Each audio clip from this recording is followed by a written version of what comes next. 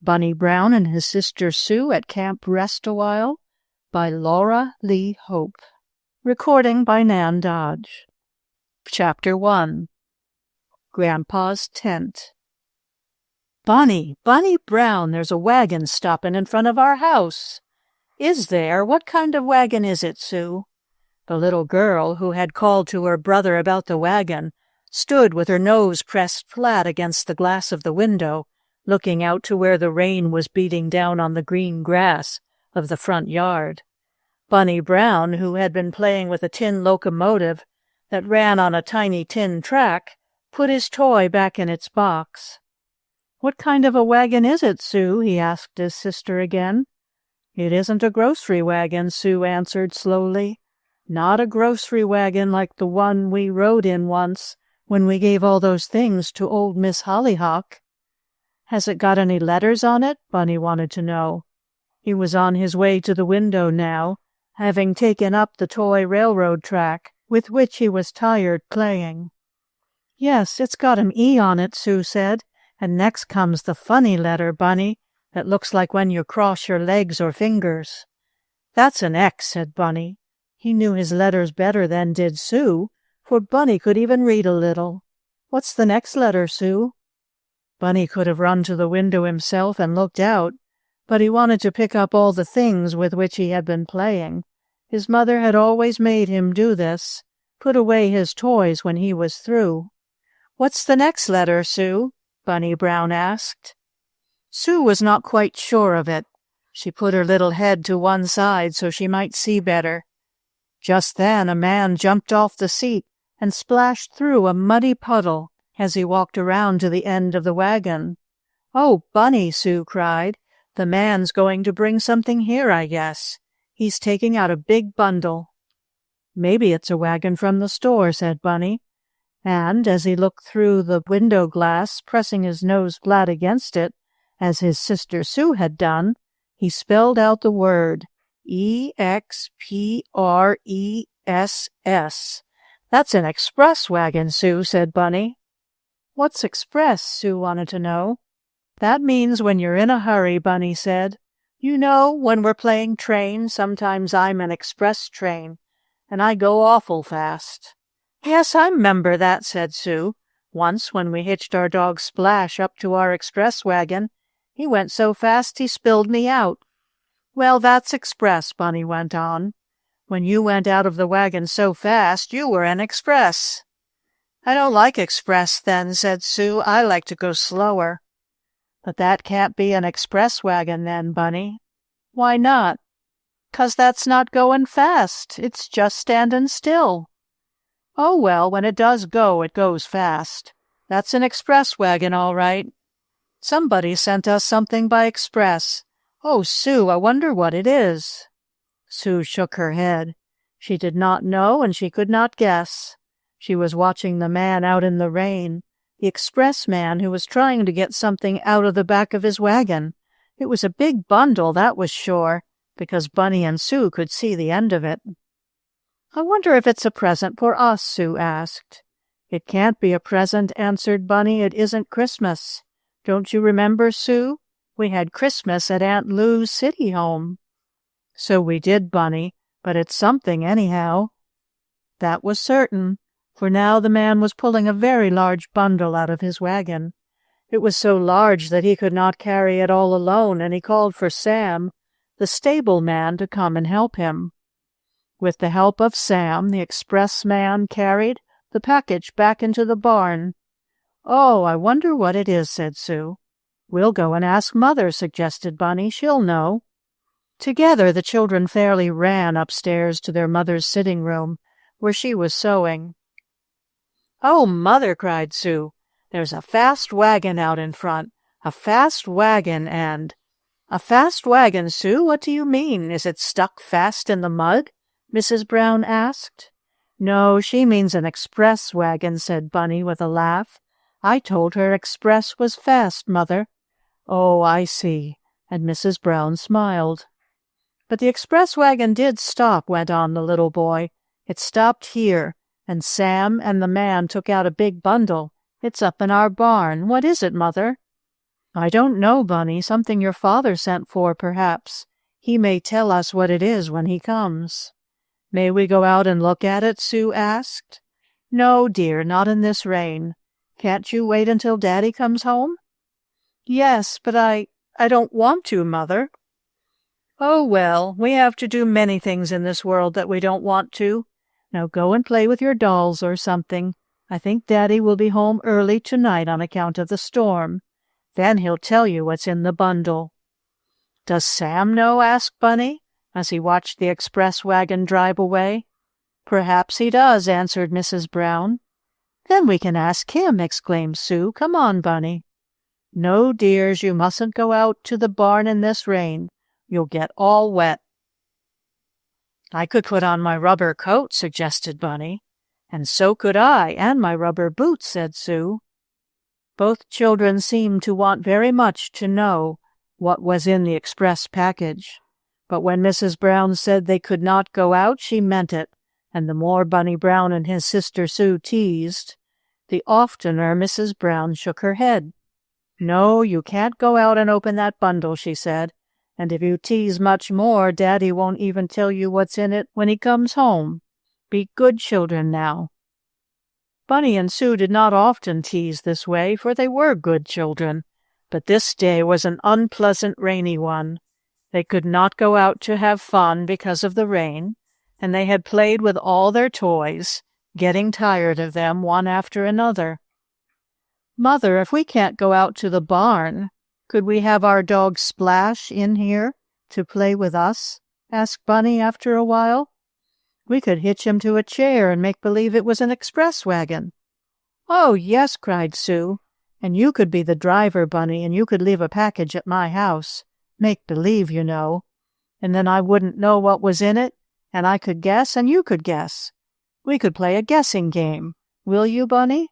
"Yes, I'll play that. May we have Splash in, Mother?" "No, dear." "Oh, why not?" "Because I just saw Splash splashing through a puddle of muddy water. If he came in now, he'd get you all dirty, and he would spoil my carpet."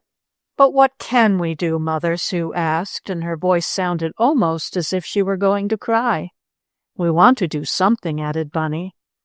"Oh, dear," sighed Mrs. Brown, yet she could not help smiling. Rainy days were hard when two children had to stay in the house all the while. "We can play express wagon without Splash," exclaimed Sue, for she was a good little girl and did not want to make her mother worry. "All right," agreed Bunny. "We'll just make believe we have Splash with us to pull the pretend wagon." He and Sue often played pretend and make-believe games, and they had much fun this way. Now they turned one chair on the side and put another in front. The turned-over chair was to be the wagon, and the other chair, standing on its 4 legs, was the horse. Bunny got some string for reins, and the stick the washerwoman used to punch the clothes down in the boiler made a good whip when another piece of string was tied on the end of that. "Giddy up!" cried Bunny, sitting on a stool behind the chair horse.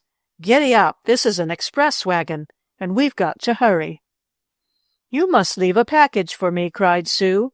"This is my house over on the couch," and she curled up in a lump.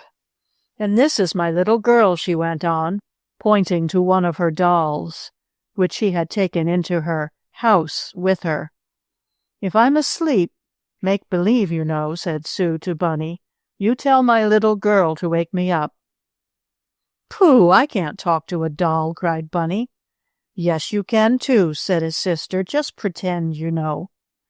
"Well, even if I do, how can your doll talk to you and wake you up?" "Oh, Bunny, I'm just going to be make-believe asleep, and of course a doll who can pretend to talk can make believe wake me up as easy as anything when I'm only make-believe asleep." "Oh, all right, if it's only make-believe," agreed Bunny. "Giddy up, Splash. I've named the make-believe chair horse the same as our dog," he explained to Sue. Then the game began, and the children played nicely for some time, giving Mrs. Brown a chance to finish her sewing. Bunny and Sue took turns driving the express wagon, and they had left many pretend bundles at each other's houses, when a step was heard in the front hall, and Bunny and Sue cried, "Daddy, Daddy, oh, Daddy's come home!" They made a rush for their father, and both together cried out, "Oh, Daddy, a express package came. What's in it?" "Did a package come?" asked Mr. Brown, as he took off his wet coat, for it was still raining. "Yup, it's out in the barn," said Bunny Brown. "Oh, please tell us the secret," begged Sue. "I know it must be a secret, or Mother would have told us." Mrs. Brown smiled. "The children have teased all afternoon to know what was in the bundle," she said. "Well, I'll tell them," said Daddy Brown. "The package that came by express has in it Grandpa's tent." "Grandpa's tent!" cried Bunny. "The one we played circus in out in the country?" Sue demanded. "The same one," answered Daddy Brown with a laugh. "Oh, are we going to have another circus?" cried Bunny joyously. "Now sit down and I'll tell you all about it," said Daddy Brown, and he took Bunny up on one knee and Sue on the other. Chapter 2. A Grand Surprise. "Don't you want to have supper first?" asked Mrs. Brown as she saw her husband sit down in the easy chair with Bunny and Sue. "Oh, I'm in no hurry," he said. "I came home early tonight because there were only a few boats out on account of the storm. I might just as well tell the children about the surprise before we eat." "Oh, then it's a surprise!" cried Sue, clapping her hands. "Why, yes, I rather think you'll be surprised when you hear about it," answered Daddy Brown. "And is it a secret, too?" Bunny wanted to know. "Well, you don't know what it is yet, do you?" inquired his father. Bunny shook his head. "Well, then," went on Daddy Brown with a smile, "if there is something nice you don't know, and someone is going to tell you, I guess that's a surprise, isn't it?" "Oh, yes," cried Sue. "And now, Daddy, don't tease us any more. Just tell us what it is. Will we like it?" "Can we play with it?" Bunny wanted to know. Mr. Brown laughed so hard that Sue nearly fell off one knee and Bunny off the other. "What is it, Daddy?" asked the little boy. "What's so funny?" "Oh, just you and Sue," said Mr. Brown, still shaking up and down and sideways with laughter. "You are in a great hurry to have me tell you the surprise, and yet you keep on asking questions, so I have to answer them before I tell you." "You asked the most questions, Bunny," said Sue, shaking her finger at him. "No, I didn't. You did." "Well, we'll each just ask one question," went on Sue, "and then you can tell us, Daddy. I want to try and guess what it is. I mean, what the tent is for. Shall we each take one guess, Bunny?" "Yup, you guess first, Sue. What do you say the tent is for?" Sue thought for half a minute, shutting her brown eyes and wrinkling up her little nose. She was thinking very hard. "I guess the tent is for a house for our dog Splash," she said after a bit. "Is it, Daddy?" "No," and Mr. Brown shook his head. "It's your turn, Bunny." Bunny looked up at the ceiling. Then he said, "I guess Grandpa's tent is going to be for us to play in when it rains. Is it, Daddy?" "Well, that's pretty nearly right," Mr. Brown answered. "And now sit quiet, and I'll tell you the surprise." But before I let Mr. Brown tell the children the secret, I just want to say a few words to the boys and girls who are reading this as their first book of the Bunny and Sue series. There are 4 other books that come ahead of this, and I'll tell you their names so you may read them and find out all about Bunny and Sue. Of course, those of you who have read the first and all the other books in the series do not need to stop to read this. You have already been introduced to the Brown children. But to those who have not, I would say that Bunny Brown and his sister Sue lived with their father and mother, Mr. and Mrs. Walter Brown, in the town of Belmere, which was on Sandport Bay, near the ocean. Mr. Brown was in the boat business. That is, he hired out boats to fishermen and others who wanted to go on the ocean or bay, sailing, rowing, or in motorboats. Mr. Brown had men to help him, and also several big boys, almost as large as men. One of these last was Bunker Blue, a red-haired, good-natured lad who was very fond of the two children. In the first book of the series, named Bunny Brown and His Sister Sue, I told you the story of the little boy and girl and what fun they had getting up a Punch and Judy show and finding Aunt Lou's diamond ring in the queerest way. In the second book, Bunny Brown and His Sister Sue on Grandpa's Farm, I told you how they went off to the country in a great big moving van automobile fitted up like a little house, in which they could eat and sleep. Bunker Blue went with them to steer the automobile, and they also took along the children's dog, Splash, who was named that because he once splashed in the water and pulled out Sue. On Grandpa's farm, Bunny and Sue had lots of fun. They got up a little show, which they held in the barn. After the little show had been given, Bunker Blue and some larger boys thought they could get up a sort of circus. They did, holding it in 2 tents, a big one and a smaller one. The smaller tent belonged to Grandpa Brown when he was in the army, and it was this tent that had just come by express to the Brown home in Belmere. Bunny Brown and His Sister Sue Playing Circus is the name of the third book, and in that you may read all about the show that Bunny and Sue took part in, how the tents were washed away, how Ben Hall did his queer tricks, and what happened to him after that. When the 2 Brown children came back from Grandpa's farm, they received an invitation from Aunt Lou to spend the fall and winter at her city home in New York. Bunny Brown and His Sister Sue at Aunt Lou's city home is the name of the book telling all that happened when the 2 children went to New York. They met a little colored girl named Wopsy. They were lost in a monkey store. Bunny flew his kite from the roof of Aunt Lou's house, and toward the end, Bunny and Sue were run away with when in a pony cart in Central Park. At first they did not like being run away with, but after they were spilled out and Aunt Sally picked them up, and she and Wopsy found out that but there, I mustn't put so much of that book in this book. You would much rather read it yourself, I am sure.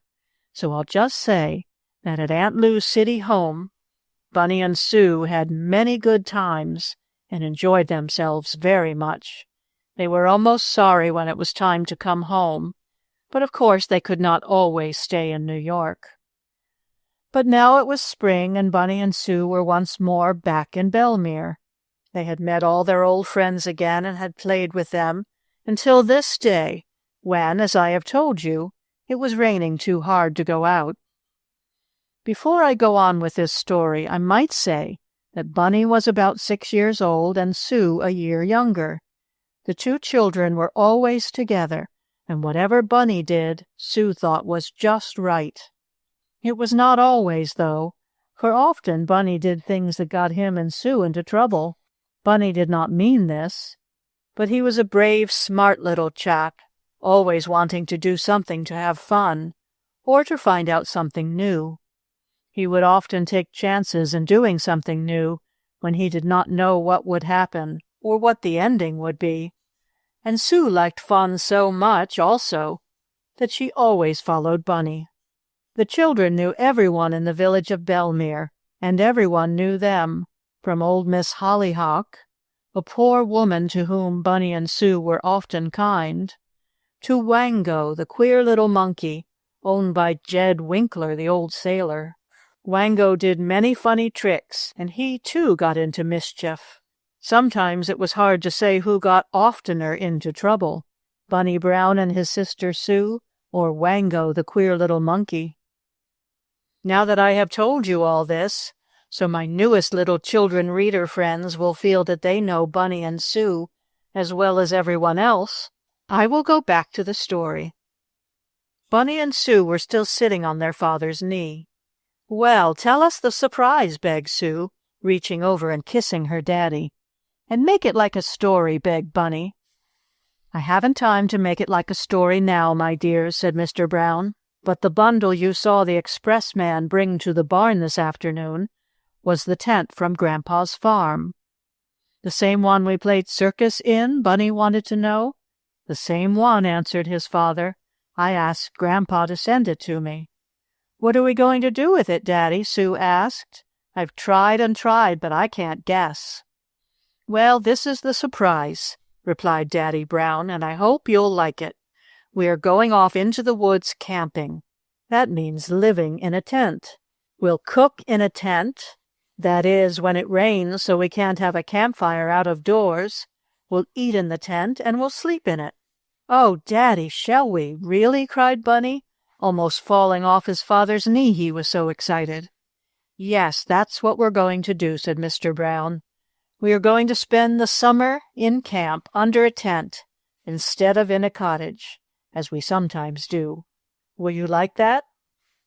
Oh, I just guess we will, cried Bunny Brown. And can I take my dolls along? Will there be room for 'em? Asked Sue. Oh, yes, plenty of room, answered Daddy Brown. And will Splash come? Bunny wanted to know. Oh, yes, we'll take your dog along, of course. It wouldn't be like a real camp without Splash. So now you know what the tent is for. May we go out and look at it? Asked Bunny. Oh, no, son, not tonight. It's still raining, and the tent is all wet. It will dry out in a few days. Besides, you've seen the tent up. It's just like when we had it for the circus, explained Sue. I don't want to go out to the barn and see it, Bunny. I'm hungry and I want my supper. It's almost ready, said Mother Brown. Then we really are going camping? She looked at her husband as she asked the question. Yes, I thought that would be a nice way to spend the summer vacation, said Mr. Brown. Grandpa's tent is very large. We can sleep in that one. I also have a smaller tent in which we can set a table, and next to that will be one still smaller, where we can cook on an oil stove in wet weather. We'll have a real camp. Oh, fine, cried Bunny. How nice, exclaimed Sue. And where are we going to camp? Mother Brown questioned. Up in the woods about 10 miles from here, near Lake Wanda, answered Mr. Brown. And now that I've told you all about the surprise, I think we'll have supper. Chapter 3. Bunny and Sue Sleep Out. After supper, the two children, and their father and mother as well, found so much to talk over about camping out that it was bedtime for Bunny and Sue almost before they knew it. Oh, can't we stay up just a little longer, begged Bunny, when his mother told him it was time for him and Sue to get undressed. Let's just hear Daddy tell once more how he cooks eggs over a campfire, added Sue. Not tonight, some other time, said Mr. Brown. That's one of the things you must learn when going to camp, to obey orders. Daddy Brown set Bunny and Sue down on the floor. They had climbed up into his lap again after supper. He stood up tall and straight like a soldier and touched his hand to his head. Order number 1, he said. Time to go to bed. Good night. Aye, aye, sir, answered Bunny, putting his hand to his head as he had seen his father do. That was saluting, you know, just as a gentleman lifts his hat to a lady or a private soldier salutes his officer. Mr. Brown laughed, for, though Bunny had saluted as a soldier does, the little boy had answered like a sailor. You see, he knew more about sailors than he did about soldiers, living near the sea as he had all his life.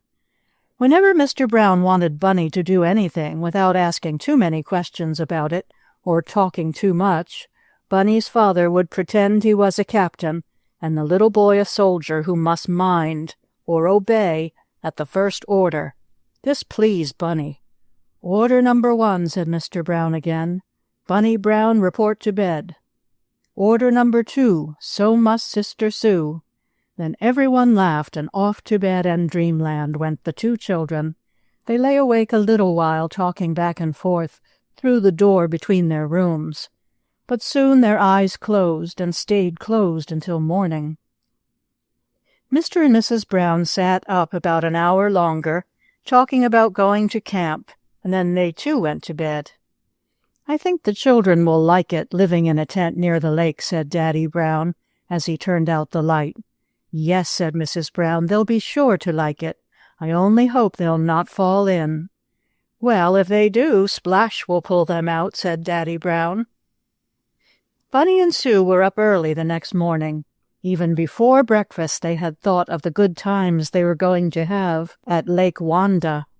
"Daddy, may we go out and see the tent now?" asked Bunny. "After a bit," answered Mr. Brown. "The tent got rather wet coming by express through the rain, and I'm going to send Bunker Blue and some of the fishermen around today to put it up so it will dry out.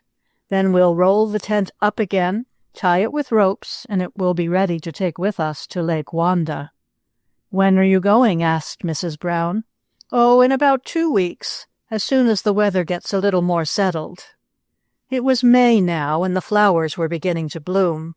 Soon it would be June, and that is the nicest month in all the year to go camping in the woods, for the days are so long that it doesn't get dark until after 8 o'clock at night, and one has that much longer to have fun. When breakfast was over, Bunny and Sue went out to the barn to look at the big express bundle which held the tent. It was too heavy for them to lift, or they themselves might have tried to put it up out on the lawn. Bunny Brown was that kind of boy, and Sue would have helped him. But, as it was, they waited for Bunker and some of the strong fishermen to come up from Mr. Brown's boat dock. In a little while the tent was put up on the lawn, and Bunny and Sue were allowed to play in it.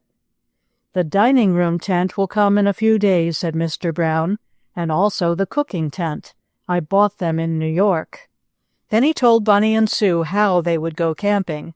The tents and cots, with bedclothes and dishes, pots, pans, an oil stove, and good things to eat, would all be put in the big, moving van automobile in which they had traveled to Grandpa Brown's farm in the country. "We'll ride in that up to Lake Wanda," said Daddy Brown. "When we get to the woods on the shore of the beautiful lake, we'll put up the tent and make our camp. Then we'll have good times." "Oh, I can hardly wait. Can you?" asked Sue, speaking to her wax doll. "I wish the time would hurry up," said Bunny. "But who is going to help you put up the tents, Daddy? You can't do them all alone." "Oh, Bunker Blue is going camping with us." "Goody!" cried Bunny. "And we'll also take Uncle Tad along," went on Daddy Brown. "That's nice!" exclaimed Sue, clapping her hands. She and Bunny loved Uncle Tad. He was an old soldier who had fought in the war. He was really Mr. Brown's uncle, but the children called him Uncle too, and Uncle Tad loved Bunny Brown and his sister Sue very much. The tent was not very wet from the rain, and Bunny and Sue had fun playing in it that day. Splash, their dog, played in the tent too. Splash asked nothing better than to be with Bunny and Sue. "Bunny, are we going to sleep on the ground when we go camping?" Sue wanted to know, as she and her brother sat in the tent that afternoon. "Well, maybe we will," the little boy said.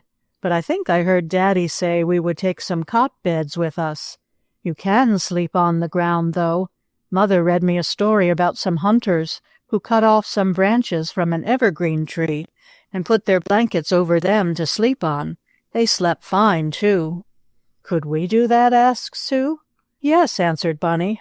And then a queer look came on the face of Bunny Brown. Sue saw it and asked, "Oh, Bunny, is you got an idea?" "Yes," Bunny answered slowly, "I has got an idea." "Oh, goody!" cried Sue. "Tell me about it, Bunny, and we'll do it." Bunny often had ideas. That is, he thought of things to do, and nothing pleased Sue more than to do things with her brother. They were not always the right things to do, but then the children couldn't be expected to do right all the while, could they? So whenever Bunny said he had an idea, which meant he was going to do something to have fun, Sue was anxious to know what his idea was. "Tell me, Bunny," she begged. Bunny went over closer to his sister, looked all around the tent as if to make sure no one was listening, and when he saw only Splash, the big dog, he whispered, "Sue, how would you like to practice sleeping out?" "Sleeping out?" said Sue. She did not just know what Bunny meant. "Yes, sleeping out," said the little boy again. "Sleeping out in this tent, I mean. We'll have to do it if we go to camp, and we might as well have some practice, you know." Bunny and Sue knew what practice meant, for a girl whom they knew took music lessons, and she had to go in and practice playing on the piano every day. Bunny thought that if you had to practice or try over and over again before you could play the piano, you might have to practice or try sleeping out of doors in a tent. "How can we do it?" asked Sue. "It's easy," Bunny answered. "We'll bring our blankets out here and sleep in the tent tonight." "Maybe Daddy and Mother won't let us, Bunny." "They won't care," said the little boy. "'Sides, they won't know it. We won't tell 'em. We'll just come out at night when they've gone to sleep. We can slip down out of our rooms with our blankets and sleep in the tent on the ground, just as we'll have to do in camp, 'cause we mayn't always have cot beds there. Will you do it, Sue?" "Course I will, Bunny Brown." Sue nearly always did what Bunny wanted her to. This time she was sure it would be lots of fun. "All right," Bunny went on. "Tonight, after it gets all dark, we'll come down and sleep here. Supposing I get to sleep in my own bed in the house, Bunny?" "Oh, I'll wake you up," said Bunny. "I won't go to sleep, and I'll come in and tickle your feet." Sue laughed. She always laughed when anyone tickled her feet, and even the thought of it made her giggle. "Don't tickle 'em too hard, Bunny," she said, "'cause if you do, I'll sneeze, and that will wake up Daddy and Mother." "I won't tickle you too hard," Bunny said. That night after supper, Mrs. Brown said to her husband, "Bunny and Sue are up to some trick. I know they are." "What makes you think so?" asked Mr. Brown. "Oh, I can always tell. They are so quiet now. They haven't teased for anything all afternoon, and now they are getting ready to go to bed, though it isn't within a half hour of their time." "Oh, maybe they're sleepy," said Mr. Brown, who was reading the paper. "No, I am sure they're up to some trick," said Mother Brown. And now, if you please, just you wait and see whether or not she was right. Bunny Brown and his sister Sue did go to bed earlier than usual that night. Bunny, after supper, had whispered to his sister, "If we go to bed sooner, we can be awake quicker and go down to the tent." "Can you open the door?" asked Sue. "Yes, the back door opens easy. But has you got the branches from the evergreen tree cut so we can spread our blankets over them?" Sue wanted to know. Bunny shook his head.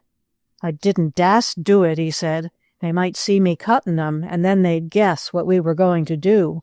We can each take 2 blankets off our beds, Sue, and that will make the ground soft enough. 'Sides, if we're going to be campers and sleep in the woods, we mustn't mind a hard bed. Soldiers don't, for Daddy said so." "Girls aren't soldiers," said Sue, "but I'll come with you and we'll sleep on 2 blankets." "To practice for when we go camping," added Bunny. Sue nodded her head, and with her doll went up to the bed in the room next to Bunny's. "I just know those children are up to something," said Mother Brown, as she came down after tucking in Bunny and Sue. "I wish I knew what it was." "Oh, I guess it isn't anything," laughed Daddy. Sue and her brother found it hard to keep awake. They had played hard all day, and that always makes children sleepy. In fact, Bunny and Sue did fall asleep, but Bunny awakened sometime in the night, I suppose because he was thinking so much about going out into the tent. The little fellow sat up in bed. A light was burning out in the hall, so he could see plainly enough. He remembered what he had promised to do, wake up Sue by tickling her feet. Softly he stole into her room. After putting on his bathrobe, he dragged after him 2 blankets from his bed. Reaching under the covers, he gently tickled Sue's pink toes. What's matter?" murmured Sue sleepily. "Hush!" whispered Bunny close to her ear. "Wake up, Sue. I don't want to tickle you any more and make you sneeze. We're going to sleep out in the tent, you know." Sue was soon wide awake. Softly she crawled out of bed, slipped on her bathrobe, which was on a chair near her bed, and then, dragging 2 blankets after her, she and Bunny went softly down the stairs. Carefully Bunny opened the door, and he and Sue went out on the side porch. and down across the lawn to where, in the moonlight, stood Grandpa's tent. Chapter 4. Splash Comes Too. The camping tent, which had been put up by Daddy Brown so it would be well dried out, stood wide open. Bunny and Sue, with their bed blankets trailing after them, slipped in through the front door. Of course, there was not really a front door to a tent. There are just two pieces of canvas called flaps that come together and make a sort of front door. Between these white flaps, Bunny Brown and his sister Sue went, and they found themselves inside the tent. It's awful dark, isn't it, Bunny?" whispered Sue softly. "Hush," returned her brother. "We don't want them to see us. It will be light pretty soon, Sue." I don't like it dark," she said. "Shut your eyes and you won't see the dark," Bunny went on.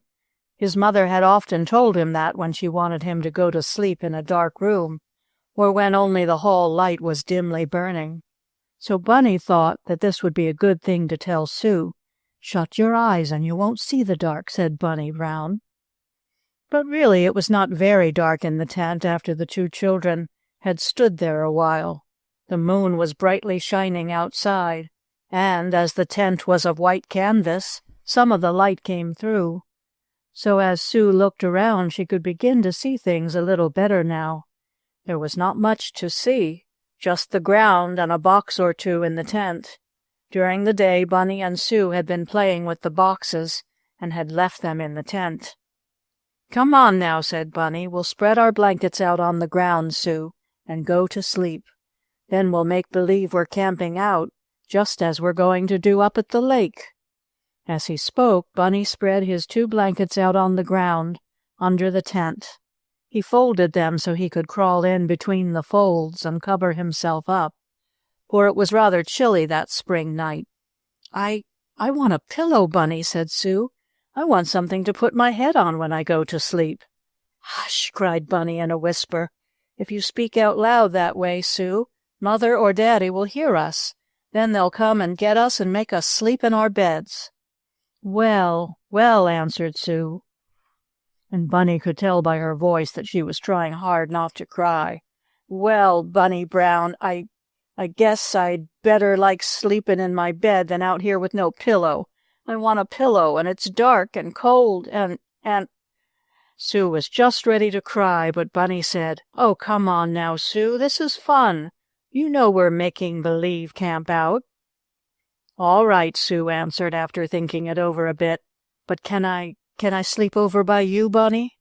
"Yes, put your blankets right down here by mine, and we'll both go to sleep." "Won't Daddy and Mother be s'prised when they find we've camped out all night?" I guess they will," Sue said. "It kind of s'prises me, too." Sue was dragging her blankets over toward the place where Bunny had his spread out on the ground, and she was just going to lie down when the flaps of the tent were suddenly shoved to one side, and something came in. "Oh, oh!" cried Sue as she threw herself down in her blankets and wrapped herself up in them, even covering her head. "Oh, Bunny, Bunny, what is it? What's after us?" I don't know," said Bunny, and his voice trembled a little. Then Sue raised her head and peeped out from under her blanket. She saw something standing in the front door of the tent, halfway in and halfway out. The moon was still shining brightly, and Sue cried, "Oh, Bunny, it's a bear! It's a bear!" Just then there came a loud bow wow wow. Bunny and Sue both laughed then were frightened no longer. "Oh, it's our dog Splash!" cried Sue. "It's only Splash!" "Here, Splash!" called Bunny. Then with a joyous bark the dog sprang inside the tent and snuggled close up to his two little playmates. "Now I isn't afraid," said Sue, as she put her arms around the big shaggy neck of her pet.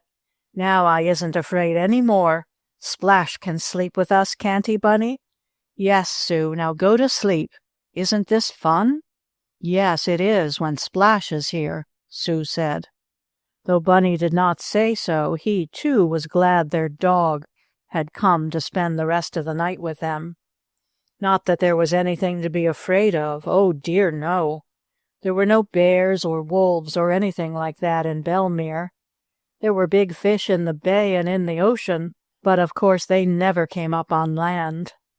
And even if they did, said Sue sleepily to Bunny, when they were talking about this, as they lay close to the big dog in their blankets, even if any fish did flop up, Bunny, Splash would catch them, wouldn't he? Sure, answered Bunny. You would, wouldn't you, Splash? Asked the little girl, her chubby arm around the dog's neck. Splash whined softly and rubbed his cold nose first against the warm cheek of Sue and then against Bunny's. That was his way of kissing them, I think. And so, strange as it may seem, Bunny and Sue went to sleep in the camping tent that night. They were well wrapped up in the warm blankets they had brought from their beds, and after the first few shivers they were not cold, and so they slept, and Splash slept with them. All this while Daddy Brown and Mother Brown knew nothing about their children having gone out in the night. But Mother Brown soon found it out. I'll tell you about it. About 2 o'clock every morning, when it was still quite dark, and when it was yet night, though you could call it morning, Mrs. Brown used to get up and slip into the rooms of the children to see if they were covered up, for little folk often kick off the bedclothes in the night and so get cold. Mother Brown did not want this to happen to Bunny and Sue. This time, though, when Mother Brown went softly into Sue's room to see if her little girl was all right, she did not find Sue in her bed. Why, this is queer, thought Mrs. Brown. Where can Sue have gone? Perhaps she slipped out and went in with Bunny. Sometimes Sue used to do this when she would awaken and become a little frightened. But when Mother Brown went into Bunny's room, Sue was not there, nor was Bunny. Mrs. Brown felt all over the bed, but there was not a sign of either of the children. Why, exclaimed Mother Brown, what can have happened to them? Where can they be? Bunny, Sue, she called, and she spoke out loudly now. What is it? What's the matter? Asked Daddy Brown, as he awakened on hearing his wife call. What has happened? Why, I can't find Bunny or Sue. They're not in their beds. I came in to cover them up, as I always do, but they're not here. Oh, dear, I hope nothing has happened to them. Of course nothing has happened, said Daddy Brown. He sprang out of bed and lighted a light in Bunny's room. As he took one look at the tumbled bed and saw that 2 of the blankets were gone, Mr. Brown laughed. What are you laughing at? His wife asked him. I don't see anything very funny to laugh at. It's those children, said Daddy Brown. I know where they are. Where? Cried Mother Brown eagerly. Where? Out in the tent. They've taken their blankets and gone out there to sleep. They're playing camping out, I'm sure. We'll find them in the tent. And surely enough, as you well know, there they found Bunny Brown and his sister Sue fast asleep on their blankets in the tent, with Splash sleeping between them. Splash looked up and wagged his tail as Mr. and Mrs. Brown, wearing their bathrobes and slippers, came softly into the little canvas house. Splash seemed to say, Hush, don't wake up the children. They're sound asleep. And Bunny and Sue were sound asleep. Mr. and Mrs. Brown looked at one another, smiled, and then Daddy picked up Bunny, blankets and all, while Mrs. Brown did the same with Sue. We'll put them right in their own beds in the house without waking them up, whispered Daddy Brown. Yes, nodded Mother Brown. What's the matter? Sleepily murmured Bunny as he felt himself being carried into the house. But that was all he said, and he did not even open his eyes. Sue never said anything as her mother carried her, and as for Splash, once he saw that the children were being taken care of, he curled up in a corner of the tent and went to sleep again. Chapter 5. Off to Camp. Bunny Brown opened his eyes and sat up in bed. Then he blinked his eyes. Next he rubbed them. Then he looked all around the bed. Yes, there was no doubt about it. He was in his own little room, with the pictures he so well knew hanging on the walls, with his toys on the box in the corner. It was his own room, and he had awakened in his own bed, and yet— "Sue, Sue," called Bunny in a whisper, looking toward the open door of the room in which his sister slept. "Sue, is you there?" "Yes, Bunny, I'm here." "And are you in your own bed?" "Yes, I is." Sometimes Bunny and Sue did not speak just right, as perhaps you have noticed. "But Sue, Sue," Bunny went on, "didn't we go to sleep in the tent? Or did we? Did I dream it?" I don't know," Bunny answered Sue. "I 'members about being in the tent, and Splash was there too, but I'm in my bed now." "So am I, Sue. I wonder how we got here." Bunny looked all around his room again, as if trying to solve the puzzle, but he could not guess what had happened. He remembered how he and Sue had gotten up in the middle of the night, and how they had crept inside the tent. Then Splash had come, and how funny it was when Sue thought their dog was a bear. Then they had all gone to sleep in the tent, and now— Well, Bunny was certainly in his bed, and so was Sue in hers. How did it happen?" asked Bunny. He heard a laugh out in the hall. Running to the door, he saw his father and mother standing there. Then Bunny understood. "Oh, you carried us in from the tent when we were asleep, didn't you, Daddy?" asked Bunny, pointing a finger at his father. "Yes, that's what I did." "Oh, Bunny, what made you and Sue do a thing like that?" asked Mother Brown. "I was so frightened when I came in to cover you and Sue up, and couldn't find my little ones. What made you do it?" Why, said Bunny slowly, "we wanted to get some practice at camping out. Sue and I did, just like they practice piano lessons. So we went to sleep in the tent." "Well, don't do it again until we really go camping," said Daddy Brown. "When we are in the woods at Lake Wanda, you can sleep in the tent as much as you like, for then we'll have hot beds and everything right. Anyhow, I'm going to take down the tent today and get it ready to pack up for camp." "When are we going?" asked Bunny. "Oh, in about a week, I guess," answered his father. "Then I'm going to pack up," declared the little boy. "I've got lots of things I want to take to camp." "And so have I," called Sue, who had run out of her own room. "I'm going to take 2 of my best dolls and all their clothes." "You can take some of your toys and playthings, but not too many," said Mrs. Brown. "You must remember that you'll be out in the woods a good part of the time, having fun among the trees or perhaps on the lake, so you won't want too many home toys." "Are we going to have a boat on the lake?" asked Bunny eagerly. "Yes, but you're not to go out in it alone. Bunker Blue is coming with us, and he will look after you on the water, and Uncle Tad will look after you in the woods. That is, when either Daddy or myself is not with you children. Now you'd better get dressed for breakfast, and don't go out in the middle of the night any more and sleep in a tent." "We won't," promised Bunny Brown and his sister Sue. That week began the work of getting ready to go to camp.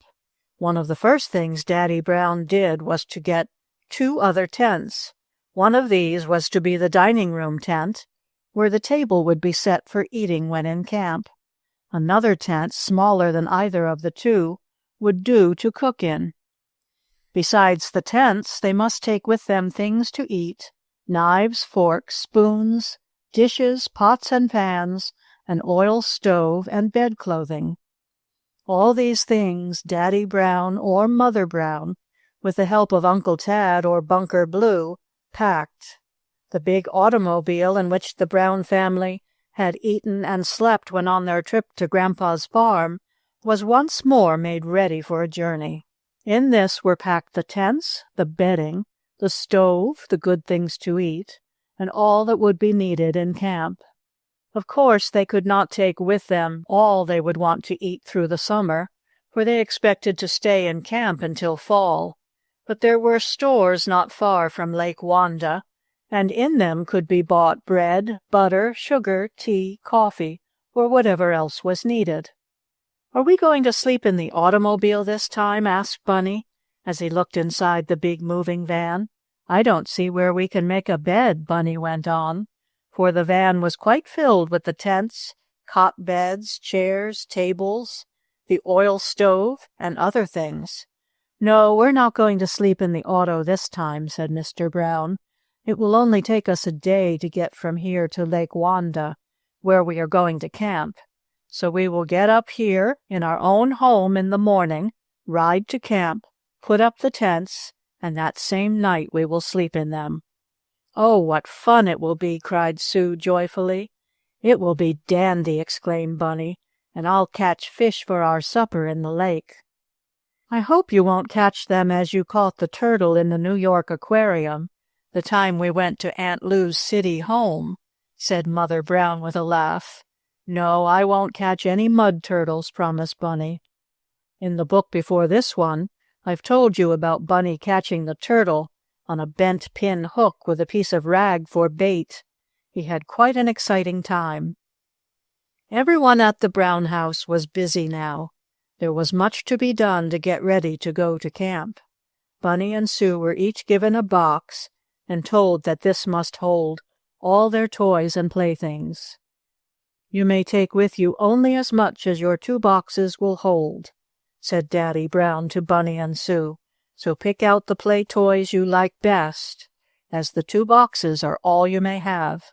And when you get to camp, I want you always, when you have finished playing, to put back in the boxes the toys you have finished with.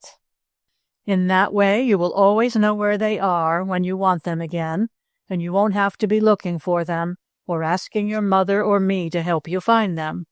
Besides, we must keep our camp looking nice, and a camp can't look nice if toys and playthings are scattered all about. So pick out the things you want to take with you, pack them in your boxes, and, after you get to camp, keep your toys in the boxes. That is one of our rules." "Aye, aye, sir," answered Bunny, making a funny little bob with his head, as he had seen some of the old sailors at his father's dock do when they answered. "I'm just going to take my dolls and some picture books for them to look at," said Sue. "Pooh! Dolls can't look at picture books," exclaimed Bunny. "Yes, they can, too," cried Sue. "No, they can't." "Well, I mean make-believe, Bunny Brown." "Oh, well, yes, make-believe. I thought you meant real." "Well, I can look at them real," said Sue, "and make believe I'm reading to my dolls." "Oh, yes," agreed Bunny. "What are you going to take?" asked Sue of her brother. "Oh, I'm going to take my fish pole and my pop gun." "That only shoots a cork," cried Sue. "You can't hit any bears with that." "I can scare 'em with it when it pops," cried Bunny. "That's all I want to do. I don't want to kill a bear anyhow. I just want to scare 'em. And maybe when I scare a little bear, I can grab it and bring it home and tame it." "Oh, if you only could!" cried Sue. "Then we could make it do tricks, and we could get a hand organ and go around with a trained bear instead of a monkey." "Yes," said Bunny, "we could until the bear got too big. I guess I wouldn't want a big bear, Sue." "No, little ones is the nicest. Maybe we'd better get a monkey anyhow, 'cause they never grow big." "I don't believe any monkeys grow in the woods where we're going to camp," observed Bunny, "but we'll look anyhow, and maybe I can scare one of them with my pop gun." Then the 2 children talked of what fun they would have in camp. They put things in their 2 boxes, took them out again, and tried to crowd in more, for they found they did not want to leave any of their toys or playthings behind. But they could not get them all in 2 small boxes, so finally they picked out what they liked best, and these were put in the automobile. Mr. and Mrs. Brown had done most of the other packing. The auto moving van was quite full, there being just enough room for Mrs. Brown, Uncle Tad, and the 2 children to ride in the back, while Daddy Brown and Bunker Blue sat on the front seat. At last everything was ready. The last things had been put in the automobile and tied fast. The children took their places and called to Splash. Of course he was to go with them. He would run along the road until he grew tired, and then he could ride in the automobile. "All aboard," called Bunker Blue as he sat at the steering wheel. "Is everybody ready?" "I am," answered Bunny Brown. I've got my fishing pole, and I can dig some worms when I get to camp." "Are you going to fish with worms?" asked Sue. "Sure I am. Fishes love worms." "I don't," Sue said. "Worms is so squiggly." She always said that when Bunny spoke of worms. "Well, I guess we're all ready," remarked Daddy. "Start off, Bunker Blue." Chug, chug went the automobile. Bow, wow, barked the dog Splash. "Goodbye," called Bunny and Sue to some of their little boy and girl friends who had gathered to wave farewell. "Goodbye, goodbye." Then the big automobile rolled out into the road. The Browns were off to camp. Chapter 6. Putting up the tents. "How long will it take us to get to Lake Wanda, Mother?" asked Bunny Brown, as, with Sue and Uncle Tad, he and his mother sat in the back of the big car that rumbled along the road. "Oh, we ought to get there about noon," she answered. "Just in time to eat," said Uncle Tad. "I suppose you children will be good and hungry, too." "I'm hungry now," said Sue. "I wish I had a jam tart, Mother." "So do I," put in Bunny. "I'll give you one in a few minutes," Mrs. Brown said. "We did have an early breakfast, and I suppose you are hungry now." "Will we have to cook dinner as soon as we get to camp?" Bunny wanted to know. "If we do, I'll help," said Uncle Tad with a smile. "I can build a campfire. When I was a soldier in the army down south, we used to build campfires and roast potatoes when we couldn't find anything else to eat." "Did they taste good, Uncle Tad?" asked Sue. "Indeed they did, little girl. And we had roast ears of corn, too. They were even better than the potatoes." "I guess we'll have to make Uncle Tad the camp cook," said Mother Brown with a smile, as she brought out a basket of lunch for Bunny and Sue. In the basket were some cakes, sandwiches, and a few of the jam and jelly tarts that Aunt Lou used to make. Only, as Aunt Lou had gone back to her city home, Mrs. Brown had learned to make the tarts, and Bunny and Sue were very fond of them. As they rode along in the big automobile, the children ate the little lunch and enjoyed it very much. Uncle Tad took some, too, for he had gotten up early with the others, and he was hungry. "I wonder if Daddy and Bunker Blue wouldn't like a tart," murmured Sue after a bit, as she picked up the last crumbs of hers. "Perhaps they would," said Mother Brown, "but they are away up on the front seat, and I don't see how we can pass them any. There is too much in the auto, or I could hand it to them out of the little window back of the seat, but I can't reach the window." "I know how we could pass them a tart," said Bunny. "How?" asked his mother. "Climb up on the roof of the auto and lower the lunch basket down to them with a string." "Bunny Brown, don't you dare think of such a thing," cried his mother. "The idea of climbing onto the roof of this big automobile when it's moving." "Oh, I didn't mean when it was moving," Bunny said. "I wouldn't do that, for fear I'd be jiggled off. I meant to wait until we stopped. Then I could get up on the roof." "No need to do that," said Uncle Tad, "for when we stop, then one of you can get down and run up ahead with something for Daddy and Bunker Blue." And a little later the automobile did stop. "What's the matter?" called Mrs. Brown to her husband, who was up on the front seat. "Did anything happen?" "No, only the automobile needs a drink of water," answered Mr. Brown. "I have told you how automobiles need water, as much as horses do, or as you do when you get warm. Of course, the automobile does not exactly drink the water, but some must be poured in from time to time to keep the engine cool, and this was why Bunker Blue stopped the automobile now. While he was pouring water in, dipping it up with a pail from a cold spring beside the road, Bunny and Sue got out and took their father and the red-haired boy some jam and jelly tarts, and also some sandwiches. "My, this is fine!" cried Mr. Brown, as he ate the good things Sue handed him. "I'm glad we're going camping, aren't you, children?" "Oh, I should say we were glad!" cried Bunny, as he took a drink from the spring. There was half a brown coconut shell for a dipper, and Bunny thought he had never drunk such cool, sweet water. Then, when Bunker Blue had eaten his sandwiches and tarts, they started off once more, rumbling along the country roads toward Lake Wanda. "I wish we'd hurry up and get there," said Sue. "I want to see what camping is like." "Oh, we'll soon be there," promised Daddy Brown, "and there'll be work enough for all of us. We'll have 3 tents to put up and many other things to do." On and on went the big automobile. Splash ran along the road, sometime at the side of the car, sometimes behind it, and once in a while away up ahead, as if he were looking to see that the road was safe. After a bit the dog came back to the automobile and walked along so slowly, with his red tongue hanging out, that Sue said, "Oh, poor Splash must be tired. Let's give him a ride, Mother." "All right, call him up here." "Come on, Splash," called Bunny and Sue, for they each owned half the dog. They had pretended to divide him down the middle, so each one might have part of the wagging tail and part of the barking head. It was more fun owning a dog that way. Up jumped Splash into the back of the auto-moving van. He stretched out on a roll of carpet that was to be spread over the board floor of the big tent and went to sleep. But first Bunny had given him some sweet crackers to eat. Splash was very fond of these crackers. The automobile was going downhill now, and when it reached the bottom it came to a stop again. "What's the matter now?" asked Mother Brown. "Does the auto want another drink?" "No, not just now," answered Daddy. "Something has happened this time." "Oh, I hope nothing is broken," said Mrs. Brown.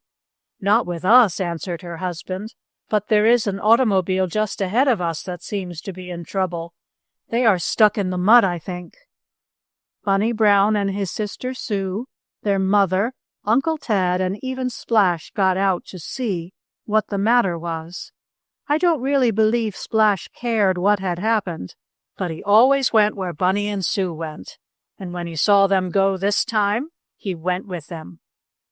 Walking up toward the front part of the big automobile, where Bunker Blue and Daddy Brown sat, Mrs. Brown, Uncle Tad, and the children saw, just ahead, a small automobile off to one side of the road. The wheels were away down in the soft mud, and a man at the steering wheel was trying to make the car move up onto the hard road, but he could not do it. "You seem to be in trouble," said Daddy Brown. There were 2 ladies out on the road watching the man trying to start the car. "I am in trouble," said the man down in the mud. "I turned off the road to pass a hay wagon, but I did not think the mud was so soft down here, or I never would have done it. Now I am stuck and I can't seem to get out." "Perhaps I can help you," said Daddy Brown. "I have a very strong automobile here.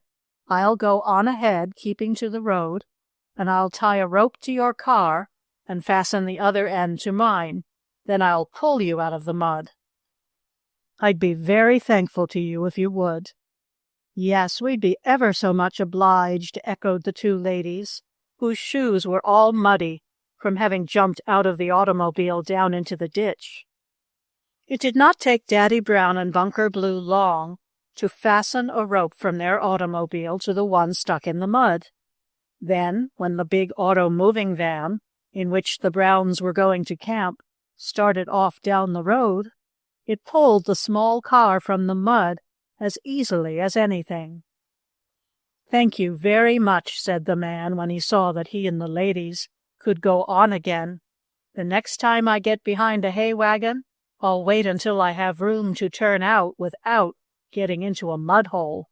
I'm very much obliged to you, Mr. Brown, and if ever you get stuck in the mud, I hope I can pull you out."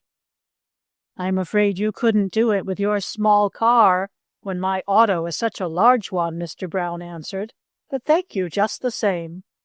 Then the man in his small automobile rode off with the 2 women, and a little later the Browns were once more on their way.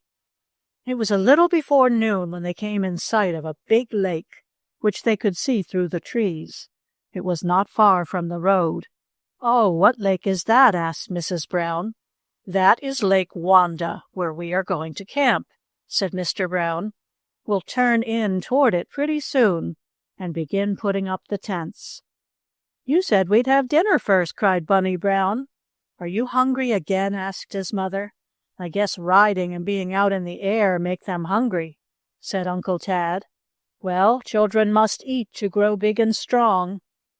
"Then Bunny and Sue ought to be regular giants," laughed Mrs. Brown, "for they are eating all the while." A little later, the big automobile turned off the main road into a smaller one that led to the lake. And when the children and Mrs. Brown had a good view of the large sheet of water, they thought it one of the most beautiful they had ever seen. The lake was deep blue in color, and all around it were hills and little mountains with many trees on them. The trees were covered with beautiful green leaves. "Oh, this is a lovely place," cried Mother Brown. "Just lovely." "I'm glad you like it," said her husband. "I like it too," echoed Bunny. "So do I," added Sue. "Well, shall we begin putting up the tents?" asked Mr. Brown. "It will be night almost before you know it here.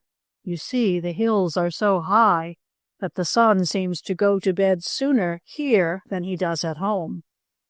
"Oh, let's rest a while before we do anything," said Mother Brown. "Just rest a while and look at the lake." "Hurrah!" suddenly called Daddy Brown. "That's it. I've been trying to think what to call it, but you've done it for me. That's just what we'll call it. There couldn't be a better name." "Why, what are you talking about?" asked Mrs. Brown, in surprise. "The name of our camp," explained Daddy Brown, laughing. "I have been trying, ever since we started, to think of a good name for it. Rest a while will be the very thing.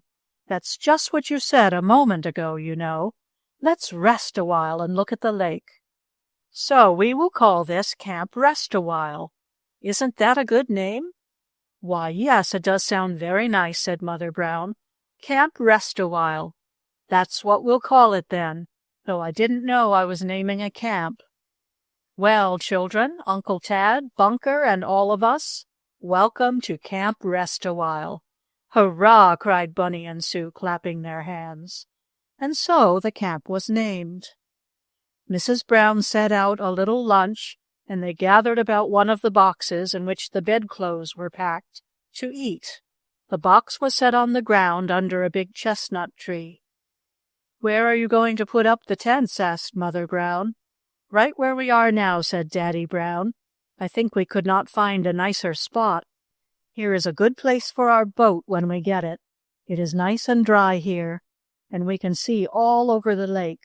Yes, this is where we will put up the tents for Camp Rest a While." And after they had all eaten lunch, including Splash, who was as hungry as Bunny or Sue, the work of putting up the tents was begun. The canvas houses were unrolled and spread out on the ground. Then Daddy Brown, with Bunker Blue and Uncle Tad to help, put up the tent poles and spread the canvas over them. By pulling on certain ropes, raising the poles, and then tying the poles fast so they would not fall over, the tents were put up. There was one big one that could be made into 2 or even 3 rooms for them all to sleep in. Bunny, Daddy Brown, Uncle Tad, and Bunker Blue in one part, and Mother Brown and Sue in the other, with a third part for company. The big tent was almost up. Only one more rope needed to be made fast. Bunker Blue was pulling on this when Bunny and Sue, who were helping, heard Splash give a sudden bark. Then the dog jumped into the lake, and the children, looking, saw a great commotion going on in the water near shore. Splash seemed either to have caught something or to have been caught himself. He was barking, howling, and whining. "Oh, a big fish has caught Splash! A big fish has caught our dog!" cried Sue, and dropping the tent rope of which she had hold, down to the edge of the lake she ran. Chapter 7. A Big Black Bear. Something certainly seemed to be the matter with Splash. Bunny and Sue had never seen their dog act in such a funny way. He would dash into the water, not going far from shore, though, and then he would jump back, barking all the while. Once or twice he tried to grab in his sharp teeth something that seemed to be swimming in the water, but either Splash could not get it, or he was afraid to come too close to it. "Oh, Daddy, what is it? What is it?" asked Bunny and Sue. Mr. Brown, who, with Bunker Blue and Uncle Tad, was fastening the last ropes of the tent, hurried down to the shore of the lake. "What is it? What's the matter, Splash? What is it?" asked Mr. Brown. Splash never turned around to look at Daddy. He again rushed into the water, barking and snapping his sharp teeth. Then Mr. Brown, taking up a stick, ran toward the dog. "Let it alone, Splash, let it alone," cried Daddy Brown. "That's a big muskrat, and if it bites you, it will make a bad sore. Let it alone." Daddy Brown struck at something in the water, and Bunny and Sue, running down to the edge of the lake, saw a large brown animal with long hair swimming out toward the middle. Splash started to follow, but Mr. Brown caught the dog by the collar. "No, you don't," cried Bunny's father. "You let that muskrat alone, Splash. He's so big and such a good swimmer that he might pull you under the water and drown you. Let him alone." Bunker Blue, who had come down to the edge of the lake, threw a stone at the swimming muskrat. The queer animal at once made a dive and went under the water, for muskrats can swim under the water as well as on top, and Bunny and Sue saw it no more. Splash rushed around up and down the shore, barking loudly, but he did not try to swim out. I think he knew Mr. Brown was right in what he said, that it was not good to be bitten by a muskrat. "Is that what it was, Daddy, a rat?" asked Bunny. "Yes," answered his father. "Splash must have seen the muskrat swimming in the water and tried to get it. The muskrat didn't want to be caught, so it fought back. But I'm glad it got away without being hurt, and I'm glad Splash wasn't bitten." "What's a muskrat?" Sue wanted to know. "Well, it's a big rat that lives in the water," said Daddy Brown. "It's much larger than the kind of rat that is around houses and barns, and it has fine soft fur, which trappers sell to make fur-lined overcoats and cloaks for men and women. The fur is very good, and some persons say the muskrat is good to eat, but I would not like to try eating it. But this muskrat was a big one, and as they have sharp teeth and can bite hard when they are angry, it is a good thing we drove it away." Bunny and Sue looked out over the lake. They could see the muskrat no longer, though there was a little ripple in the water where it had dived down to get away. "Now we must finish putting up the tents," said Daddy Brown. "It will be night before we know it, and we want a good place to sleep in at Camp Rest a while." "Are we going to have a fire where we can cook something?" asked Bunny. "Yes, we'll have the oil stove set up." "I thought we would have a campfire," said the little boy. "So we shall," exclaimed Uncle Tad. "I'll make a campfire for you, children, and we'll bake some potatoes in it. We'll have them for supper with whatever else Mother cooks on the oil stove." "I'll get some sticks of wood for the fire," cried Sue. "So will I," added Bunny. And while the older folk were finishing putting up the tents, and while Mother Brown was getting out the bedclothes, Bunny and Sue made a pile of sticks and twigs for the fire their uncle had promised to make. Soon the big sleeping tent was put up and divided into two parts, one for Sue and her mother, and the other for Bunny and the menfolk. Cot beds were put up in the tent, and blanket sheets and pillows put on them, so the tent was really like a big bedroom. "It will be nicer sleeping here than on the ground, like we did in the tent at home that night," said Bunny to Sue. "Yes, I guess it will," she answered. "My dolly won't catch cold in a nice bed." "Did she catch cold before?" Bunny wanted to know. "Well, she had the sniffles, and that's almost like a cold," Sue answered. In the second-sized tent, the dining table had been set up, and the chairs put around ready for the first meal, which would be supper. Mother Brown got the dishes out of the box and called, "Now, Bunny and Sue, let me see you set the table." She had taught them at home how to put on the plates, knives, forks, spoons, cups, saucers, and whatever was needed, and now Bunny and Sue did this, as their share of the work, while Bunker Blue and the older folk were busy doing different things. In the cooking tent, the oil stove was set up and lighted to make sure it burned well, and Camp Rest-A-While looked just like its name, a place where boys and girls, as well as men and women, could come and have a nice rest near the beautiful lake. When everything was nearly finished and it was about time to start getting supper, a man came rowing along the shore of the lake in a boat. He called to Mr. Brown, "Hey there, is this where you want your boat left?" "Yes, thank you. Tie it right there," answered Daddy Brown. "Oh, is that going to be our boat?" asked Bunny in delight. "Yes," answered his father. "I wrote to a man up here that has boats to let, to bring us a nice one. We'll use it while we are in camp, but you children must never get in the boat without asking me or your mother. You mustn't get in, even when it's tied to the shore." "We won't," promised Bunny and Sue. Once they had gotten into a boat that they thought was tied fast, but it had floated away with them. They landed on an island in the river and had some adventures, of which I have told you in the first book of this series.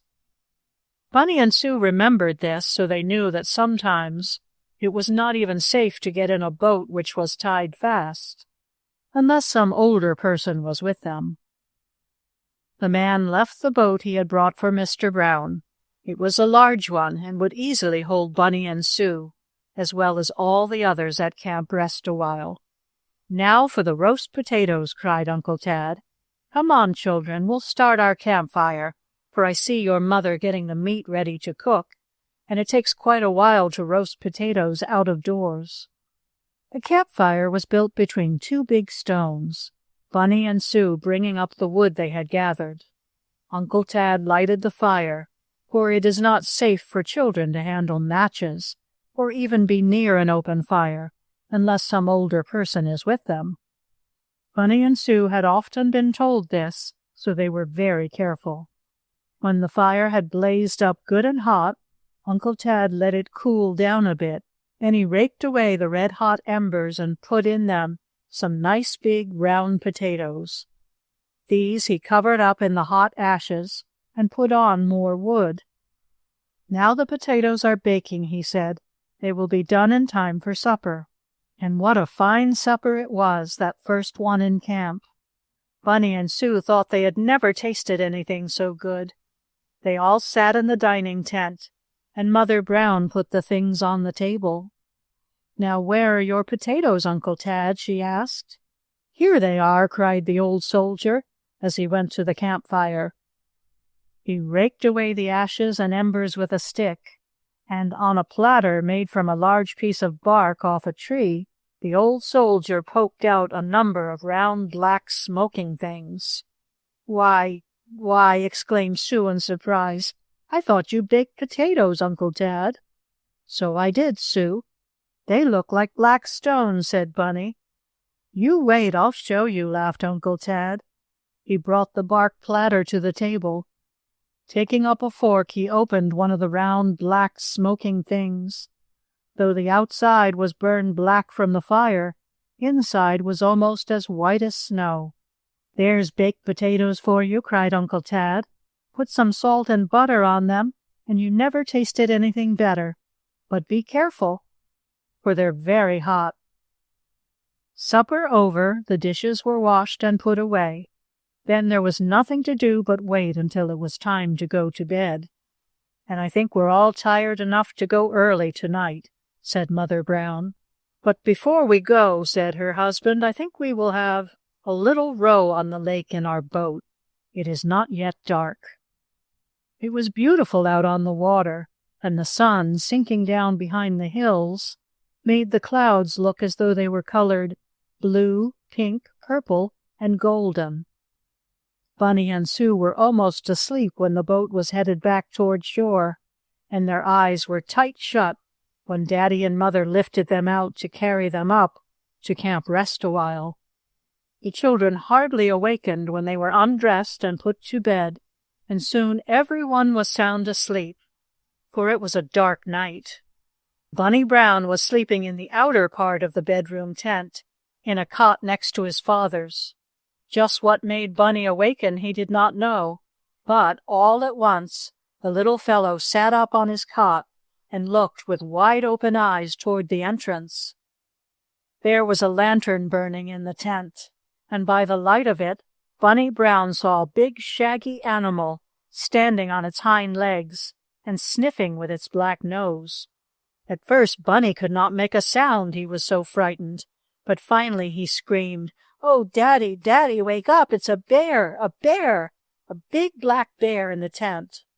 Then Bunny slipped down between the blankets and covered up his head with the bedclothes. Chapter 8. The Ragged Boy. Daddy Brown was used to being suddenly aroused in the night by either Bunny or Sue. At home the children often awakened and called out. Sometimes they would be dreaming, or perhaps they would want a drink of water. So Daddy Brown and Mrs. Brown were used to answering when they heard the children call out. But it was something new to hear Bunny calling about a big black bear. He had never done that before, though one time when he ate too much bread and jam for supper, he screamed that there was an elephant in his room, and there wasn't at all. He had only dreamed it. But this time Daddy Brown had plainly heard his little boy say, "Oh, it's a bear! It's a bear!" Mr. Brown awakened and sat up in his cot.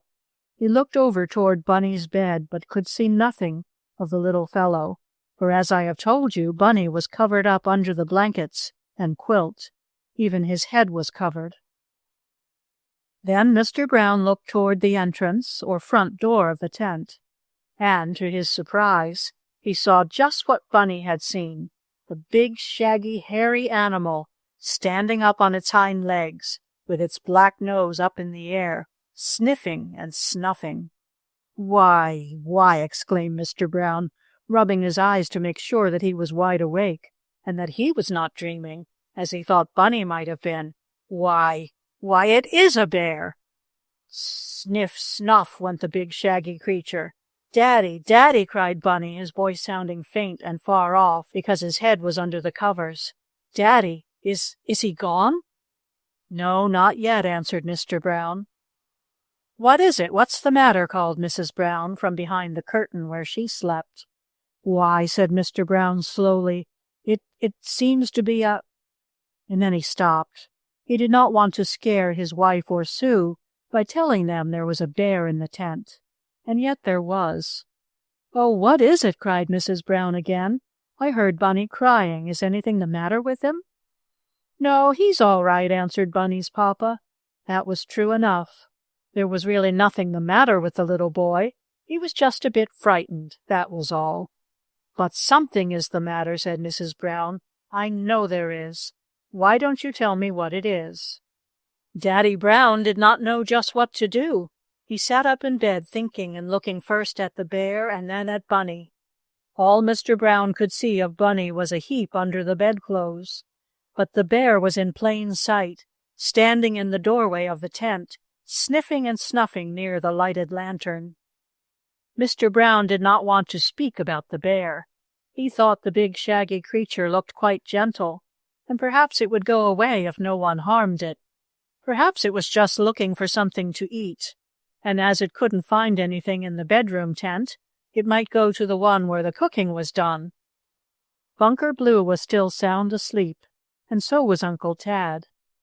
Nor had Sue, sleeping next to her mother in the other part of the tent, been awakened.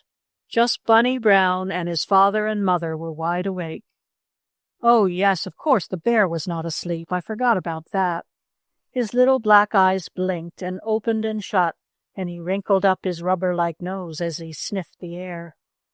"Well, aren't you going to tell me what it is? What's the matter in there? What happened?" asked Mother Brown. "If you don't tell me—" By this time, Bunny Brown made up his mind that he would be brave. He uncovered one eye and peered out from beneath the bedclothes. His first sight was of the bear, who was still there. "Oh, oh!" cried Bunny. "It is a bear! It's a big black bear! I didn't dream it! It's real! A real big black bear!" Mrs. Brown heard what her little boy said. "Oh, Walter," she cried to her husband, "throw something at it. Here's my shoe. Throw that." "I've got 2 shoes, but I can only find 1. Throw that at the bear and make him go away." Mrs. Brown threw over the curtain that divided the tent into 2 parts one of her shoes. She really had 2 shoes, but when she felt under her cot in the dark, she could only find 1. You know how it is when you try to find anything in the dark, even if it's a drink of water in the chair at the head of our bed. You move your hand all over, and you think someone must have come in and taken the water away. And when you get a light, you find that all the while your hand was about an inch away from the glass. It was that way with Mrs. Brown's other shoe. But she threw one over the curtain, calling out again, "Hit him with that, Walter. Hit the bear with my shoe." But there was no need for Mr. Brown to do anything. The shoe thrown by Bunny's mother sailed through the tent. Straight at the bear it went, and before the shaggy creature could get out of the way, the shoe hit him on the end of the nose. Bunk went the shoe. "Woof!" grunted the bear. Now you know a bear's nose is his most tender part. You could hit him on his head, or on his back, or on his paw. That is, if you were brave enough to hit a bear at all. But you would not hurt him, hardly any, unless you hit him right on the end of his soft and tender nose. That's the best place to hit a bear if you want to drive him away out of your tent, or anything like that. Hit him on the nose. Whack went Mrs. Brown's shoe on the end of the bear's nose. "Woof!" grunted the bear, and down he dropped on all 4 paws. Now Mrs. Brown really did not mean to hit the bear. She was just tossing her shoe over the curtain so her husband might have something to throw at the bear. And as it happened, she hit the bear by accident. Of course, it might have been better if one of Mr. Brown's shoes had hit the bear. I mean, it would have been better for the Brown family, but worse for the bear, because Mr. Brown's shoes were larger and heavier than his wife's. But then it turned out all right anyhow, for no sooner did the bear feel Mrs. Brown's shoe hit him on the nose than he cried out, "Woof!" Then he turned quickly around and ran out of the tent. "Did you throw my shoe at him? Did you make him go away?" asked Mrs. Brown. "Because if you didn't, Walter, I've found my other shoe now, and I'll throw that to you." "You won't need to, my dear," said Mr. Brown with a laugh. "1 shoe was enough. You hit the bear yourself." "I did?" "Yes, and he's gone. It's all right, Bunny. You can put your head out now. The bear is gone." Bunny peeped with one eye, and when he saw that the big shaggy creature was no longer there, he put his whole head out. Then, with a bound, he jumped out of bed and ran toward the back part of the tent, where his mother and sister were sleeping. "Where are you going, Bunny?" asked his father. "There's no more danger. The bear has gone." I'm just going in here to get my pop gun. So if the bear comes back," Bunny said, "my pop gun is in here." "Oh," said Mr. Brown, "I thought you were going to crawl in bed with your mother." "Oh, no, no," Bunny quickly answered, shaking his head. I just want my pop gun." "But," he went on, "if Mother wants me to get in bed with her and keep the bear away, why, I will. Don't be afraid. I'll get in bed with you, Mother." "Oh, I guess the bear won't come back," said Mr. Brown with a laugh. "Well, I'll get in bed with Mother anyhow," said Bunny. "I'll have my pop gun all ready." By this time Uncle Tad, Bunker Blue, and Sue had been awakened by the talk. Outside the tent Splash could be heard barking, and there was a noise among the trees and bushes that told that the bear was running away. "I hope he doesn't bite our dog," said Bunny. "Oh, I guess Splash will know enough to keep away from the bear," replied Mr. Brown. "Besides, I think the bear was only a tame one anyhow." "A tame bear?" asked Uncle Tad, as he was told all that had happened. "Yes, he didn't act at all like a wild one. Besides, there aren't any wild bears in this part of the country. This was a tame one, all right." "Where did it come from?" asked Mrs. Brown. "Oh, I think it got away from some man who goes about the country making the bear do tricks. Probably in the morning we'll see the man looking for his bear, answered her husband. And that is just what happened. There was no more trouble that night. Everyone went to sleep again, Bunny in the cot with his mother, though when he was asleep and slumbering soundly, she carried him back to his own little bed near his father. Soon after breakfast the next morning, when they were talking about the bear scare in the night, along came a man who looked like an Italian organ grinder. He said he had a pet tame bear who had broken away from where he was tied in the night. And it was this bear who had wandered into the tent where Bunny was sleeping. Where the bear was now no one knew, but the Italian said he would walk off through the woods and see if he could not find his pet, which he had trained to do many tricks. 2 or 3 days later, Mr. Brown heard that the bear was safely found, so there was no more need to worry about his coming into the tent at night. That day Daddy Brown, with the help of Uncle Tad and Bunker Blue, printed a big cloth sign which they hung up between 2 trees. The sign read, "Camp, rest a while." "There," said Daddy Brown.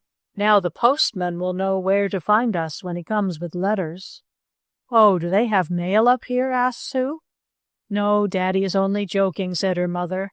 "I guess we'll have to go to the post office for letters."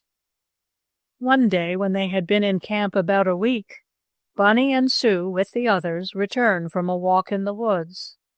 As they came near the dining-room tent, as they called it, they saw a ragged boy spring up from the table with some pieces of bread and meat and dash into the bushes.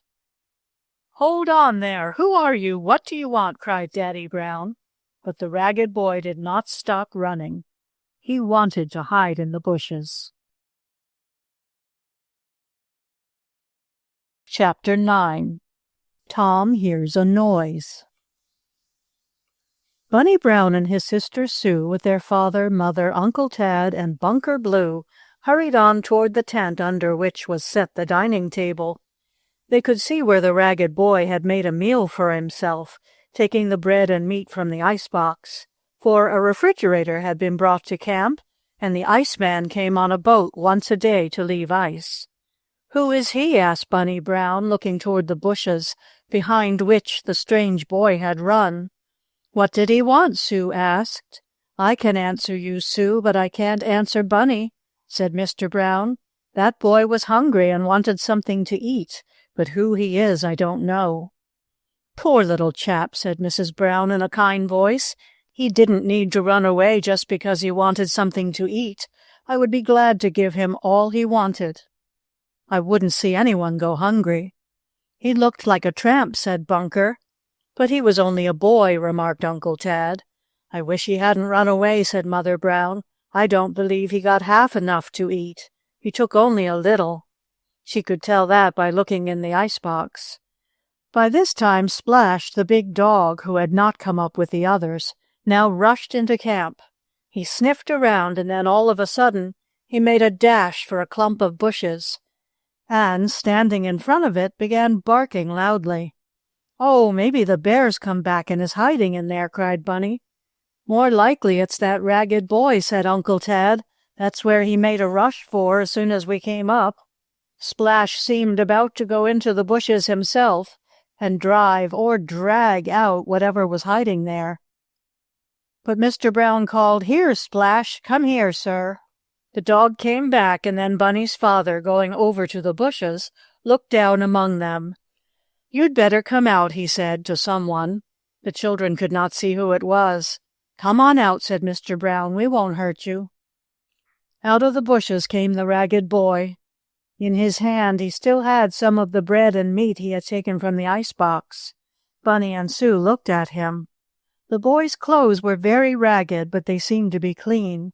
He had on no shoes or stockings, but one foot was wrapped up in a rag, as though he had cut himself. He limped a little, too, as he came forward.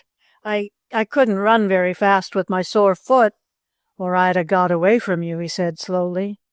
"But why should you want to get away?" asked Mr. Brown. "Well, I took some of your stuff. I was hungry and I went through the icebox, and I supposed you'd be looking for a policeman to have me arrested. That's why I ran, but I couldn't go very far, so I hid in the bushes. I thought I could get away when you weren't looking. Here's your stuff."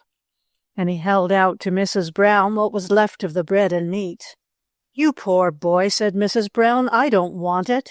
You're welcome to that and more if you need it. You must be hungry." "I am, lady. I haven't had anything since morning. I started to go back to the city, but it's farther than I thought, and I lost my way. When I struck this camp, I saw the sign, 'Rest a while,' so I sat down to rest. Then I saw the icebox, and I was hungry, and I just helped myself." His face was sunburned, so it could not be told whether he was blushing or not, but he hung his head as if ashamed of what he had done. He still held out the meat to Mrs. Brown. Splash, who, now that he knew the boy was a friend of the family, did not bark any more, slid gently up and began nibbling at the meat and bread in the boy's hand. "Oh, look at Splash," laughed Sue. "Here, Splash, that isn't for you," cried Mr. Brown. "But you might as well give it to him now that he's had his tongue on it," said Mr. Brown to the ragged boy. "We'll give you some more." "Yes, sit right up to the table," said Mrs. Brown. "I'll get you a good meal." The boy's eyes filled with tears, and he turned his head away so they would not be seen. "Where did you come from?" asked Daddy Brown, as Mrs. Brown was setting out some food. "I come from Benton," the boy answered, naming a city about 20 miles away. "I've lived there all my life until about a week ago, and I wish I was back there now." "How did you come to leave?" "Well, all my folks died, and I couldn't make much of a living selling papers, running errands, and blacking shoes. So when a farmer down in the city market said he wanted a boy on his farm, I said I'd come and work for him. I rode out on his wagon after he had sold all his stuff one day, and I came to a place called Fayetteville." "Yes, I know where that is," said Mr. Brown. "It's on the other side of the lake." "I went to work for the farmer," said the ragged boy, who gave his name as Tom Vine. "But it was worse than being in the city. I never had a minute's rest, and I didn't get enough to eat. I wasn't used to working out in the hot sun, and my legs and arms seemed as if they'd burn off me." "Yes, I can see you're pretty well burned," said Mr. Brown. "Then you ran away?" "Yes, sir, I couldn't stand it any longer. The farmer and his hired man used to whip me if I made a mistake, or if I didn't get up early enough, and they used to get up before daylight, so I made up my mind to run away and go back to the city." "I used to think the country was nice," the ragged boy went on, "but I don't any more. I don't mind working, but I don't want to be starved and whipped all the while. So I ran off, but I guess I got lost, for I can't find the way back to the city. I don't know what to do. When I got here and saw that sign about resting, I thought that was what was needed, so I came in." "And I'm glad you did," said Mrs. Brown. "Now you eat this and you'll feel better. Then I'll look at your sore foot and we'll see what to do with you." You won't have me arrested, will you?" asked the boy. "No, indeed," said Mr. Brown. "And you won't send me back to that farmer?" "No, I think not. He has no right to make you work for him if you don't want to." "Don't be afraid," said Bunny's father. "We'll look after you."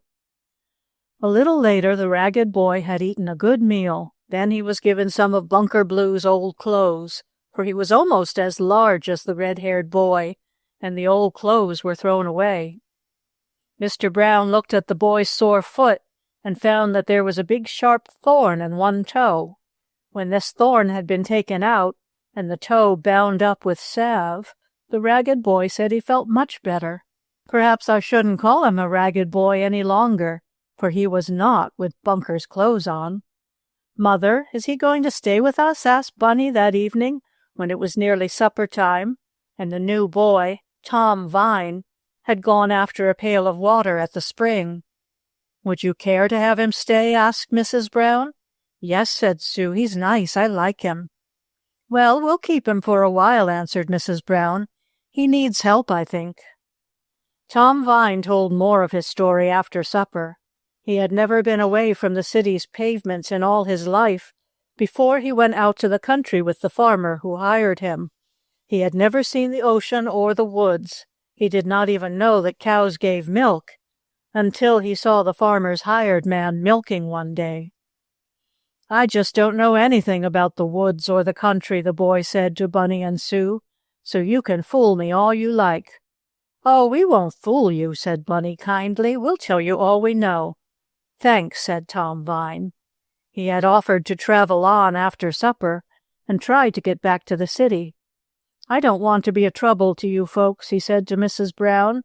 "In the city I know some fellows, and they'll lend me money enough to buy some papers and start in business." "You had better stay with us a while," said Mrs. Brown. "We have enough room for you, and you can help about camp." "I can wash and dry dishes," cried Tom eagerly. "I worked in a restaurant for a week once, and I know how to handle dishes." "Then we can give you plenty of work," said Mrs. Brown with a laugh. "For if there is one thing in camp or at home that I don't like, it is washing dishes." "I'll do them for you," cried Tom, "and I'll be glad of the chance, too." "All right, then. You'll be the head dishwasher of Camp Rest-A-While," said Mr. Brown, smiling. And that is how Tom Vine came to stay with the Browns while they lived in the woods near Lake Wanda. Tom, indeed, knew very little about the country. As he said, he had never been away from the city pavements, winter or summer, in all his life before. The first night in camp, when he was sleeping next to Bunker Blue, in a little part of the tent that had been curtained off for them, Tom awakened Bunker by reaching over and punching him in the ribs. "Hey, listen to that," cried Tom. "To what?" asked Bunker, only half awake. "Somebody is outside the tent calling, 'Hoo, hoo, hoo,'" said Tom. "I didn't do anything, did you? What do they holler 'hoo' for?" Bunker listened. Surely enough, he heard it very plainly. "Hoo, hoo, to who?" "Hear it?" asked Tom. "Yes, it's only an owl," Bunker answered. "There's lots of 'em in these woods." "What's an owl?" Tom wanted to know. "Oh, it's a bird with big eyes, and it can only see at night. It comes out to get mice and bugs. Owls won't hurt you. Go on to sleep." Tom did not go to sleep at once, but he was no longer afraid of the owl. Tom was just going to sleep once more when he heard another funny noise. This time he was sure someone said, "Katy did, Katy did, Katy did." Tom sat up in his cot. He reached over to punch Bunker to ask him what this was, when all at once another voice cried, "Katy didn't, Katy didn't, Katy didn't." "Listen to that now, would you?" exclaimed Tom. "Bunker, Bunker Blue, wake up. There's two people outside, and one says Katy did it, and the other says she didn't. Who's right?" Chapter 10. Out in the Boat. Bunker Blue turned sleepily over on his cot. What's that?" he asked of Tom. "Listen," Tom answered. "Don't you hear that, Bunker? First someone is hollering about Katy's doing something, and then somebody else yells that she didn't do it. Say, I don't like it here." Bunker Blue laughed aloud. "What's the matter out there?" asked Daddy Brown. "Oh, it's only Tom," said the red-haired boy. "He doesn't like the song of the katydids." "Song? Is that a song?" asked Tom.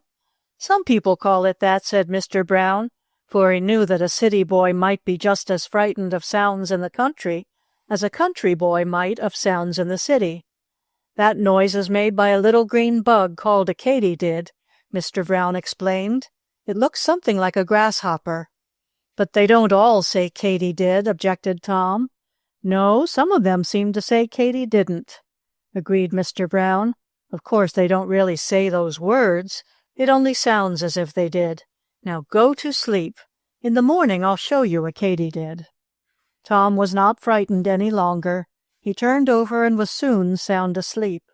Mr. Brown and Bunker also closed their eyes, and the tent in Camp Rest-A-While was quiet once more. Bunny and Sue had not awakened. Early the next morning before breakfast, Tom was seen walking about among the trees of the camp. He seemed to be looking for something. "What are you looking for?" asked Bunny. For Katy, Tom answered. There isn't any Katy with us, said Sue. We have a cook, but her name is Mary, and she isn't here with us anyhow. She's at home. No, I'm looking for a Katy bug, explained Tom. And then he told about the noises he had heard in the night. I'll help you look, said Bunny. So will I, added Sue. I'd like to see a Katy bug. But though the children and Tom looked all over, they could not find a katydid until Mr. Brown helped them.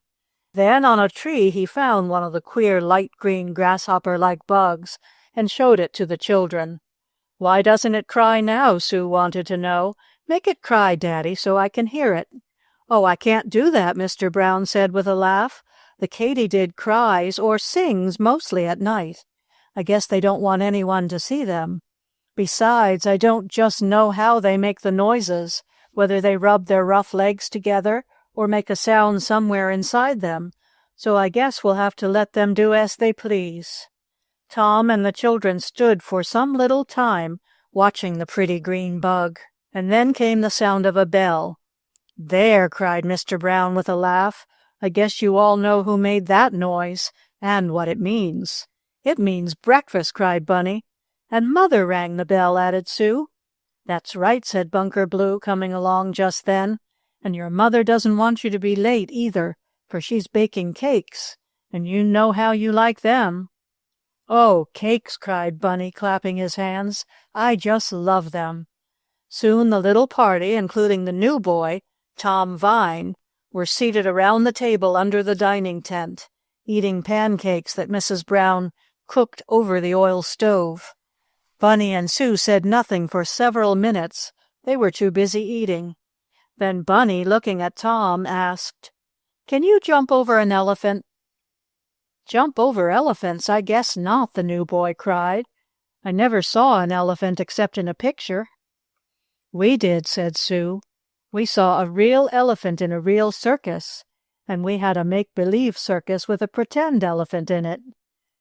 And we knowed a boy named Ben Hall who used to be in a real circus, went on Bunny. He could jump over an elephant, and I thought maybe you could, too. No, said Tom with a shake of his head. I'm sorry, but I can't do that. About the only thing I can do is wash and dry the dishes. Well, it's a good thing to be able to do even one thing well, said Mrs. Brown, and I'm glad you're here to wash and dry the dishes. There are plenty of them. I know something else you can do, said Bunny, smiling at Tom. What is it? You can eat. Yes, and Tom laughed. I like to eat, and I'm hungry 3 times a day. Bunny and Sue are hungry oftener than that, said Uncle Tad. At least they say they are, and they come in and get bread and jam. Bunny and Sue looked at each other and laughed. After breakfast, just as he had said he would do, Tom Vine picked up the dishes and got ready to wash them.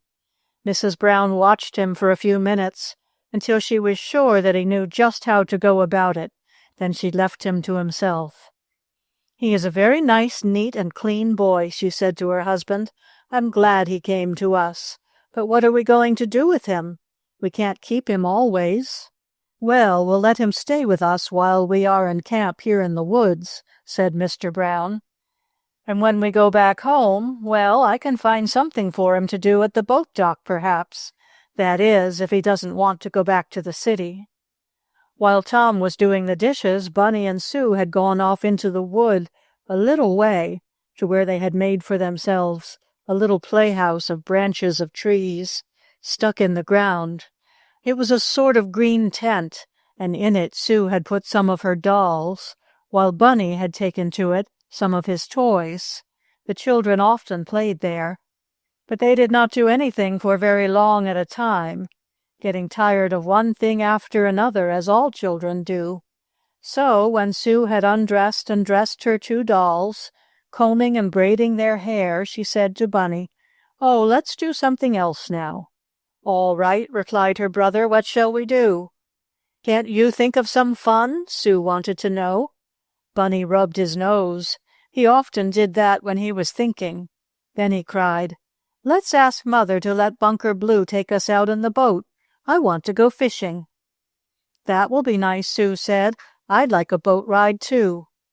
Back to the camp went the children, but when they reached the tents, they saw neither their father nor mother, nor was Uncle Tad or Bunker Blue in sight. "They've gone away," said Sue. "Yes, so they have," agreed Bunny. "But I guess they didn't go far, or they'd have told us. Mother knew where we were." "Let's go find them," said Sue. "Maybe they went out in the boat." "We'll look," agreed Bunny. The two children went to the edge of the lake where a big willow tree overhung the water. The boat was kept tied to this tree. "Oh, the boat's gone!" exclaimed Sue, as she reached the place and did not see it. "The boat's gone, Bunny." "Then they must have gone for a row, and they didn't take us." And Bunny was much disappointed.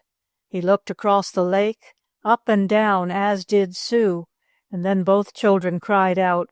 "Oh, look!" said Sue. "There's the boat," added Bunny, "and Tom Vine is in it all alone. He hasn't got any oars either. Look, Sue." Surely enough, there was the boat, some distance out in the lake, and Tom, the city boy, who knew nothing at all about boats, was in it. As he saw Bunny and Sue, he waved his hands to them and cried, "Come and get me. I can't get back. I'm afraid. Come and get me." Chapter 11. Tom Sees a Man. Bunny Brown and his sister Sue stood by the lake shore and didn't know what to do.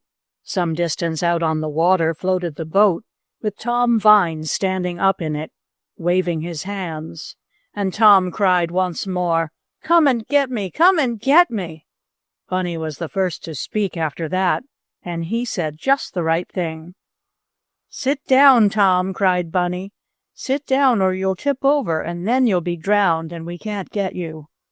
Bunny shouted loudly, and his clear, high voice could easily be heard by Tom, for there was no wind, or at least only a little, to ruffle the water of the lake. Tom heard, and he knew what Bunny meant. Very carefully he sat down on one of the seats of the boat. "Are you coming to get me?" he asked. "I can't get back to shore, and I can't swim. I don't like it out here." "Just sit still, and we'll think up a way to get you," called Bunny. "But don't stand up, whatever you do." "No, you must keep sitting down," added Sue. Mr. Brown had often told his children how to act when in boats. Small as they were, they could both swim a little. Bunny, of course, better than Sue because he was older. And they had both been told what to do in case they fell into the water. Hold their breath until they came to the top, when someone might save them if they could not swim out. But it was what Mr. Brown had told Bunny about not standing up in a boat that the little fellow now first remembered to shout to Tom. He did not want to see the new boy fall over into the lake. And Tom must have known what Bunny meant, for he was now sitting very quietly in the boat, looking toward the shore where Bunny and Sue stood.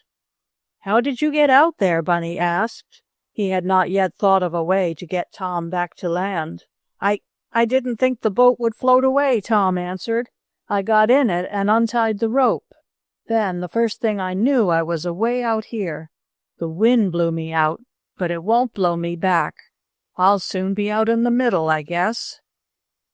Though there had been enough wind to blow Tom in the boat away from shore, there was hardly any wind now, so the boy could not be blown back.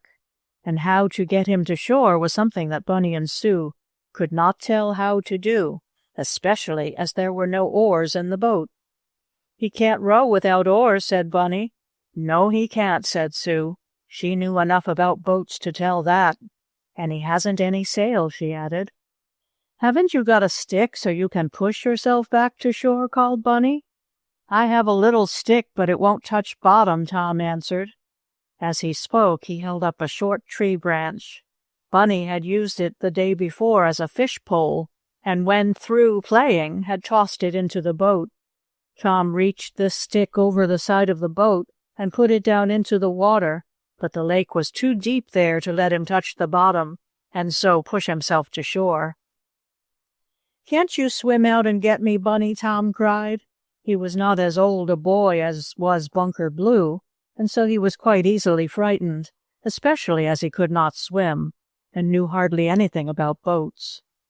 "Swim out and get me, Bunny," Tom begged. Bunny Brown shook his head. "I couldn't swim that far," he shouted. "Besides, I'm not let go in the water unless my father or mother or Uncle Tad or Bunker Blue is with me, and they're not here now." "But how can I get back?" poor Tom wanted to know. "We'll get you somehow," cried Bunny. "Won't we, Sue?" "Yes," answered the little girl, but neither she nor her brother knew how they were going to save Tom.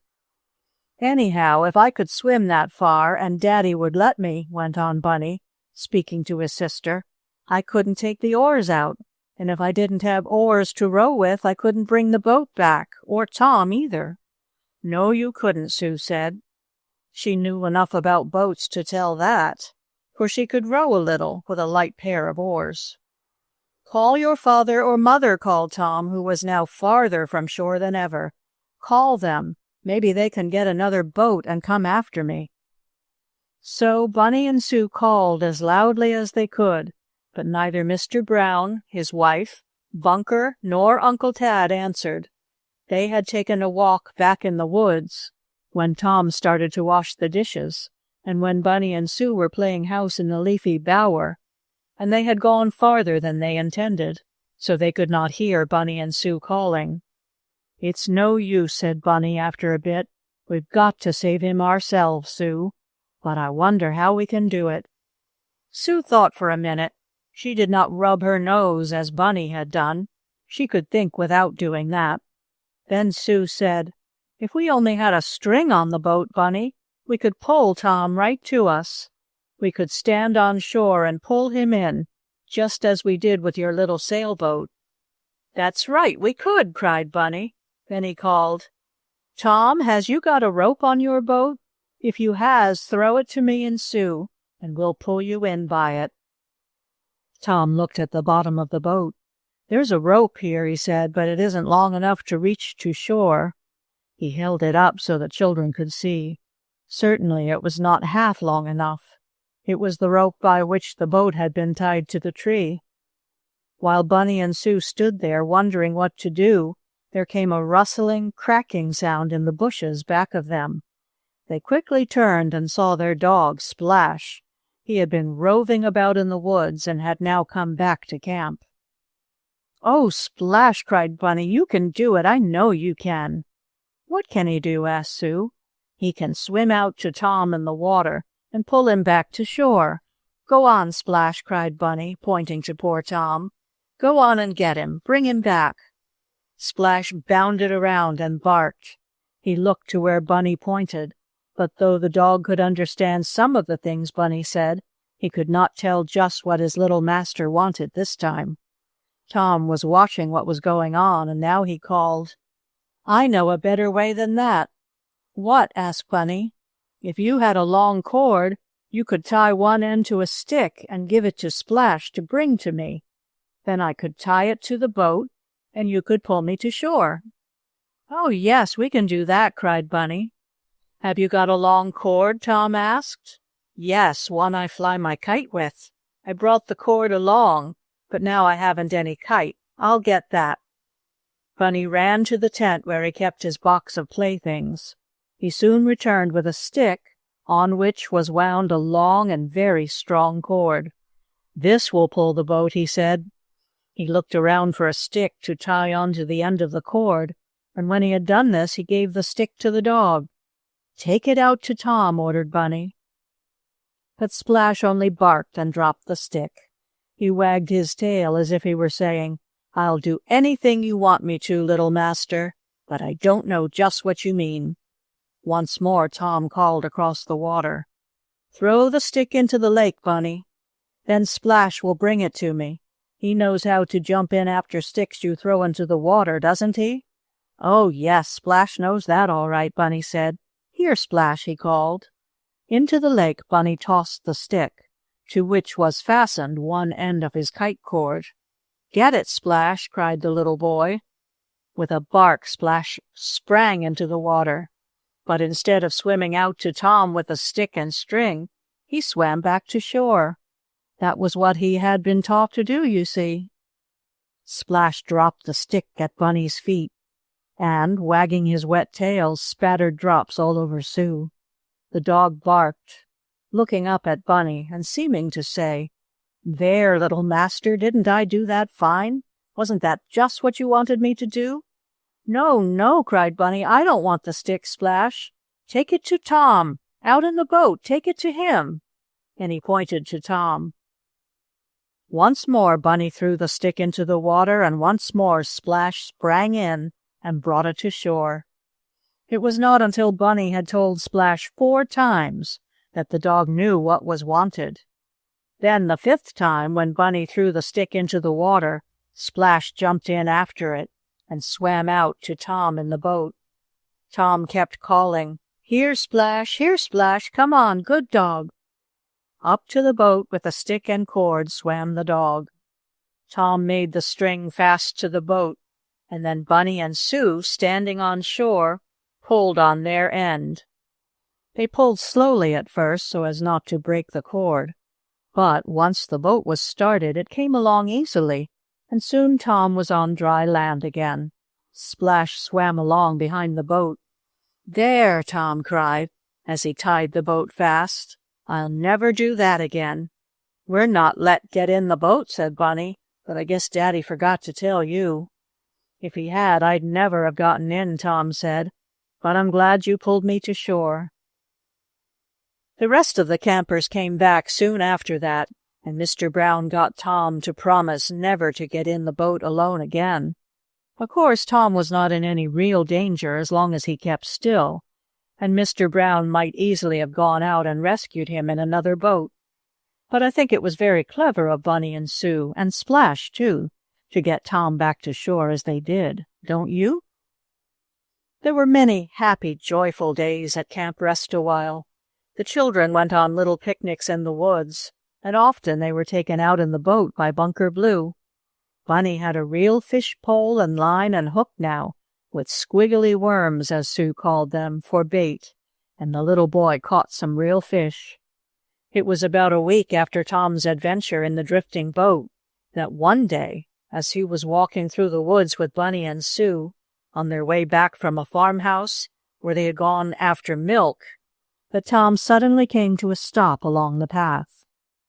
"Wait a minute," he said in a whisper to Bunny and Sue. "What's the matter?" Bunny wanted to know. "You look afraid, Tom, are you?" "Yes, I am," said Tom, and even Sue could tell that he was when she looked at him. Did you see a snake?" she asked, drawing closer to Bunny, for Sue did not like snakes either. "No, it wasn't a snake," returned Tom. "It was a man. Here, come on back among the bushes, and he can't see us." And as he spoke, Tom drew Bunny and Sue away from the path, behind some thick bushes. Tom seemed very much afraid of something, and he had said he had seen a man. Bunny and Sue could not imagine why Tom should be afraid of a man. Chapter 12. The Cross Man. Come on," whispered Tom to Bunny and Sue, as he led them still deeper back in among the bushes. "Don't let him hear you. Come on, and we'll hide." "Who is it? What's the matter?" Bunny wanted to know. "Hush," whispered Tom. "It's that man. He's after me, I guess. I'll tell you about it when we get away. He's coming. Hurry."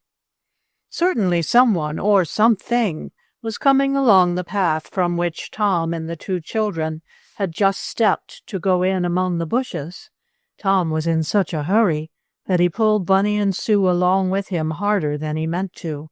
Finally Bunny said, "Oh, Tom, I'm spilling the milk." Bunny was carrying the pail of milk they had bought at the farmhouse, and though the pail had a cover on it, some of the milk had splashed out and was running down Bunny's stocking. "Set the pail down here, and we'll get it when we come back, after that man goes," Tom said in a whisper. Bunny put the pail down on the ground near a big stone, so he would know where to look for it again. Then, to hide, they all squeezed as far back in the bushes as they could and waited. "Is he coming after us?" asked Sue in a whisper. "No, I guess he's only after me," answered Tom. "He won't touch you or Bunny." Is it a gypsy man? Bunny wanted to know. No, he isn't a gypsy, replied Tom. He's just a cross, bad man, and I don't want him to see me. Keep your heads down. Bunny and Sue did so. Like frightened rabbits, they crouched among the bushes. Tom kept hold of their hands, and though the children knew that Tom was afraid, for he had said so, still Bunny and Sue were not very much frightened, as long as the man was not a gypsy and did not want them. There, he's gone past, exclaimed Tom, as he stood up to look over the tops of the bushes. He's gone, and we can come out. He didn't see us. He won't get me this time. But who was he? Bunny wanted to know. Tom, however, did not seem to hear him. Still holding Bunny and Sue by the hand, Tom led them back to the path. Bunny picked up the pail of milk. I'll carry it for you, Tom said. We've got to hurry back to camp. Why? Asked Sue. I can't hurry very much, for my legs hurt. I'll carry you, said Tom, if Bunny will take the milk pail. Yes, I'll do that, said the little boy. Once more he took the pail, while Tom hoisted Sue up onto his shoulder. Give me a piggyback, Sue begged, so Tom carried her pick-a-back, while Sue held tightly to her doll. Tom marched ahead along the path, and soon they were safely at the tent. Before Tom could say anything, Bunny and Sue, seeing their father and mother, called out, "Oh, Tom saw a man, and we hid." Mr. and Mrs. Brown did not know what this meant. What sort of man was he? Asked Mrs. Brown quickly. He wasn't a gypsy man, Bunny said. But he was after Tom, only he didn't see us, added Sue. And I had a piggyback ride home, and some milk got spilled on Bunny's stocking, but not much, and I'm hungry. Sue believed in telling everything at once to have it over with. What is it all about? Asked Mr. Brown of Tom. Did you and the children really hide from a man? Yes, sir. What man was it? I hope there aren't any tramps in these woods. Oh, no, he wasn't a tramp. He was the farmer I told you about, the one I worked for, and from whom I ran away. I guess he was looking for me, Tom answered. Said Mr. Brown. Well, I suppose we'll have to wait and see what he wants. Was he coming this way? No, he seemed to be wandering through the woods as if he didn't know where to go. Oh, well, maybe he won't find you, said Mrs. Brown. I hope he doesn't, returned Tom, looking over his shoulder. No strange man came to camp that night, and Bunny and Sue soon forgot all about the little fright Tom had had. But 2 days later, just as dinner was finished, there came a man rowing in a boat to the little wooden camp dock Bunker Blue had built out into the lake. Out of the boat climbed a man with black whiskers. He had on big, heavy boots, and in one hand he carried a whip. He walked up the path from the lake, and when he saw Mr. Brown and his family at the table under the tent, which was wide open, the man stood still.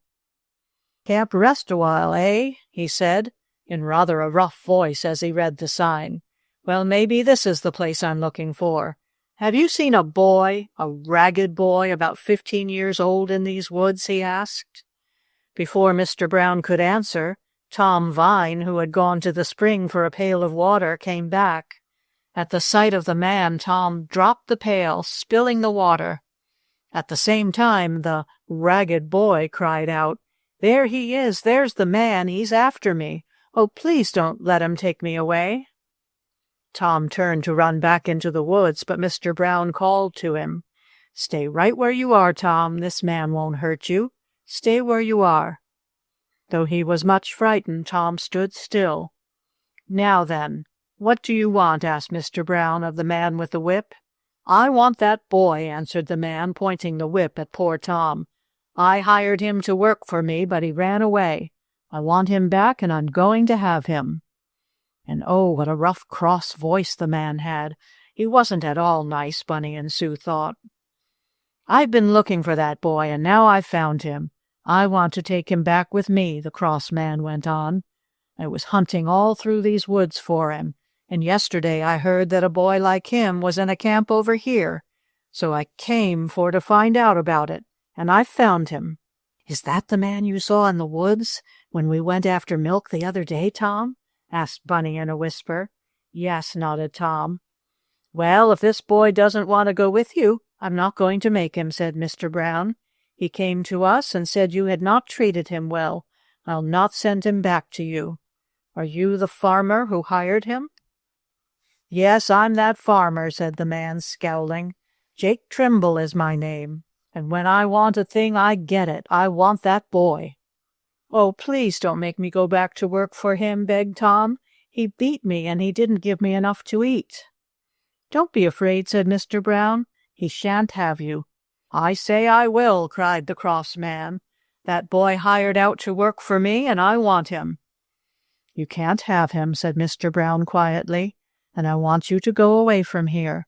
This is my camp, and it is a private one. Go. You can't have this boy." "But he ran away from me," said the cross man. "Perhaps he did. He said he could not stand the way you treated him. Any boy would have run away," replied Mr. Brown.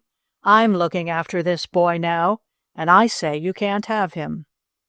"Well, I'll get him somehow. You see if I don't," cried the cross man, as he turned to go back to his boat. And he shook his whip at Tom. "I'll get you yet," he said, "and when I do, I'll make you work twice as hard. You'll see." "Don't be afraid, Tom," said Mr. Brown when the unkind man was gone. "I won't let him hurt you." Tom picked up the overturned pail and went again to the spring for water. When he came back, he said, "That was the farmer I met in the city. He took me out to his place and was very mean to me. I just had to run away. I didn't think he'd try to find me, but I knew he must be looking for me when we saw him in the woods that day. I hid away from him then, but now he knows where I am." "Don't you care," said Sue. "My daddy won't let him hurt you, will you, Daddy?" And she put her arms around her father's neck. "We'll take care of Tom," said Mr. Brown. "I guess that man won't come back." Chapter 13. A Bad Storm. Bunker Blue was sitting out in front of the big camp tent on a bench one day, with a pile of long sticks in front of him. With his knife, Bunker was whittling the sticks to sharp points. Bunny Brown and his sister Sue, who had been out in the woods, gathering wildflowers for the dinner table, came up to Bunker, and Bunny asked, "What you doing, Bunker?" "Why, I'm sharpening these sticks, Bunny," was the answer. "What for?" asked Sue, as she put her wax doll down in the shade, so the sun would not melt the nose. "Oh, I know," cried Bunny. "You're making arrows. Are you going to have a bow and shoot the arrows like an Indian, Bunker?" Bunker Blue shook his head and smiled. "You'll have to guess again, Bunny," he said. Bunny took up one of the pointed sticks. "Are they spears?" asked the little boy, as he put his finger gently on the sharp point. "Indians use spears to catch fish. Are you going to do that, Bunker?" Bunker shook his head. "You haven't guessed yet," he said. "Oh, tell us," begged Sue. "Is it a secret?" "Sort of," said Bunker. "Oh, how nice!" cried Sue. "I just love to guess secrets. Let me have a turn, Bunny." The two children sat down in the shade near the tent. Bunker kept on making sharp-pointed sticks with his knife. Over in the dining tent, Tom Vine was setting the dinner table. This was some days after the cross man had come back to the camp and had gone away. He had not come back since. "Well, what is your guess, Sue?" asked Bunker, as he kept on making the sharp-pointed sticks. "Let me see," pondered the little girl. "Oh, I know what they are for. You're going to put some other pieces of wood on the end of these sticks, Bunker, and make croquet mallets of them, so we can have a game." "Is that it?" asked Bunny. "Is it for croquet?" "No, that isn't what they're for," answered Bunker, smiling. "Anyhow," went on Bunny Brown, "we couldn't play croquet in the woods here, 'cause we haven't any croquet balls." "Oh, we might use round stones, mightn't we, Bunker?" Sue asked. "Yes, we might," replied Bunker slowly, as he laid down one sharp-pointed stick and began whittling another. "We might, but that isn't the secret." "Now it's my turn to guess," said Bunny. "You had a turn, Sue." "Well, what do you say it is?" asked Bunker. Go on, Bunny. Bunny thought for about half a minute. Are you going to make a trap to catch something? The little boy asked. Ever since he had come to Camp Rest a while, he had begged Bunker to make a trap to catch a fox or a squirrel or something like that. Bunny did not want to hurt the wild animals, but he thought he would like to catch one in a trap and try to tame it. No, I'm not making a trap, answered Bunker. I don't believe you children could guess what these sticks are for if you tried all day. And as it isn't my secret, I don't believe I'd better tell you. You go and ask your mother. It's mostly her secret. And if she wants to tell you, why, all right. Oh, we'll go and ask Mother, cried Bunny. Come on, Sue. The two children found Mrs. Brown in the cooking tent, getting dinner ready. What's the secret? Cried Sue. What is Bunker making all the sharp-pointed sticks for? Bunny wanted to know. Their mother smiled at them. From a shelf over the oil stove she took down a large platter, on which she put the eggs she was cooking. What is the secret, Mother? Begged Bunny. Please tell us. Yes, added Sue, we've guessed and guessed, but we can't guess right. Bunker said you might tell us. Mrs. Brown laughed, and after she had put the platter of eggs on the table, she pointed to two large round tin boxes on a chair in the big tent. Can you read what it says on those boxes? Mrs. Brown asked Bunny. Bunny looked at the long word. It begins with M, he said, and the next letter is A, and then comes... Oh, I know what's next, cried Sue. It's an R. I can tell by the funny little tail it kicks up behind.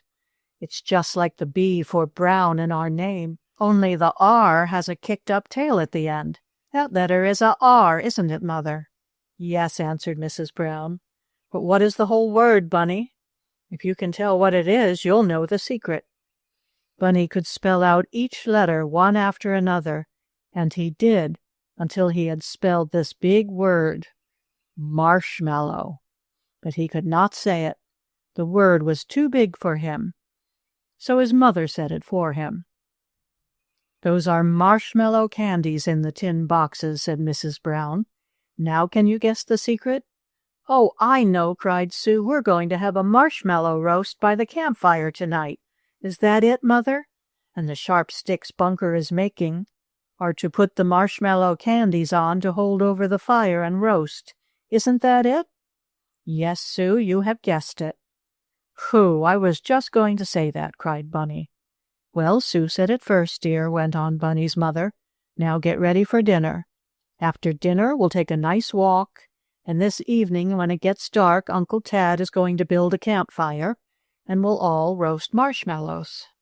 Oh, what fun, cried Sue, clapping her hands. Jolly, jolly fun, laughed Bunny. And that was why Bunker Blue was making the pointed sticks. Now for our walk, called Mother Brown when the dinner things had been cleared away, and Tom Vine had washed and dried the dishes, Bunny and Sue helping. We'll take a walk over near the waterfall. I want to take a picture of it. But when they were all ready to start, Bunker Blue, Splash, and all, Tom Vine could not be found. Why, where is he? Asked Bunny. He was here a minute ago, for I saw him. Maybe he's losted, said Sue. She and Bunny got lost, or losted as they called it so often, that Sue thought that trouble could very easily happen to anyone. No, he isn't lost, said Daddy Brown. Tom, Tom, he called, where are you? I'm here, was the answer, and Tom stood up. He had been sitting behind a thick bush, down near the edge of the lake. Oh, we were looking for you, Mr. Brown said. Don't you want to come for a walk with us? We are going over toward the waterfall. It is very nice there. Tom shook his head. I don't believe I'll go, thank you, he said. Why not? Asked Mrs. Brown. Don't you feel well? Don't you like to walk in the woods, Tom? Oh, yes'm, I like the woods, and I feel fine. I never had such good things to eat as I've had in this camp. Then why don't you want to come with us? Well, because, you see, that farmer I worked for lives over near the waterfall, and maybe he'll catch me if I go there. "Oh, I won't let him catch you," exclaimed Mr. Brown. "Come along, Tom, I'll look after you." Then Tom came out of his hiding place, where he had gone after he heard Mrs. Brown say that they were going to the fall. Soon the party of campers were marching through the woods, Tom holding Bunny's hand, while Bunker Blue looked after Sue. The waterfall was very pretty, the water from a small river falling down over green mossy rocks into a deep glen, foaming and bubbling. Mrs. Brown took some pictures with her photograph camera, and then they sat down in a shady spot and ate a little lunch they had brought with them. Splash, the big dog, had his share too. And that night was the grand marshmallow candy roast. Uncle Tad built a fire of wood in front of the big tent.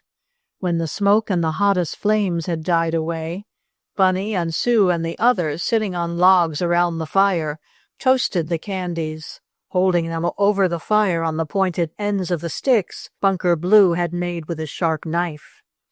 "Oh, aren't they good?" cried Sue, as she began to eat a candy she had roasted. "Look out, they're hot," called Uncle Tad, but he was too late.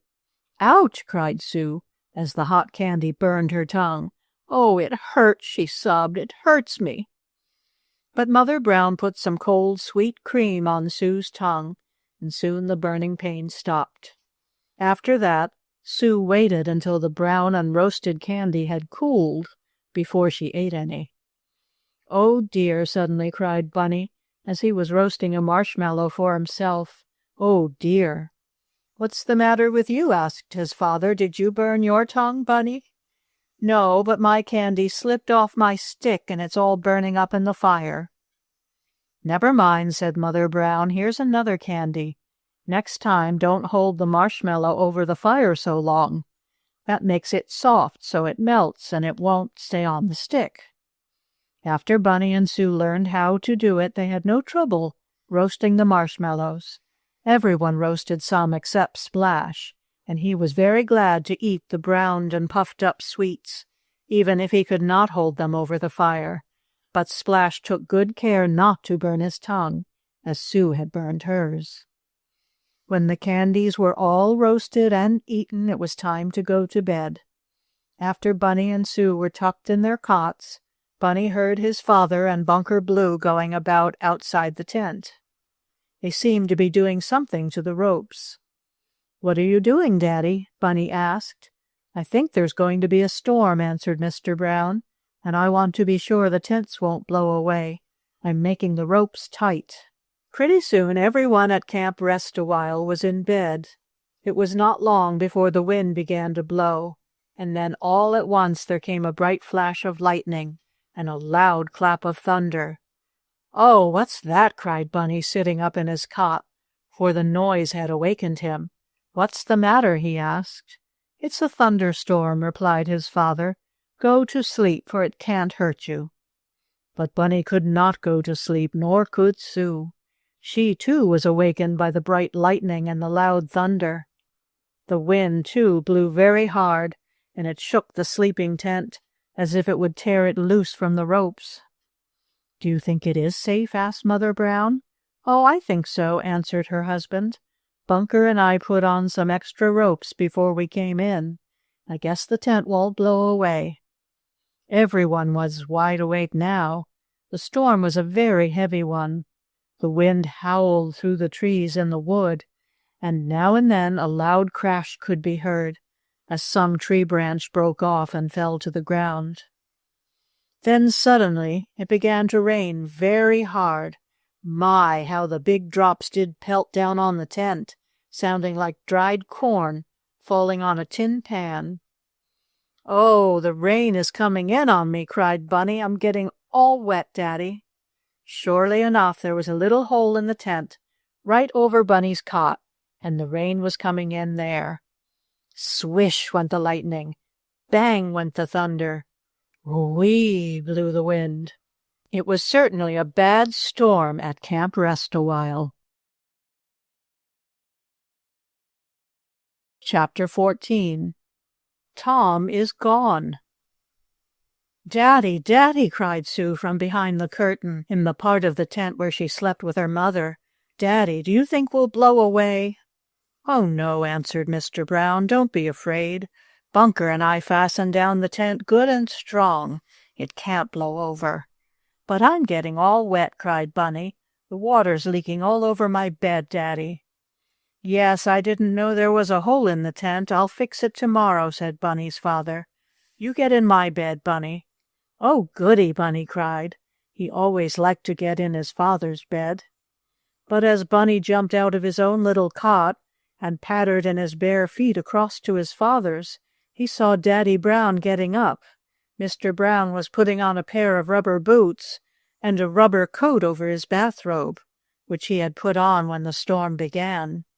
"Where are you going, Daddy?" asked Bunny, as he crawled into the dry bed and pulled the covers up over him, for the wind was blowing in the tent now. "Where are you going?" "I'm going out to see that the tent ropes are all right," said Mr. Brown. "Going out? What for?" called Mrs. Brown. "You mustn't go out in this storm. It's terrible." "Oh, but I must go," answered Daddy Brown with a laugh. "I don't mind the thunder, lightning, and rain. If some of the tent pegs come loose, the ropes will slip off and the tent will blow over. Bunker Blue and I will go out and make sure everything is all right."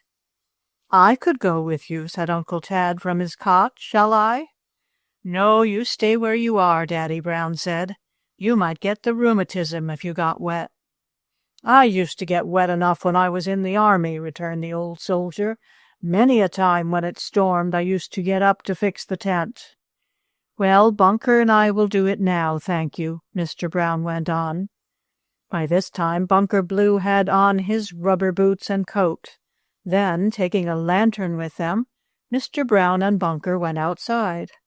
"Fasten the tent door after us, Tom," called Mr. Brown to the city boy, "or everything will blow away inside. Tie the tent flaps shut with the ropes, and you can open them for us when we want to come in again." Out in the storm went Daddy Brown and Bunker Blue. As they opened the flaps, or front door of the tent, a big gust of wind came in and dashed rain in Bunny's face, so that he covered his head with the bedclothes. He had one look at a bright flash of lightning, and he could see the ground outside all covered with water. "I'm glad I don't have to go out in the storm," he thought, and he felt sorry for his father and Bunker Blue.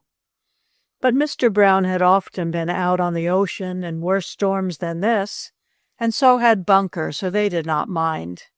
With their lantern they walked all around the sleeping tent, making sure that all the ropes were fast to the pegs, which were driven into the ground. Some of the wooden pegs were coming loose, and these Mr. Brown and Bunker hammered farther into the dirt.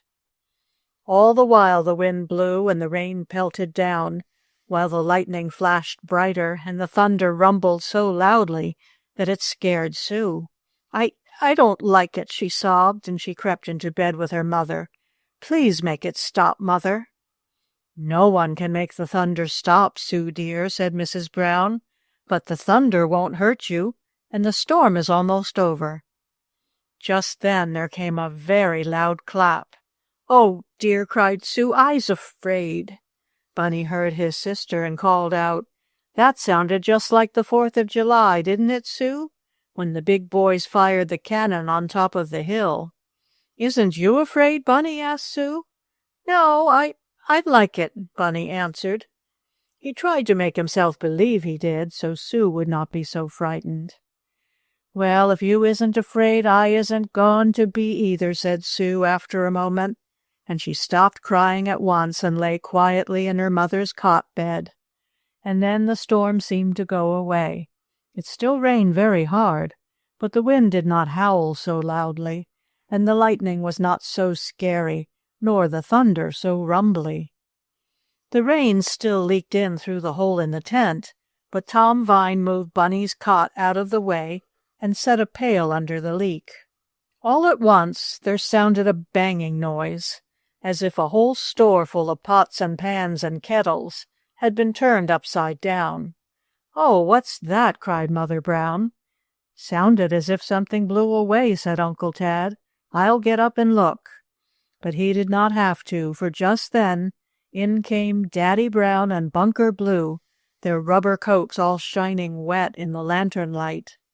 "What made that noise?" asked Mother Brown. "The cook tent blew over," said Daddy Brown, "and all the pots, pans, and kettles fell in a heap. But we'll let them go until morning, I guess, as the worst of the storm is over. Now we'll all go to bed again." "This tent won't blow over, will it, Daddy?" asked Bunny. "No, it's all safe now. Go to sleep." But it was some little time before they were all asleep again. Nothing more happened that night, and Bunny and Sue were up very early the next morning to see what the storm had done. Camp Rest-A-While was not a pretty sight. Besides the cook tent having been blown over, there were broken branches of trees scattered about. The tents were covered with leaves blown from the trees, and there were many mud puddles. The oil stove and the pots, pans, and other things with which Mother Brown cooked were piled in a heap under the fallen cook tent. The tent itself was soaking wet, and one of the poles that had held it up was broken. "Oh, we can't ever have anything to eat," said Sue sadly as she looked at the fallen tent. "We can build a campfire," said Bunny. "Uncle Tad used to cook breakfast over one, didn't you?" And he turned to the old soldier. "Yes, Bunny, I did, but I guess we won't have to this time. We'll soon have the oil stove working." Then he and Daddy Brown, with Bunker Blue and Tom Vine, set to work. The blown-down tent was pulled to one side, and it was seen that though everything under it was in a heap, still nothing was broken. Soon some milk was being warmed for the children and coffee made for the older folk. Then Mother Brown even made pancakes on the oil stove, which was set up on a box at one end of the dining tent. The day was a fine one, and there was not enough wind to make the stove smoke. So they had breakfast after all, and then began the work of making Camp Rest-A-While look as it had before the storm. A new tent pole was cut, and the tent put up again stronger than before. Bunny and Sue helped by picking up the scattered pieces of tree branches and piling them in a heap. Then they swept up the torn-off leaves, and by this time the sun had dried up some of the puddles of water. By noontime the camp looked as well as it had before the storm. "And don't forget to fix the hole over my cot," cried Bunny. "I don't want to be rained on any more, Daddy." "I'll fix it," said Mr. Brown, and he did. "I didn't hear any fire engines last night," said Tom Vine, as they sat at supper that evening, after coming in from a little sail around the lake, Bunker having fixed a sail onto the rowboat. "Fire engines!" exclaimed Bunny. "Why should you hear fire engines, Tom?" "Why, in the city where I live, before I went with that farmer, the fire engines used to come out after every storm. Places would be struck by lightning, you know. I've seen lots of fires, but I didn't hear any engines last night." "There aren't any engines in these woods," said Daddy Brown. "Of course, trees are often struck by lightning, and lightning often sets fire to houses in the country, but there aren't any engines out in the woods." "And no policemen either," added Tom. "It seems funny not to see a policeman and have him yell at you to move on or keep off the grass." "Do you like it better here than in the city?" asked Mrs. Brown. "Oh, heaps better, yes'm. I love it here. I hope I don't ever have to go back to the city, or to that mean farmer." Nothing had been seen of the man who wanted to get Tom back since that day when he had called at the camp. Bunny and Sue had almost forgotten him, but it seemed that Tom had not. He was always a little bit afraid, thinking that the cross man might come back. One morning, 2 days after the big storm, when Bunny, Sue, and all the others were gathered around the breakfast table, Daddy Brown asked, "Where is Tom Vine?" "He was here a minute ago," Bunny said. "I think he went to the spring to get a pail of water," put in Uncle Tad. "Yes, that's where he went," said Mrs. Brown.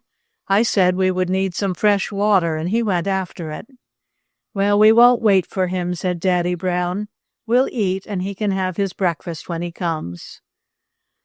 But the others had finished breakfast, and Tom Vine had not come back from the spring, though they waited for some time. "I wonder what's keeping him," said Mrs. Brown. "He couldn't have fallen in, could he?" asked Uncle Tad. "No, the spring isn't large enough," Bunker Blue answered. "I'll go to look for him." Bunker ran off along the path that led to the spring. In a little while he came hurrying back. He carried a pail full of water, and he said, "I found the empty pail by the spring, but Tom was gone." Chapter 15. Looking for Tom. Bunker Blue, with the pail of water, walked up to where Bunny, Sue, and the others were still sitting at the breakfast table, though they had finished eating. "Tom's gone," said Bunker again. "Gone where?" asked Bunny. "I don't know," answered the red-haired boy. "I looked all around by the spring, but I couldn't see him. The pail was there, but Tom wasn't." "Could he have fallen in?" asked Mrs. Brown, just as Uncle Tad had asked. Bunker Blue shook his head. "The spring is only about big enough to dip a pail in," he said, "and Tom is bigger than the pail." "But maybe he curled all up in a little heap when he fell in," said Bunny. "Oh, dear, I don't want Tom to be lost." Bunny and Sue had grown to like Tom very much. Once more Bunker Blue shook his head. "I could look right down to the bottom of the spring," he said. "It's quite deep, even if it isn't big. But Tom wasn't in it. There was a big bullfrog in the water, though." "Was the frog big enough to eat Tom?" asked Sue, her eyes wide open. Sue's mother and father laughed, and Bunny said, "A bullfrog couldn't eat anybody." "They could if they was a big enough frog, couldn't they, Daddy?" asked Sue. "Well, I don't know," replied Mr. Brown. "Then you couldn't see anything of Tom, Bunker?" "No, sir, not a thing." "Had he filled the pail with water?" Uncle Tad wanted to know. "The pail was empty and it was tipped over," Bunker said. "I don't know whether Tom had filled it and then something had knocked it over or not. Anyhow, the pail had no water in it, so I dipped it into the spring to fill it and came on back to tell you." "That was right," said Mr. Brown. "We'll go over and look around. Tom may have seen some new kind of bird or something like that and have wandered off in the woods following it." "Maybe he saw a bear and ran," suggested Bunny. "No, I guess the only bear around here is the tame one that came in our tent the first night," said Mrs. Brown. "Oh, I do hope nothing has happened to Tom." They all hoped that, for the strange boy was very well liked. Mrs. Brown remained at the tent to wash the breakfast dishes, since Tom was not there to do them, while the others, Bunny, Sue, their father, Uncle Tad, and Bunker, went to the spring. It was on the side of a little hill, where grew many trees, and was about 3 minutes' walk from Camp Rest-A-While. Mr. Brown and Uncle Tad looked all around the hole in the ground. The hole was the spring, and it was filled with clear, cold water. The bottom of the spring was of white sand, and sitting down there having a nice bath was a big green bullfrog. With his funny eyes, he looked up at Bunny and Sue as they leaned over the spring. "Oh, look," cried Sue, "what a big frog." "But he isn't big enough to swallow Tom," said Bunny.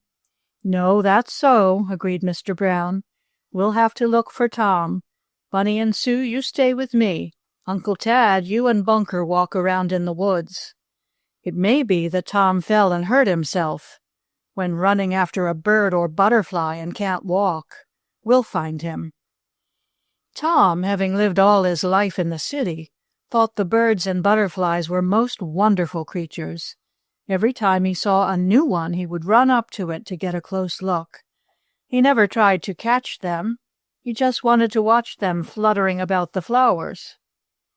But though they looked all around in the woods by the spring, there was no sign of Tom. Up and down, back and forth they walked, looking beside big rocks or stumps. Behind fallen logs and under clumps of bushes they peered, but no Tom could they find. "Oh, he's lost it," "Just like we was losted," said Sue sadly. "Yes, I guess he is," agreed Bunny. "Splash, can't you find Tom?" The big dog barked, "Bow wow," but what he meant by that no one knew. Splash, however, could not find Tom.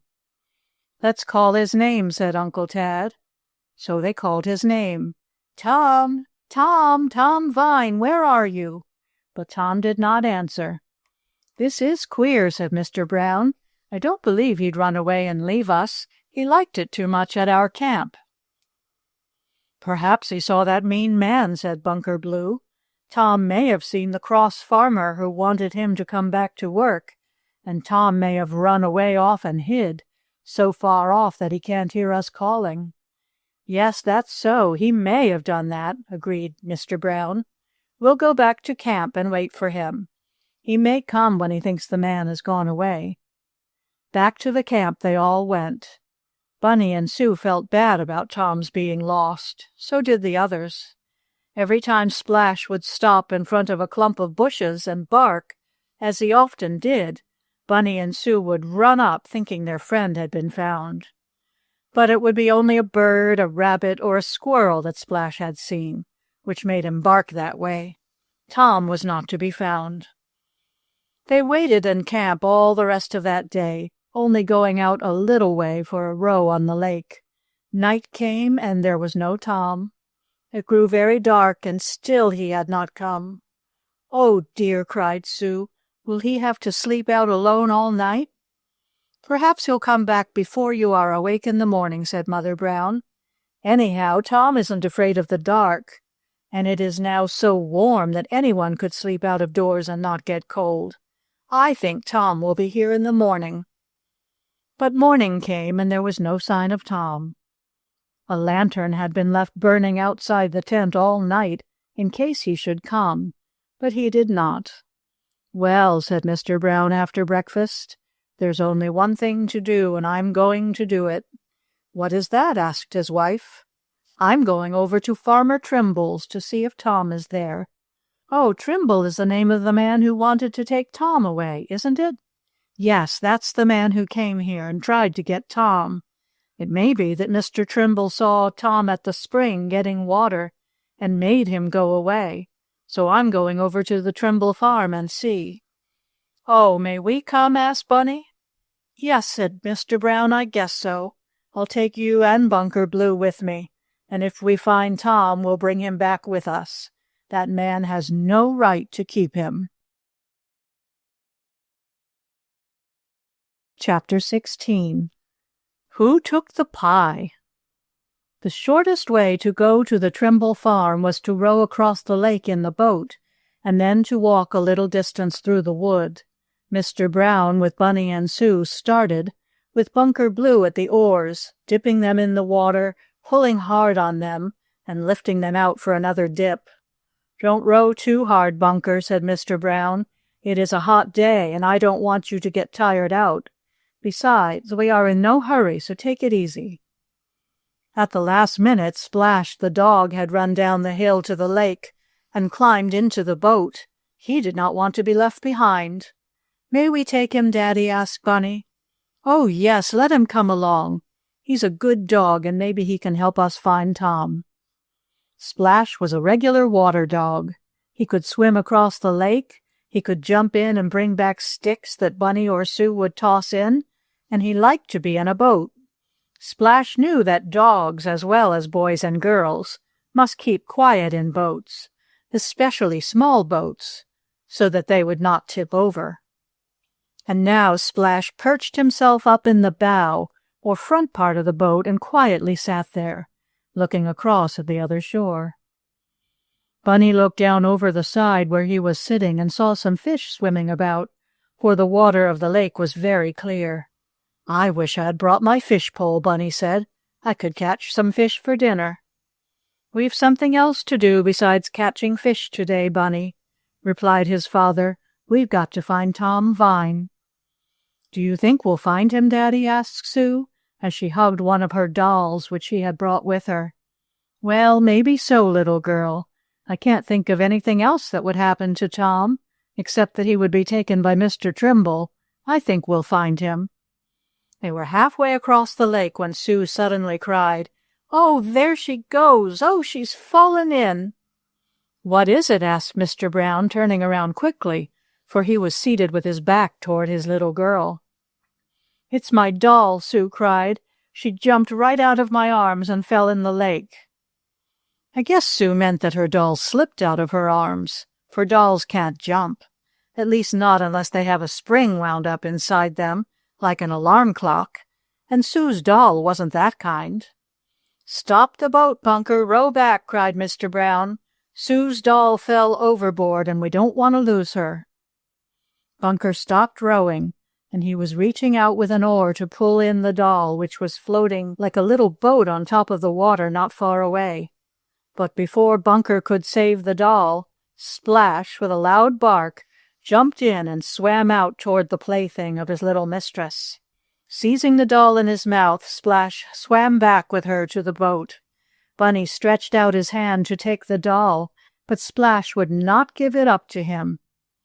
The dog knew that boys don't play with dolls, and that this one belonged to Sue, so Splash swam around to the other side of the boat, where Sue was anxiously waiting, and he let her take the doll from his mouth. "Good dog," cried Sue, patting him with one hand. Then she began to squeeze the water out of her doll's dress. "I'm glad I didn't bring my best doll," said Sue.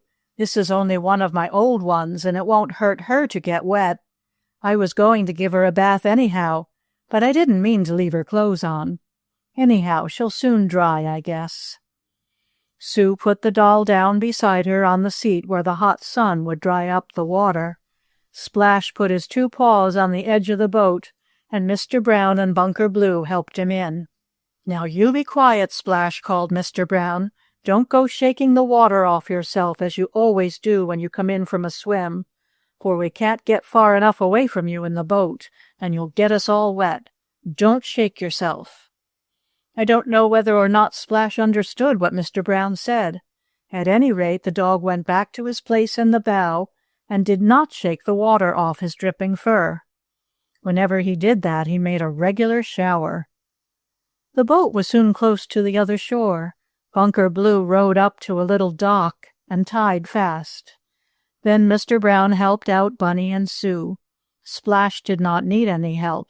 He jumped out himself and ran on ahead, now giving himself a good shake to get rid of the water drops. A short walk brought the party to Mr. Trimble's farm. The cross farmer was not in the house, but his wife said he was out in the barn, and there Mr. Brown found him. "Well, what do you want?" asked Mr. Trimble, in that cross voice of his. He seemed never to smile. "I came to see if you have that boy I'm taking care of, Tom Vine," said Mr. Brown. "Did you take him away?" "No, I did not," said Mr. Trimble crossly. "Do you know where he is?" "No, I don't." "Have you seen him at all?" asked Bunny's father. "Yesterday he went to the spring for a pail of water, but he did not come back. We are afraid something has happened to him. Then I thought perhaps you might have taken him, though you had no right to." "Well, I didn't take him, though I had a right to," growled the farmer. "I hired that boy to work for me, and I gave him a suit of clothes, besides feeding him. He didn't stay with me long enough to pay for what I gave him. And if I catch him, I'll make him work out what he owes me, but I haven't seen him since he was in your camp. I wish I did have him now. I'd make him step lively and do some work." So Mr. Brown had his trip for nothing. Tom was not at the Trimble farm, that was sure. "I guess he ran away from you the same as he did from me," said Mr. Trimble, as Mr. Brown turned away. Bunny's father shook his head. "Tom Vine isn't that kind of boy," he said. "He may have run away from you because you didn't treat him well, but he would not run away from us. He liked it at Camp Rest a while." "That's all you know about boys," laughed the farmer. "I treated him as well as he needed to be treated. Boys are all lazy. They'd rather play than work. And you'll find out that Tom Vine has run away from you. He didn't want to work." "He didn't work very hard at our camp," said Mr. Brown. "All he had to do was wash the dishes and help with little things. He liked it. I'm sure something has happened to him, and I'm sorry, for I intended doing something for him." "Well, I haven't got him, though I wish I had," grumbled Mr. Trimble. "If I catch him, I'll make him work hard."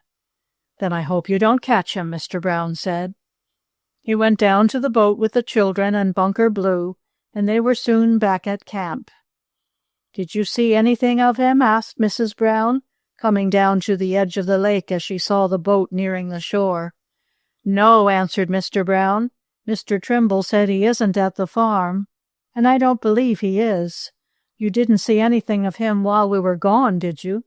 Mrs. Brown shook her head. "Uncle Tad has been looking up around the spring again," she said, "but he couldn't find him."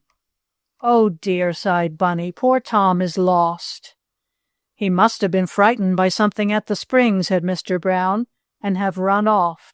"Well, there's one thing we don't have to worry about," said Mrs. Brown. "There aren't any wild animals in these woods. None of them could get Tom." She said that so Bunny and Sue would not be thinking about it. 2 days and nights passed, and there was no sign of Tom. One afternoon Mrs. Brown baked some pies in the oven of the oil stove. She was all alone in camp, for Mr. Brown, the children, and Bunker Blue had gone fishing. Uncle Tad had gone for a walk in the woods. Mrs. Brown put the pies on a table in the cooking tent to cool, while she went to the spring for a fresh pail of water. When she came back, she looked at the pies. Then she rubbed her eyes and counted them. "Why," she cried, "one of the pies is gone. I baked 4, and there are only 3 here. Who took the pie?"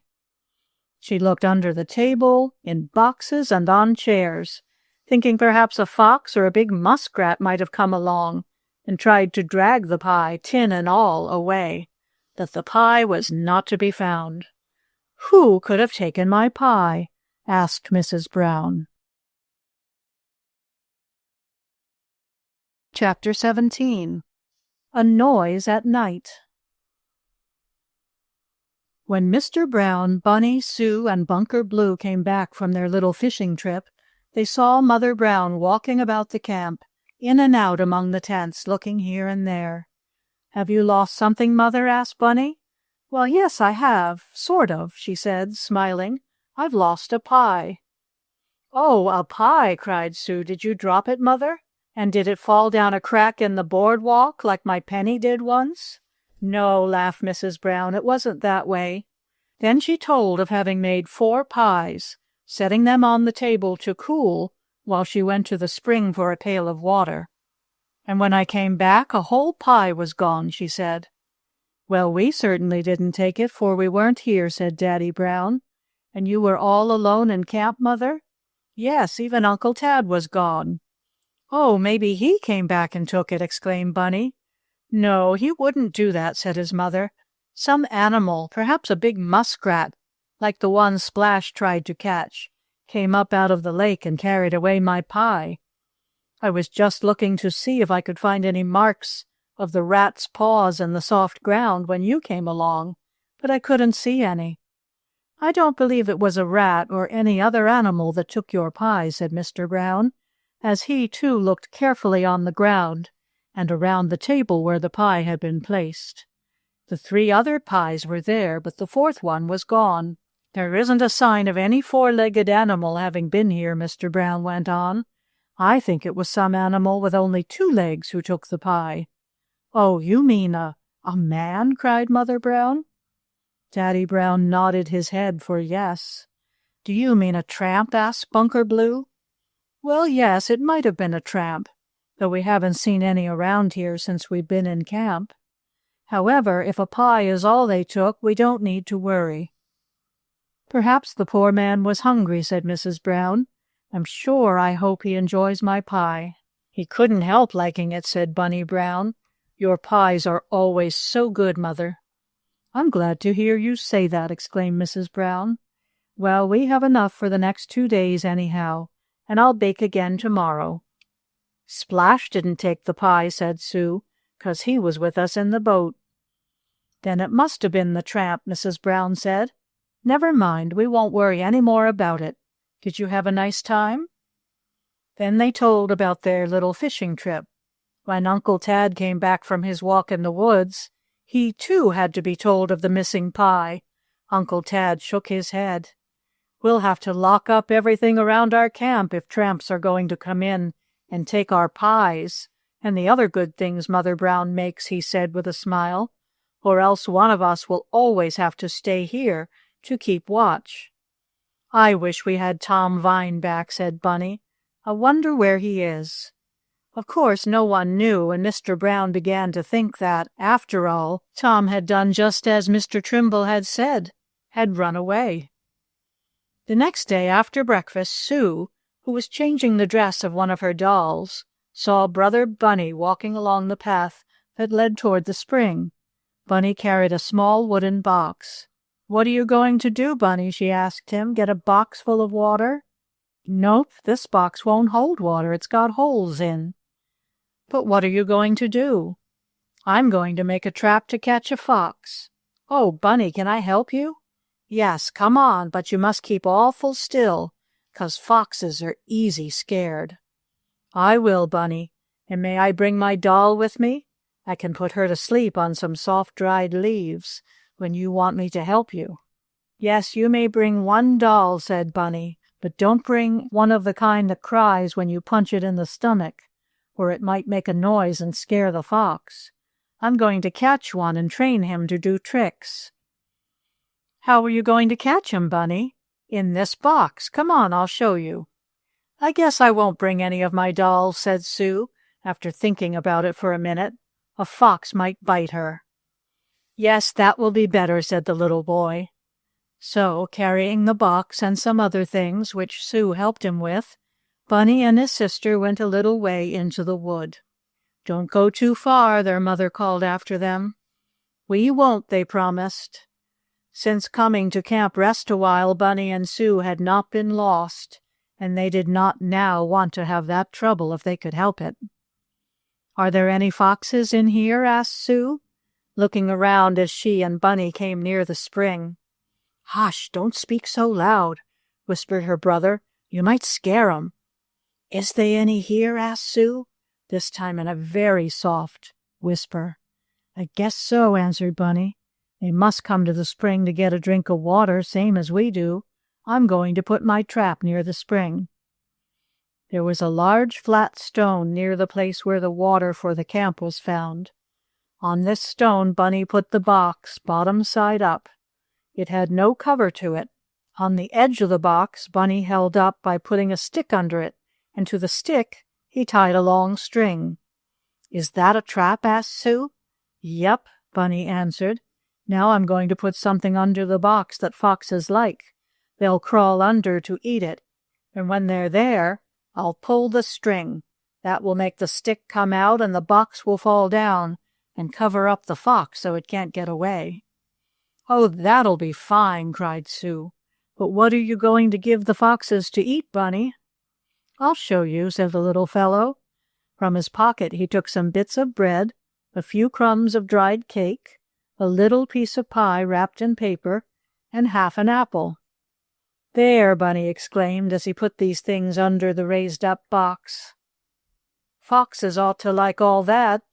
Now we'll hide back here in the bushes, Sue, and I'll have hold of the long string. As soon as we see a fox or any other animal go under the box, I'll pull away the little stick and we'll catch him." "All right," said Sue. So, the trap having been set, Bunny and Sue hid themselves in the bushes to wait. But for a long time no fox or any other animal came along. Bunny and Sue grew tired of sitting in the bushes and keeping quiet. They could only whisper, and this was not much fun. I guess I'll go home," said Sue after a bit. "Oh, no, stay with me," Bunny begged. "Maybe I'll catch a fox pretty soon." "Oh, look, Sue," he cried, this time aloud. He was so excited. "There's a bird going into the box. I'll catch the bird to show you how my trap works." "You won't hurt the bird, will you, Bunny?" begged Sue. "No, I won't hurt it a bit," Bunny replied.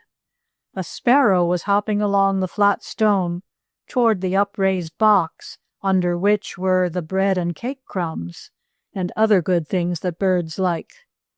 Closer and closer to the box went the bird, and finally it was all the way under, picking up the crumbs.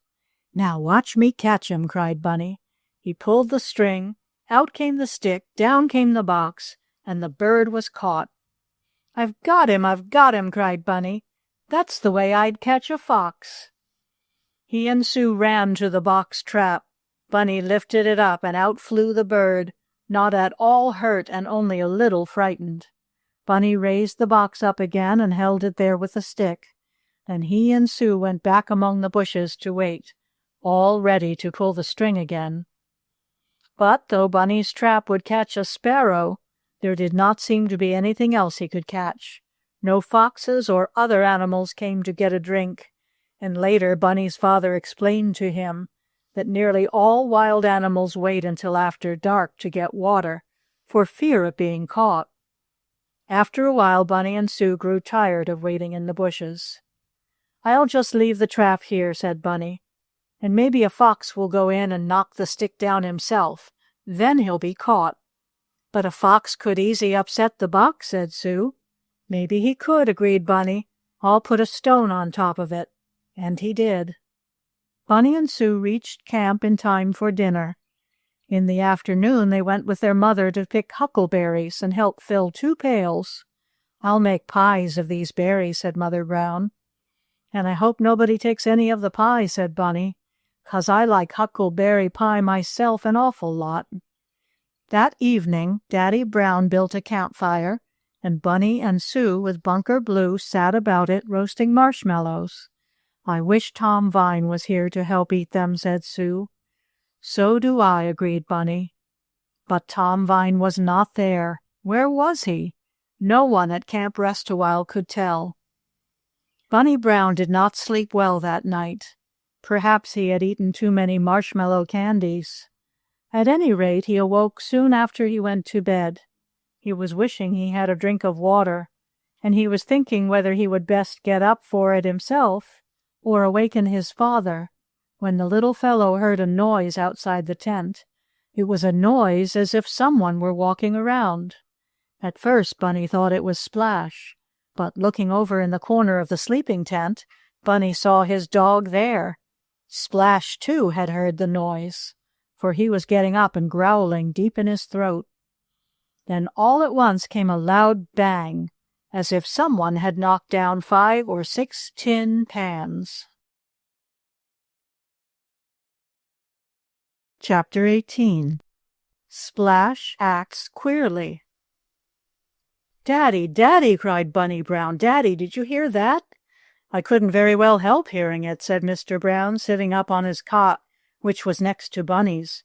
"Who's out there?" Mr. Brown cried, and with a jump he reached the flaps of the tent, which he opened so he could look out. Splash, who had jumped out, barking when the noise sounded, rushed out of the tent. The tins had stopped rattling, and it was very quiet outside, except for the noise Splash made. "What is it?" called Mrs. Brown from her side of the tent. "I don't know," answered her husband. "Someone or some animal seems to be making a noise. Maybe it is someone after more of your pies, Mother." "We'll take a look," said Uncle Tad. He got out of his bed and went to stand beside Daddy Brown at the opening of the tent. "Can you see anything?" Mrs. Brown asked. Bunny could hear his sister whispering. Sue also had been awakened and wanted to know what had caused the noise in the night. "No, I can't see anything," said Mr. Brown. "Splash is coming back, so I guess it wasn't anything." He and Uncle Tad could see the children's dog walking back to his bed in the tent. Splash slept on a piece of old carpet. The dog was wagging his tail. "What is it, Splash? Did you see any tramps?" asked Mr. Brown. Splash did not answer, of course, but he wagged his tail as he always did when he was with his friends. "I guess it couldn't have been anything," Mr. Brown went on. "Maybe a squirrel or chipmunk was looking for some crumbs in the dining tent and knocked down the pans. I'll just take a look out there to make sure." Mr. Brown and Uncle Tad went outside the tent. Splash did not go with them. He seemed to think everything was all right. "Did you find him, Daddy?" asked Bunny when his father came back. "No, son, I don't believe there was anyone. I saw where the pans had been knocked down, but that was all."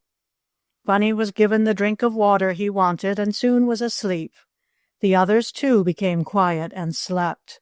But in the morning Mrs. Brown, in getting breakfast, found that a piece of bacon and some eggs had been taken from the icebox.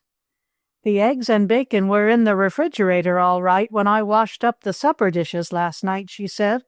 "I counted on having them for breakfast. Now they're gone." "Then there must have been someone in our camp snooping around last night," said Daddy Brown. "It was a tramp after all, and when he helped himself to something to eat he knocked down the pans. That's how it happened." "I suppose so," said Mother Brown. "Well, I'm sure if the poor tramp was hungry, I'm glad he got something to eat, but I wish he had not taken my bacon and eggs." However, there was plenty else to eat in Camp Rest a While, so no one went hungry. "I wonder if it was the same tramp that took the pie," said Bunny, as he finished the last of his glass of milk. "He must be a hungry tramp to eat a whole pie, and all those eggs and the big piece of bacon," said Bunker Blue. "Oh, I guess the things he took lasted him for several meals," Mr. Brown said. "The funny part of it is, though, that Splash did not bark. When he ran out of the tent last night, the tramp could not have been far away, and yet Splash did not bark, as he always does when strangers are around at night. I think that's queer." "So do I," put in Uncle Tad. "Maybe Splash knew the tramp." "Splash doesn't like tramps," said Bunny. "Well, he must have liked this one, for he didn't bark at him," added Bunker Blue with a laugh. "Maybe Splash knew this tramp before you children found your dog on the island where you were shipwrecked." For Bunny and Sue had found Splash on an island, as I told you in the first book of this series. That was when Bunny and Sue were shipwrecked, as they called it. Nothing else had been taken from Camp Rest a While except the bacon and eggs, and as Bunker Blue was going to the village that day, he could buy more meat for Mother Brown. The eggs they could get at the farmhouse where they bought their milk. So, after all, no harm was done. "The only thing is," said Daddy Brown, "that I don't like the idea of tramps prowling about our tents at night. I'd rather they would keep away." It was so lovely living out in the woods near the beautiful lake, as the Browns were doing, that they soon forgot about the noise in the night and the tramps. Bunny and Sue were getting as brown as little Indian children, for they wore no hats and they went about with only leather sandals on and no stockings, their sleeves rolled up to their elbows, so their arms and legs were brown too. They often went bathing in the cool lake, for, not far from the camp, was a little sandy beach. Of course it was not like an ocean beach, or the one at Sandport Bay, for there were only little waves, and then only when the wind blew. In the ocean there are big waves all the while pounding the sandy shore. One day Mrs. Brown told Daddy they needed some things from the village store, sugar, salt, pepper, groceries that could not be bought at the farmhouses nearby. "I'll take the children, row over, and get what you want," said Mr. Brown, for it was easier to row across the lake and walk through the woods than to walk halfway around the lake to the store. With Splash, Bunny, and Sue in the boat, Mr. Brown set off. They landed on the other shore and started to walk through the woods.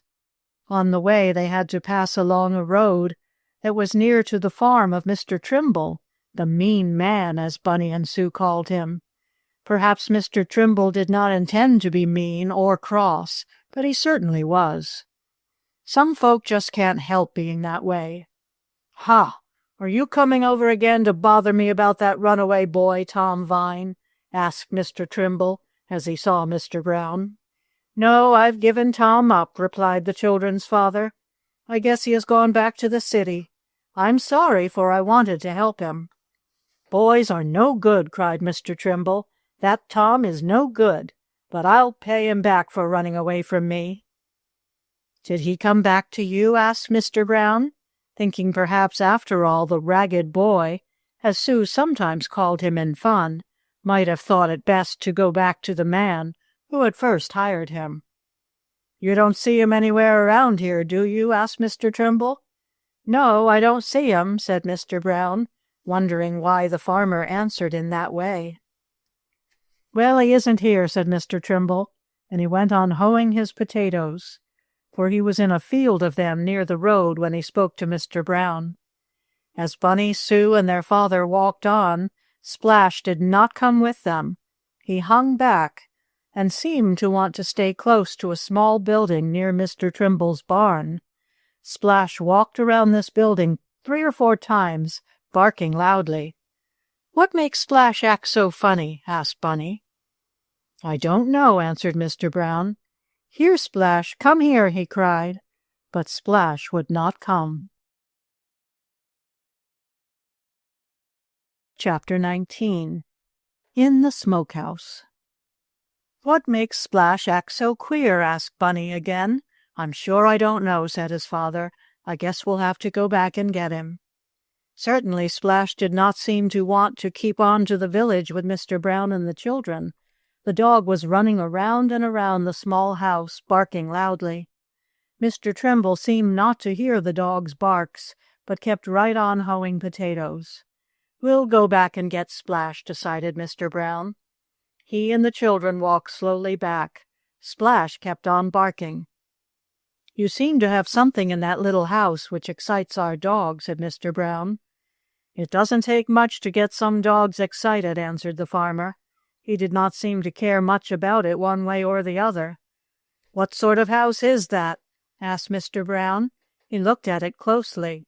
The little house had no windows and only one door, and there was a queer smell about it, as though it had once been on fire. "That's a smokehouse," said Mr. Trimble. "It's where I smoke my hams and bacon. I hang them up in there, build a fire of corn cobs and hickory wood chips, and make a thick smoke. The smoke dries the ham and bacon so it will keep all winter." "What a funny house," said Sue. "It hasn't any windows," observed Bunny. "We have to have smokehouses tight and without windows," explained Mr. Trimble, "so the smoke won't all get out." "Are there any hams or bacon in there now?" asked Mr. Brown. "No, we don't do any smoking until fall, when we kill the pigs." "Well, there's something in there that bothers our dog," went on the children's father, for all this while Splash was running around the smokehouse, barking more loudly than before. Just then Bunny Brown thought of something. He pulled at his father's coat and whispered to him, "Oh, Daddy, maybe Tom Vine is shut up in there. Shut up in the smokehouse." Mr. Brown looked first at Bunny, and then at the strange little house which had no windows. The door of it was tightly shut. "That's so, Bunny," said Mr. Brown. "Perhaps Tom is in there. That would make Splash bark, for he knows where Tom is." Mr. Brown thought, as Bunny did, that Mr. Trimble might have caught Tom and locked him up in the dark smokehouse. "Oh, Daddy, do you suppose Tom's in there?"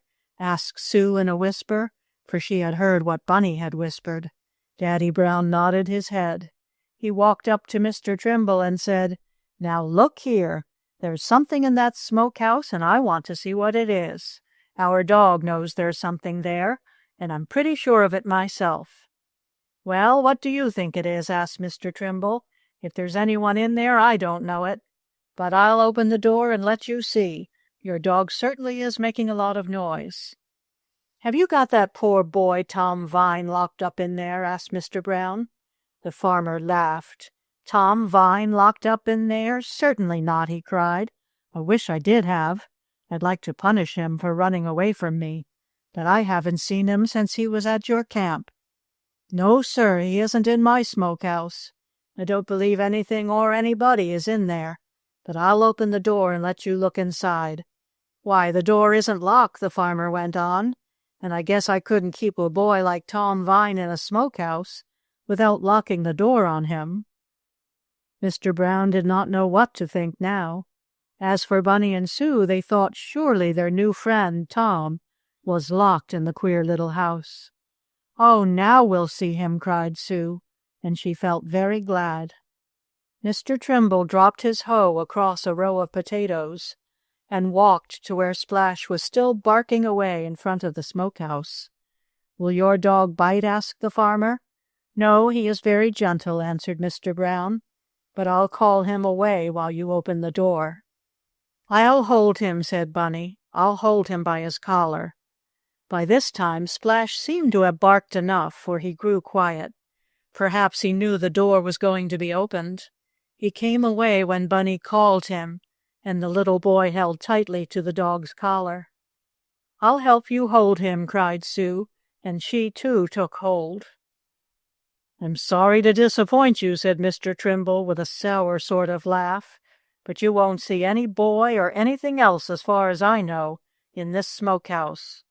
I did pile in some bean poles last fall, and I guess they're there yet, but that's all. Now watch close." He put his shoulder against the door and pushed. As it swung open, an animal, something like a little red dog, with a sharp pointed nose and a big bushy tail, sprang out and ran down the little hill on which the smokehouse stood. Why, cried Mr. Trimble, "there was an animal in there after all. I didn't know it." "A fox! It's a fox!" cried Bunny Brown. He had once seen in a book a picture of a fox, and this animal looked just like the picture. "Yes, that's a fox sure enough, and I guess it's the one that's been taking my chickens," cried Mr. Trimble. "I wish I had my gun. I'd shoot the critter." He picked up a stone and threw it at the fox, but did not hit the running animal. Then something queer happened. Splash, who was being held by Bunny and Sue, gave a sudden bark. Then he gave a sudden jump. He went so quickly that he pulled Bunny and Sue after him, and they both fell down in the dirt. But it was soft, so they were not hurt. They had to let go of Splash's collar, though, and the dog now began to run after the fox, barking again and again. "Splash! Splash!" cried Bunny. "Come back! The fox will bite you." "Don't worry," said Daddy Brown. "Splash can never catch that fox. The fox can run too fast, and he has a good head start. Splash will soon get tired of running and come back." The idea!" exclaimed Mr. Trimble, "of a fox being in my smokehouse. That's what made your dog all excited." "Yes, that was it," said Daddy Brown. "But I thought you might have Tom Vine shut up in there. I'm sorry I made the mistake." "Oh, well, that's all right," said Mr. Trimble. He did not seem so cross now. He even smiled at Bunny and Sue. "Maybe I was too quick with that boy," he said, "but I'm a hard-working man, and them as works for me has to work hard, same as I do. But maybe I was too hard on Tom. I was certainly mad when he ran away and left me, and I made up my mind I'd punish him if I could get him back, but I haven't seen him since he was at your camp." "And you thought he was in the smokehouse?" he asked. "Yes, I really did," replied Mr. Brown. "But I guess you didn't know a fox was in there, did you?" "No, I didn't," answered the farmer. "He must have gone in during the night when the door was open. The place sort of smells of meat, you know." Then the door blew shut, and the fox couldn't get out. "And Splash smelled him," cried Bunny, who had gotten up and was brushing the dust off. Sue was doing the same thing. "Yes, your dog smelled the fox," said Mr. Trimble. "That was what made him bark and get all excited." "I'm going to catch a fox in my trap," said Bunny. "I've got a trap set over by our spring. Maybe this is the fox I'm going to catch," he went on. "I'm afraid not," said Mr. Brown. "This fox is so scared that he'll run for miles. He'll never come back this way again." "Well, we haven't found Tom Vine yet, have we?" And he looked at Bunny and Sue. "No, and you never will find him," said Mr. Trimble. "Boys are no good. Tom ran away from you, same as he did from me. But maybe I was a little too harsh with him. I wouldn't lock him up in a dark smokehouse, though. That's no place for a boy." Bunny and Sue were glad to hear the farmer say that. "Well, we'd better be getting on to the village," said Mr. Brown. "Come along, children." "Oh, let's wait for Splash to come back," said Bunny. "I don't want him to be lost." Chapter 20. In Bunny's Trap. Pretty soon Splash was seen coming over the hills. He did not run fast, for he was tired from having chased the fox. The dog was wet and muddy, too. "Oh, Daddy, what happened to Splash?" asked Bunny, as the dog came slowly along and stretched out in the shade of a tree. "Did the fox bite him?" Sue wanted to know. "If he did, I don't like foxes, and I don't want Bunny to catch any in his trap." "No, the fox didn't bite your dog," said Mr. Brown. "I guess he just ran away from Splash, and Splash tried to catch him and ran through mud and water until he got all tired out. You don't like foxes either, do you, Splash?" Splash barked once and did not even wag his tail. That one bark must have meant no. And I guess Splash was too tired to wag his tail, as he always did when he was happy or pleased. "Maybe he'd like a drink of water," said the farmer. "I'll bring him some from the well. It's good and cold. I'm going to drink some myself, as it's a hot day." "I could give the children a glass of milk," went on Mr. Trimble to Daddy Brown. "I've got plenty up at the house." "Oh, I don't want to trouble you," said the children's father. "It's no trouble," said the farmer. "My wife will be glad to give them some." "Come on, Splash," he called. "We'll get you a cold drink after your run."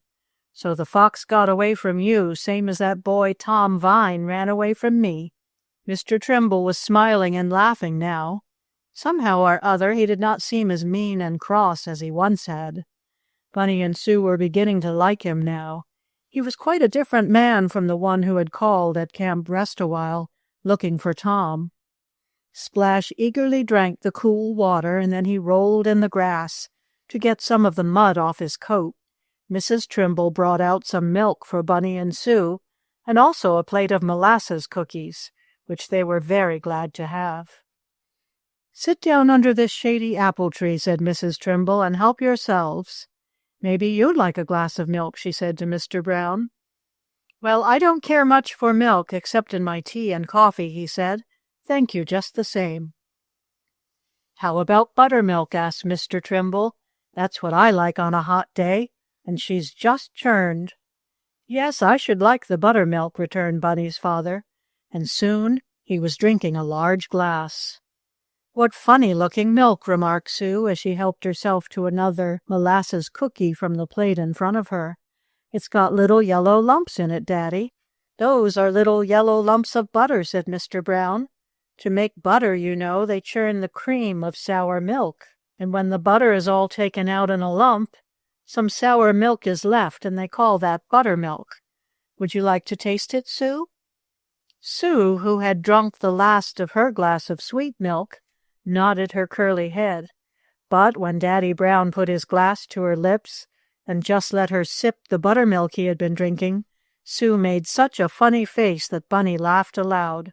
Oh, it's sour like lemons," cried Sue. "Yes, it is sour," said Mr. Brown, "but that is why I like it." "I like molasses cookies better," said Sue, as she took a bite from one to cleanse away the sour taste in her mouth. "You can make just as good cookies as my mother or my Aunt Lou can," said Sue to Mrs. Trimble. "Can I? I'm glad to hear that," said the farmer's wife with a smile. "Have some to put in your pockets." "Oh, I'm afraid you've given them too many already," objected Mr. Brown. "Molasses cookies won't hurt children, nor milk won't either," the farmer said. "Any time you're over this way, stop in. I'm sorry you can't find that boy Tom, and I'm sorry I was a bit cross with him, or maybe he'd be here yet, but I haven't seen him." Splash was rested now and clean, and he had had a good drink of cold water, so he was ready to start again. The children, too, felt like walking, and after having thanked the farmer and his wife, Mr. Brown set off once more with Bunny and Sue, Splash following behind. "Come again," Mrs. Trimble invited them. "We will, thank you," answered Daddy Brown. "She's real nice, isn't she?" asked Bunny, when they were once more in the road. "Yes," said Daddy Brown. "And I like that farmer, too," said Sue. "I didn't like him at first when he shook his fist and was so cross, but I like him now." "Yes, he is different from what he was at first," returned her father. "But I'm afraid we've seen the last of Tom. He must have run away. Maybe he was afraid after all that Mr. Trimble would stay cross and would try to get him back onto the farm. Well, it's too bad, for Tom was a nice boy, but it can't be helped. I'd like Tom back, said Bunny. So would I, added Sue. What's the matter, Splash? Asked Mr. Brown, for the big dog had run up to the side of a little hill along the road and was barking at a hole in the ground. Maybe he thinks the fox lives there, said Bunny. Maybe, said Daddy. Come on, Splash. Even if that is the hole of the fox, he isn't there now. You chased him too far away. Come on. But Splash did not want to come. He pawed away at the dirt at the side of the hole and put his sharp nose down inside it. There must be something there, Daddy, said Bunny, standing still and looking up the hill at the dog. Let's go and see what it is. If it's a fox, I'm not going, cried Sue, holding back. I don't believe it's a fox, said Mr. Brown, but we'll take a look. I'll carry you, Sue, and then, even if it is some animal in the hole, you won't be afraid. Sue didn't mind going closer if her father carried her, and soon the two children and Mr. Brown were looking down into the hole at which Splash was barking. All at once a light brown animal covered with fur, and larger than the muskrat Splash had barked at in the lake, stuck its head out of the hole. "Oh, look!" cried Bunny. "It's a little bear." "No, that's a groundhog, or woodchuck," explained Mr. Brown. "They won't hurt you. This must be the old father or mother, and there may be little ones in the hole, or burrow, so the old folks want Splash to go away." But Splash did not want to go. He barked louder than ever at the sight of the woodchuck, and pawed at the dirt with his forepaws. But he could not reach the brown furry animal. "Come away, Splash," called Mr. Brown. Still Splash barked. Then all at once the woodchuck thrust out his head quickly and made a grab for one of Splash's paws. The dog howled and ran down the hill. "There," exclaimed Mr. Brown. "Now I guess you'll leave the woodchucks alone, Splash." "Oh, is Splash hurt?" asked Bunny, for the dog was running along on 3 legs, holding the other up off the ground. "Oh, I guess he isn't hurt much," Mr. Brown said. "Come here, Splash, until I look at your foot." Splash limped up. He was not badly bitten. The woodchuck had just pinched him to drive him away. Splash looked at the hole and barked, but he did not offer to go near it again. So the old lady or old gentleman groundhog, whichever it was, with the little ones, was left safe in the burrow on the side of the hill. Mr. Brown, Bunny, Sue, and Splash went on to the village. They bought the things Mother Brown wanted, and then started for camp again. Nothing much happened on the way back. Mrs. Brown was told of the visit to Mr. Trimble's, and how the fox ran out of the smokehouse. "And now," said Bunny, as his father finished telling what had happened, "now I'm going up to see if we've caught a fox or a groundhog in my box trap. Come on, Sue." "All right, I'm coming, Bunny, but if it is a fox or a groundhog, you won't let him bite me, will you?" "Course I won't, Sue," said the little fellow, picking up a stick from beside the sleeping tent. "Come on." Bunny Brown and his sister Sue were soon at the place where Bunny had set the box trap, with a stone on top to hold it down, in case an animal got beneath. "Now go easy, Sue," whispered Bunny as they crept through the bushes. "If there's a fox or anything else just going in, we don't want to scare him away." "No," said Sue, "I won't make any noise." She walked along quietly behind her brother. Now they were in sight of the box trap Bunny had made. Is anything in it?" Sue asked. "Yes, I think so," her brother answered. "Don't make a noise. The box is down, and I guess something is under it. I hope it's a fox." "I don't," said Sue. "Foxes bite." "Well, you can sell 'em for a lot of money," argued Bunny, "and maybe I could train this one. But maybe it's only a groundhog." "I don't like them either," said Sue, "'cause one bit Splash." "Say, what kind of animals do you like?" asked Bunny, turning to look at his sister. "What would you like me to catch in my trap?" "A nice kitty cat," said Sue quickly. Then I could have her to play with, and she'd like me and my dolls. Couldn't you catch a nice white kitty cat, Bunny?" Bunny did not answer. He was looking at his box trap. His eyes opened widely. "Oh, look, Sue," he cried, "look! My trap is moving. Something big is under the box." Chapter 21. Bunker Goes Ashore. "Bunny, Bunny, I want to go home," cried Sue. "What for?" asked her brother. "It's nice here, and I've got something in the trap, Sue." "I know it, Bunny. I can see it move. That's why I want to go back to camp." "Are you afraid, Sue?" Sue nodded her head and clasped closer in her arms the doll she had brought with her. "Wait until we see what's in the trap under the box," said Bunny. "I'll lift it up and look under. If it's a fox, I won't let him out." Bunny started toward the box that was still moving slowly about on the big flat rock where Bunny had set his trap. "Don't you touch it," cried Sue. "Don't lift up the box, Bunny." "Why not?" he asked. "'Cause the fox might get out and bite us. Let it alone." Bunny stood still and looked at the box. It had stopped moving for a while. Then it began again, going about in a sort of circle. Why, cried Sue, "it's just like Blind Man's Buff."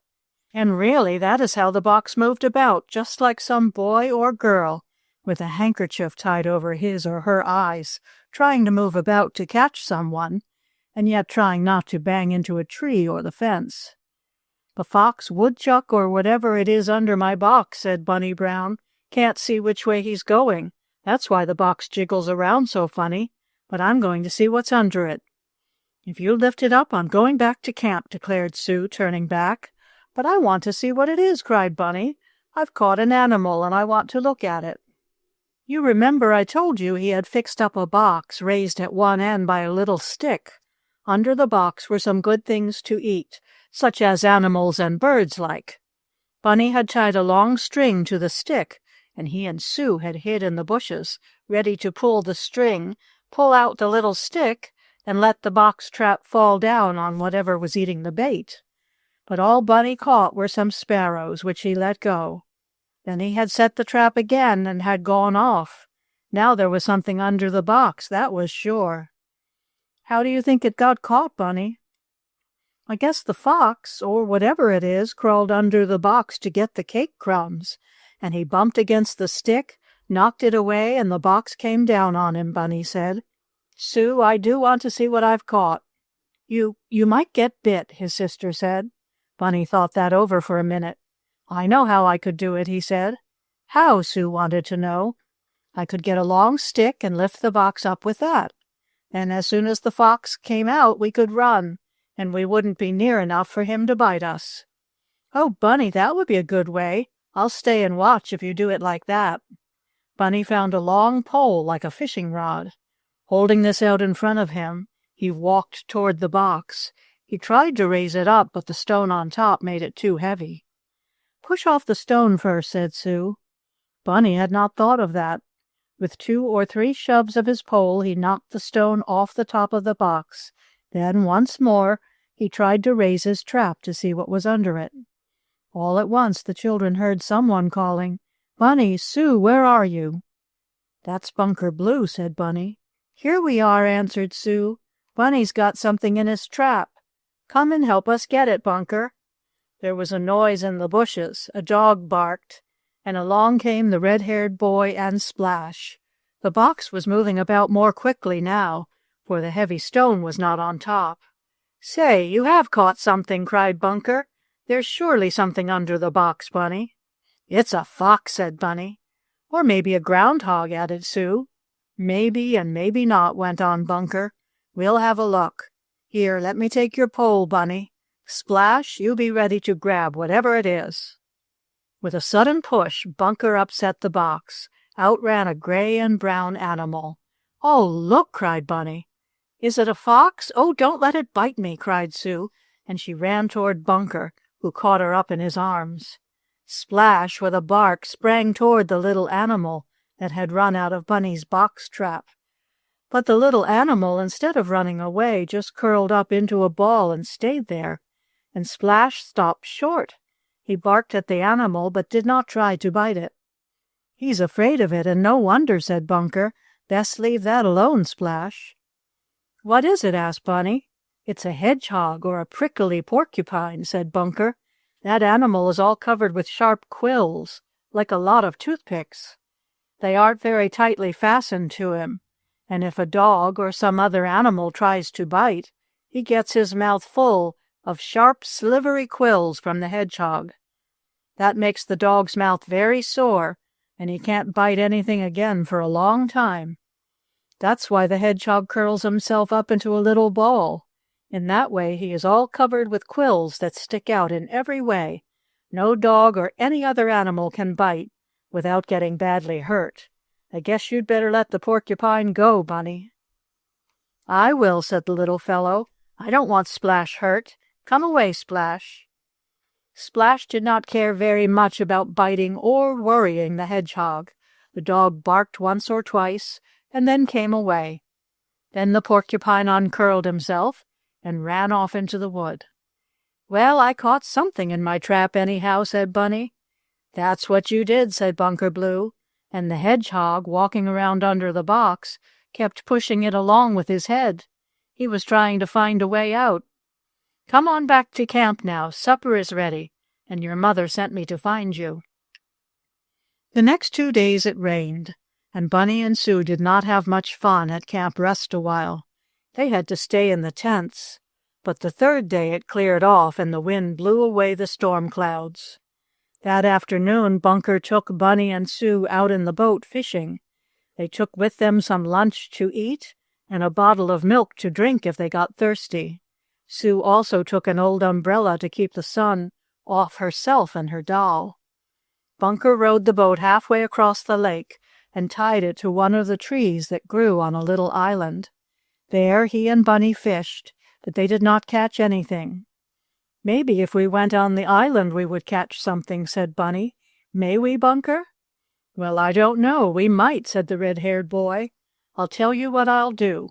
I'll go ashore on the island and try fishing a bit. If I have any luck, I'll come back and get you two. You and Sue stay in the boat, Bunny, until I come back." Then the big boy got out and went ashore, leaving Bunny and Sue in the boat.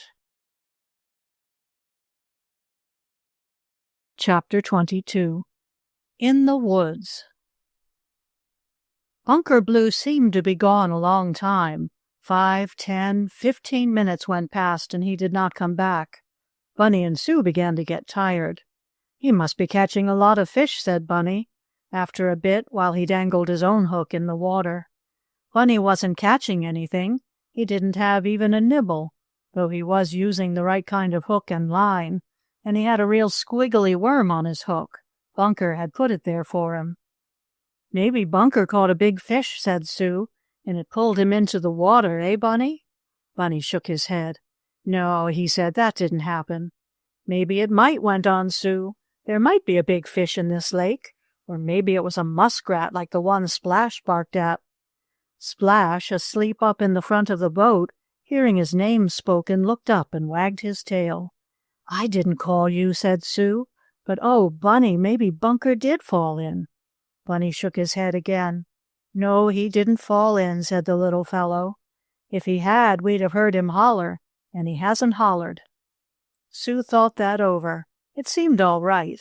She knew she would holler, as Bunny called it, if she fell into the water, and of course if a big fish or a muskrat had pulled in Bunker, he too would cry out. And it had been very still and quiet since the red-haired boy had gone ashore on the island. "I know what we can do," said Bunny after a bit. "What?" asked Sue. "We can untie the boat and row around to the other side of the island where Bunker went," suggested Bunny. "He told us not to get out of the boat until he came back, and we won't, 'cause Mother told us to mind Bunker, but he didn't tell us not to row the boat around where he is." "That's right," agreed Sue. "We can do that." Bunny and Sue knew something about boats, and they could each row a little. So, while Bunny loosed the rope by which the boat was tied, Sue took up one oar. Then Bunny took the other. He shoved the boat out a little way. It began to move, first slowly and then faster. All at once Sue cried, "Oh, Bunny, my umbrella!" It was open, and a gust of wind almost blew it out of the boat. Bunny caught the umbrella just in time. To do this, he had to let go of his oar, and it slid overboard into the water. But Bunny was not thinking about the oar just then. He had a new idea. As he held the open umbrella, he felt the wind blowing strongly against it. The wind was almost strong enough to blow the umbrella out of his hands, but he held on tightly. "Oh, Bunny, your oar is gone," cried Sue as she saw it float away. I can't help it," answered her brother. "I can't reach it, Sue. You get it." "I can't. It's too far away." "Well, let it go," cried Bunny. "I know something else we can do, Sue. Oh, this will be fun. It's better than fishing." Sue was pulling as best she could on her one oar, but boats are not meant to be rowed with one oar, though you can scull or paddle with one. If you row with one oar, your boat swings around in a circle instead of going straight ahead. "I can't row this way, Bunny," called Sue. She knew enough about boats for that. "You'll have to get your oar, Bunny." "We won't need it," Sue called her brother. "Take in your oar. We won't need that either. We're going to sail. Look, the umbrella is just like a sail." And so it was. The wind, blowing on the open umbrella Bunny held, was sending the rowboat along just as if a sail had been hoisted. The boat was moving quite fast now. Bunny and Sue were so pleased that they did not think about the lost oar, which had fallen overboard and had floated away. As Bunny had said, they did not need oars now. "Isn't this fun?" cried Bunny. "Yes," said Sue, "I like it. My dolly likes it too. Do you like it, Splash?" Splash did not answer. He hardly ever did answer except with a bark or a whine, when Bunny or Sue spoke to him, and the children did not understand dog language. Anyhow, Splash seemed to like the umbrella sail, for he stretched out in the bottom of the boat and went to sleep. Bunny held the open umbrella and Sue held her doll. Of course, the doll had nothing to do with the sailing of the boat, but Sue kept her in her arms. "You aren't going to sail very far, are you, Bunny?" asked Sue, as the boat kept on going faster and faster. "Not very far," Bunny answered. "We'll just sail around the end of the island where Bunker went fishing." Now, this would have been all right if the children had sailed around the end of the island where Bunker Blue happened to be, but they did not. It was not their fault either, for Bunker had gone to the other end of the island and he was sitting on a log, waiting for a fish to bite. You see, this is the way it was. Bunker Blue told about it afterward. He went off the island, leaving Bunny and Sue in the boat. Bunker walked to the lower end of the island. Bunny and Sue saw him going. He was going to try for fish there. But when the red-haired boy got to that end of the island, he saw that the water was so shallow that no large fish could be caught in it. "I'll just go to the other end," thought Bunker. So, without calling to Bunny and Sue, Bunker walked along the other shore of the island, to the upper end. And Bunny and Sue, being behind a lot of trees and bushes, did not know that Bunker was not in the place where he had said he was going. Bunker found the water deep enough at the upper end of the island, and there he sat down to fish. "I'll just see if they're biting good here," he said to himself.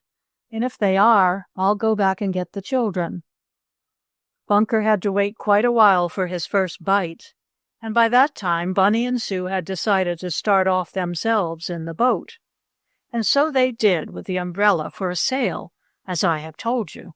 Faster and faster they went around the lower end of the island. They expected to see Bunker there, but they did not because he was at the upper end.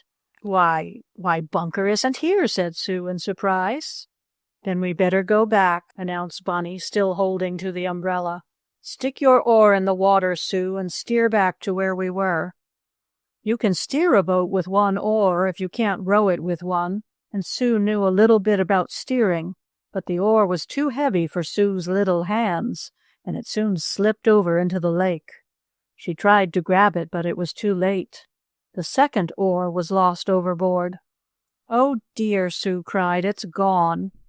"Never mind," said Bunny. "We don't need oars with the umbrella for a sail. only we can't sail back where we were unless the wind blows the other way, and I don't see where Bunker is." "Maybe he's gone home and left us," said Sue. "He couldn't, not without a boat," objected Bunny. "We'll have to sail over to camp and get Daddy or Uncle Tad to row back for him." "Yes, let's sail to our camp," agreed Sue. "Won't they be surprised to see us come up this way with an umbrella?" "I guess they will," said Bunny. The wind blew stronger. It was all Bunny could do to hold to the umbrella now. The wind almost blew it from his hands. Even with Sue to help him, it was hard work. "If you could only tie it fast," suggested Sue. "Maybe I can," said Bunny. "Here's a rope." The rope by which the boat had been tied to a tree on the island lay in the bottom of the boat. The umbrella had a crooked handle, and the tying of one end of the rope around this helped Bunny to hold the queer sail. The boat now went on faster and faster. "Why, here's our camp away over there," cried Sue, pointing. "Why don't you sail to it, Bunny?" Bunny looked. Indeed, the white tents of Camp Rest-A-While were on the other side of the lake, far away, and the wind was blowing the boat farther and farther off. Bunny and Sue could not get back to camp, for now they had nothing with which to steer their boat. Of course, if the wind had been blowing toward the tents, instead of away from it, they could have gotten there without steering, but now they could not. "Oh, dear," cried Sue. "Where are we going, Bunny?" "We are going to the woods, I guess," he said. They were sailing toward the wooded shores of the lake, away on the other side from their camp, and a long way down from the island where they had left Bunker Blue. Harder blew the wind on the umbrella sail. Faster went the boat. Finally, it ran up on shore, right where the woods came down to the edge of the lake. Splash jumped out with a bark and began stretching himself. He did not like to stay too long in a boat. He wanted to run about on shore. "Bunny, where are we?" asked Sue. "I don't know," answered her brother, "but we are on land somewhere, I guess. It's nice woods, anyhow." The trees and bushes grew thick all about. "Let's get out," Bunny went on. He shut down the umbrella sail and took off the rope. Then he tied the boat to a tree. He got out and helped Sue. "Where's our camp?" the little girl wanted to know. Bunny looked across the lake. He could not see the white tents. Neither could Sue. "Bunny, Bunny," said the little girl slowly. I guess we're lost it again." I guess so, too," agreed Bunny Brown. Chapter 23. In the Cave.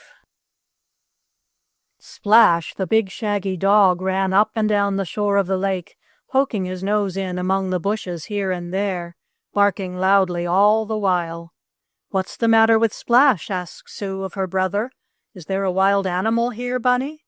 "No, I don't guess so," the little boy answered. "Splash is wagging his tail, and he wouldn't do that if there were wild animals around. He doesn't like a wild animal. I guess Splash is just glad 'cause he is out of a boat. Splash doesn't like a boat." "I do," said Sue. "But we didn't ought to have come away in the boat all alone, Bunny. Mother told us not to, you know." "I know she did, Sue, but we couldn't help it.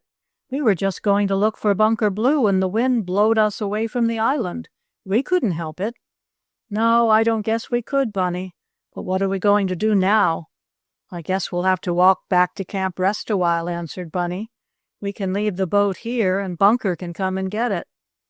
"Can't we sail back in our boat with the umbrella, same as we sailed down here?" Sue wanted to know. "We could if the wind would blow right, but it isn't," said Bunny. He had been among his father's boatmen often enough to know that you have to go with the wind and not against it when you're sailing a boat. "We'll have to walk, Sue." "Let's holler and yell," said the little girl as she straightened out the dress of her doll. "What for?" "So Daddy or Mother can hear us," Sue went on. "If we holler real loud, they may hear us and come and get us in another boat. If we hadn't lost the oars, Bunny, we could row back." "Yes, but the oars are lost. I guess we'll just have to stay here, Sue. We're lost it again." "But I'm not afraid. It's nice here, and if we get hungry I can catch a fish. I have my pole, and there's a worm on my hook yet." "Is he a squiggly worm?" Sue wanted to know. "He was kind of squiggly," answered Bunny, "but I guess he's all done squiggling now. He's deaded." "Then I wouldn't be afraid of him," Sue said. "I could fish with him, too. I don't like squiggly worms. They tickle you so." Bunny walked back to the boat which the wind had blown partly up on shore. He looked for his fishing pole and line, and after he had taken it out, he saw the little basket of lunch his mother had put up. It had not yet been opened. "Oh, Sue," Bunny cried, "look, we've got our lunch. And there's a bottle of milk, too. Now we can have a picnic." "And you won't have to catch any fish," cried Sue, clapping her hands. "I'm hungry, Bunny. Let's have the picnic now." Bunny was willing, for he was hungry, too, and the children, taking the basket of lunch, sat down in a shady place on the shore to eat. As Sue was taking off the napkins in which the sandwiches and cakes were wrapped, she happened to think of something. "Oh, Bunny," Sue said, "part of this lunch was for Bunker Blue." Bunny thought for a second or two. "Well, Bunker isn't here now," he said, "and he can't get here lessen he swims. I don't guess he'll want any lunch, Sue." "And anyhow, he can catch a fish," said Sue. "Bunker is good at fishing, and he likes to eat 'em." "I wonder where Bunker is now," pondered Bunny. He looked back up the lake. He could not see the island where they had left Bunker. It was out of sight around a bend in the lake shore. "Do you think he'll swim down here and want some lunch?" asked Sue. "No," answered Bunny. "We can eat all this. Bunker won't come." And so the children began on their lunch, sharing some of it with Splash, who, after a bath in the lake, lay down in the sun to dry himself. By this time Bunker Blue, back on the far end of the island, had caught 3 fine big fish. He was so excited and glad about getting them that for a while he forgot all about Bunny Brown and his sister Sue. Then he happened to remember them. "I'll go back to the boat and get the children," said Bunker Blue to himself. "They can catch fish here, and that will tickle Bunny. He never yet caught real big fish like these." But when Bunker went to the place where he had left Bunny and Sue in the boat, the children were not there, nor was there any sight of the boat. Bunker had been fishing by himself longer than he thought, and by this time Bunny and Sue were out of sight around a bend in the shore. Bunker rubbed his eyes, then he looked again. There was no doubt of it. The boat was gone, and so were the children. "Where can they be?" asked Bunker aloud, but there was no one on the little island to answer him. Then the red-haired boy happened to think that perhaps Bunny might have taken the boat around to the other end of the island. Bunker quickly ran there, but no boat was to be seen.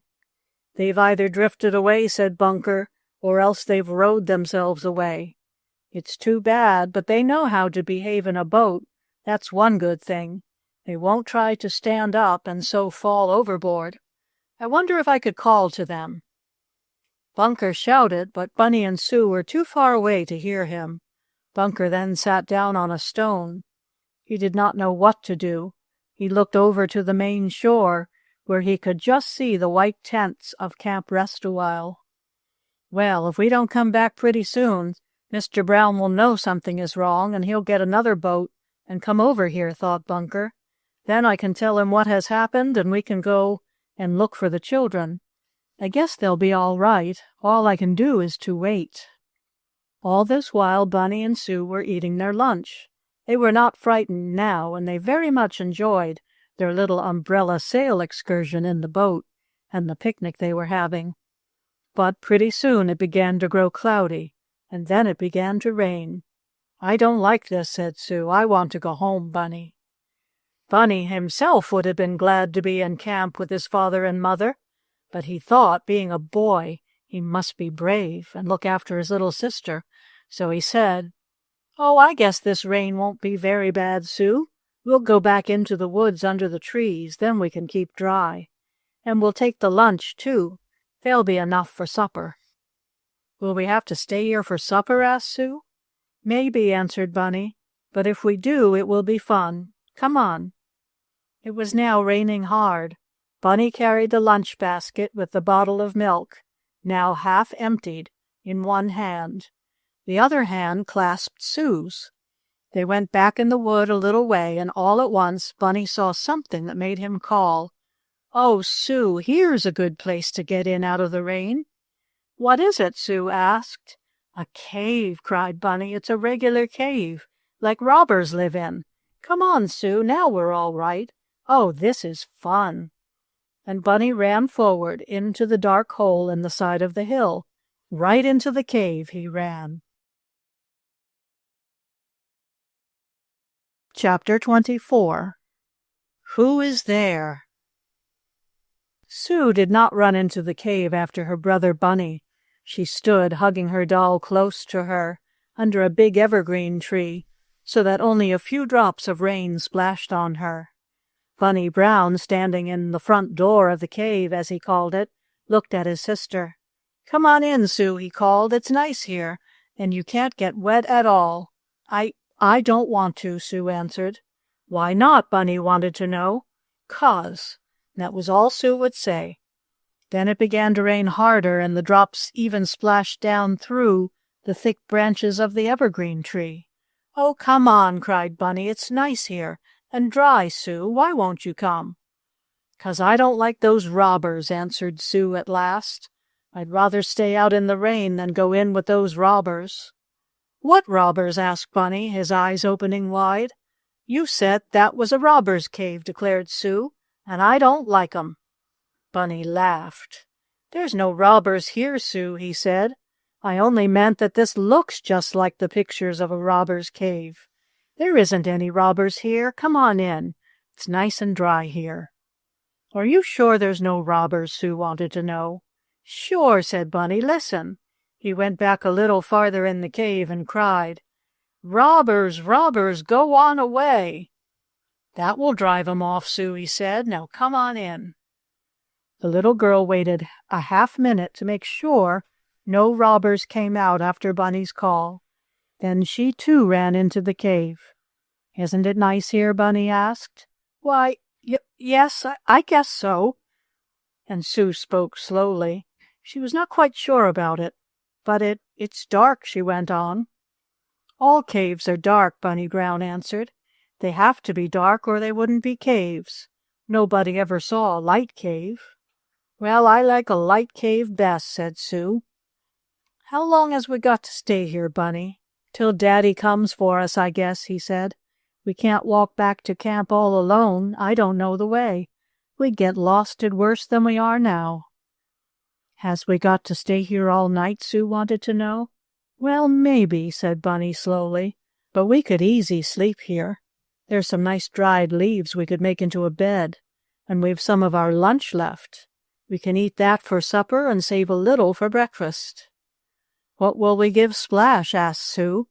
She had looked over Bunny's shoulder as he now opened the lunch basket. There did not seem very much left for 2 hungry children and a dog. Splash was now nosing about in the cave. He did not bark, and Bunny and Sue knew there could be no one in the hole but themselves, no wild animals or anything. "There isn't enough to give Splash much," said Bunny slowly, "but maybe he can dig himself up a bone in the woods. We can leave the crusts for him. Splash likes crusts." "I don't," Sue said. "He can have all of mine." Bunny Brown and his sister Sue had not yet learned to like the crusts of their bread, but Splash was not so particular. The wind was now blowing harder, and the rain was flowing in the front of the cave. It blew in the faces of the children. "Come on farther back," said Bunny, as he saw Sue wrapping her dress around her doll to keep off the rain. It's too dark," Sue answered. Bunny walked back a little way. Then he cried, "Oh, Sue, come on back here. It's real light here. There's a chimbly here, and the light comes down it fine." "You come and get me. I can't see. It's so dark," Sue answered. Bunny had left her standing near the front part of the cave, where it was still light, and he had run back into the dark part. There, halfway back, he had found a place where there was a hole in the roof, a chimbly, as Bunny called it. Through this hole or chimney light came down, but between that place and the entrance was a dark spot, and it was this dark patch that Sue did not want to cross alone. "I'll come and get you," Bunny called, and a minute later he and Sue were standing together under the hole in the cave roof. Some few drops of rain came down this chimney, but by standing back a little way the children could keep nice and dry, and at the same time they were not in the dark. "Isn't this nice, Sue?" asked Bunny. "Yes," she said, "I like it better here." It was a good place for the children to be in out of the storm. They were far enough back in the cave now so that the wind could not blow on them, and no rain could reach them. Splash had come this far back into the cave with them and was sniffing about. Bunny walked around the light place and found some boxes and old bags. In one of the boxes were some pieces of dried bread and an end of bacon. There was also a tin pail and a frying pan, and off to one side were some ashes. Bunny also saw where a pile of bags had been made into a sort of bed. "Look, Sue," said the little boy, "I guess real people used to live in this cave. Here is where they made their fire and cooked, and they slept on the pile of bags. We can sleep there tonight if Daddy doesn't come after us." "But I hope he comes," exclaimed Sue. Bunny hoped so too, but he thought he wouldn't say so. He wanted to be brave and make believe he liked it in the cave. I'm thirsty," said Sue after a bit. "I want a drink, Bunny." "I'll give you some of the milk, Sue. There's half a bottle of it left." "I'd rather have water, Bunny." "I don't guess there's any water here, Sue," answered Bunny. Then he listened to a sound. It was Splash lapping up water from somewhere in the cave. It did not sound very far off. "There's water," Bunny cried. "Splash has found a spring. Now I can get you a drink, Sue. Splash, where is that water?" Splash barked and came running to his little master. Bunny walked to the place from which Splash had come, and there he found a spring of water coming out of the rocky side of the cave. It fell into a little puddle, and it was from this puddle that Splash had taken his drink. Bunny held a cup under the little stream of water and got some for Sue. Then he took a drink himself. "Say, this cave is fine," he cried. "It's got water in it and a place for a fire. All the smoke would go up that hole. We'll get Bunker and Daddy and Mother and Uncle Tad and come here and have a picnic some day. Don't you like it, Sue?" I'd rather be back at Camp Rest a while," said the little girl. "Can't we go?" "I'll go and see how hard it's raining," said the little boy. He went to the front door of the cave and looked out. It was storming very hard now. The wind was blowing the limbs of the trees about and dashing the rain all over. "We can't walk home in this storm," said Bunny to Sue. "We'll have to stay in this cave until they come for us." "All right," Sue said, "then let's eat." The children ate some more of the lunch they had brought with them. "Now let's make the bed," said Sue. "We'll sleep on a pile of the bags, Bunny, and pull some of 'em over us for covers. Splash won't need any covers. He never sleeps in a bed." Bunny and Sue had often played house, and they knew how to make the old blankets and pieces of carpet they found in the cave into a sort of bed. It was not so light now, for it was coming on toward night, and the sky was covered with clouds. "If we shut our eyes and go to sleep, we won't mind the dark," said Bunny. "All right, let's," agreed Sue. They cuddled up on the bags, their arms around one another, with Sue's doll held close in her hand, while Splash lay down not far from them. Bunny was not sure he had been asleep. Anyhow, he suddenly opened his eyes and looked toward the chimney hole in the roof of the cave. A little light still came down it, but something else was also coming down. Bunny saw a big boy, or a small man, sliding down a grapevine rope into the cave. First Bunny saw his feet, then his legs, then his body. Bunny wondered who was coming into the cave. He made up his mind to find out. "Who is there?" he suddenly called. "Who are you? What do you want in our cave?" The figure sliding down the piece of grapevine into the cave through the chimney hole suddenly fell in a heap on the floor, close to where Bunny and Sue were lying on the pile of bags. Splash jumped up and began to bark loudly. Chapter 25. Back in Camp. Bunny Brown tried to be brave, but when he saw someone come into the cave in the darkness, in such a queer way, the little boy did not know what to do. He thought of Sue and felt he must not let her get hurt, no matter what else happened. "Oh, Bunny," cried Sue, "is that one of the robbers? Is it, Bunny? If it is, I don't want to stay here. You said there weren't any but picture book robbers in this cave, Bunny Brown." Bunny did not answer right away. He did not know what to tell Sue. But the big boy who had dropped down through the chimney hole straightened up suddenly. Bunny could see him patting Splash on the head. And that was rather strange, for Splash did not easily make friends with strangers. He would not bite them, but he would bark at them, until some of his friends had said it was all right, and that he need bark no more. But after his bark of surprise this time, Splash seemed to have suddenly made friends with the big boy, who had come sliding down the chimney hole of the cave. Who are you?" asked Bunny again. Instead of answering, the big boy laughed. Then he asked, "Are you Bunny Brown and his sister Sue?" Yes, we are," Bunny said, "but how did you know?" "Oh, I can tell all right." Splash seemed very glad to meet the strange boy. There was still light enough coming down the chimney hole for Bunny to see the dog's wagging tail, and Splash did not wag his tail for persons he did not like. This must be a friend. Is you a robber?" asked Sue. She had hidden her face in the pile of bags and was holding closely to her doll. Again the big boy laughed. "No, I'm not a robber," he said, "though I did take a piece of your mother's bacon, but I'll pay her back for it. How in the world did you find my cave? And where is your father, or Bunker Blue? And what are you doing out alone in this storm? Are you—" But Bunny Brown broke in on the questions. "Oh, I know who you are! I know who you are!" Bunny cried. "You're Tom Vine, who ran away from us. Why did you run away? Daddy has been looking for you. You are Tom Vine, aren't you?" "Yes, Bunny, I am. Wait a minute and I'll light a lantern and you can see me better. Look out, Splash, so I won't step on you." So that was why Splash had made such good friends with the big boy who had come down the cave chimney hole. Splash knew Tom Vine, of course, even in the darkness. Tom walked over to one of the boxes and brought out a lantern. This he lighted. Bunny and Sue blinked their eyes at the sudden light, but they were soon used to it. Then they looked at Tom. Yes, it was he, but he was even more ragged than when they had first seen him.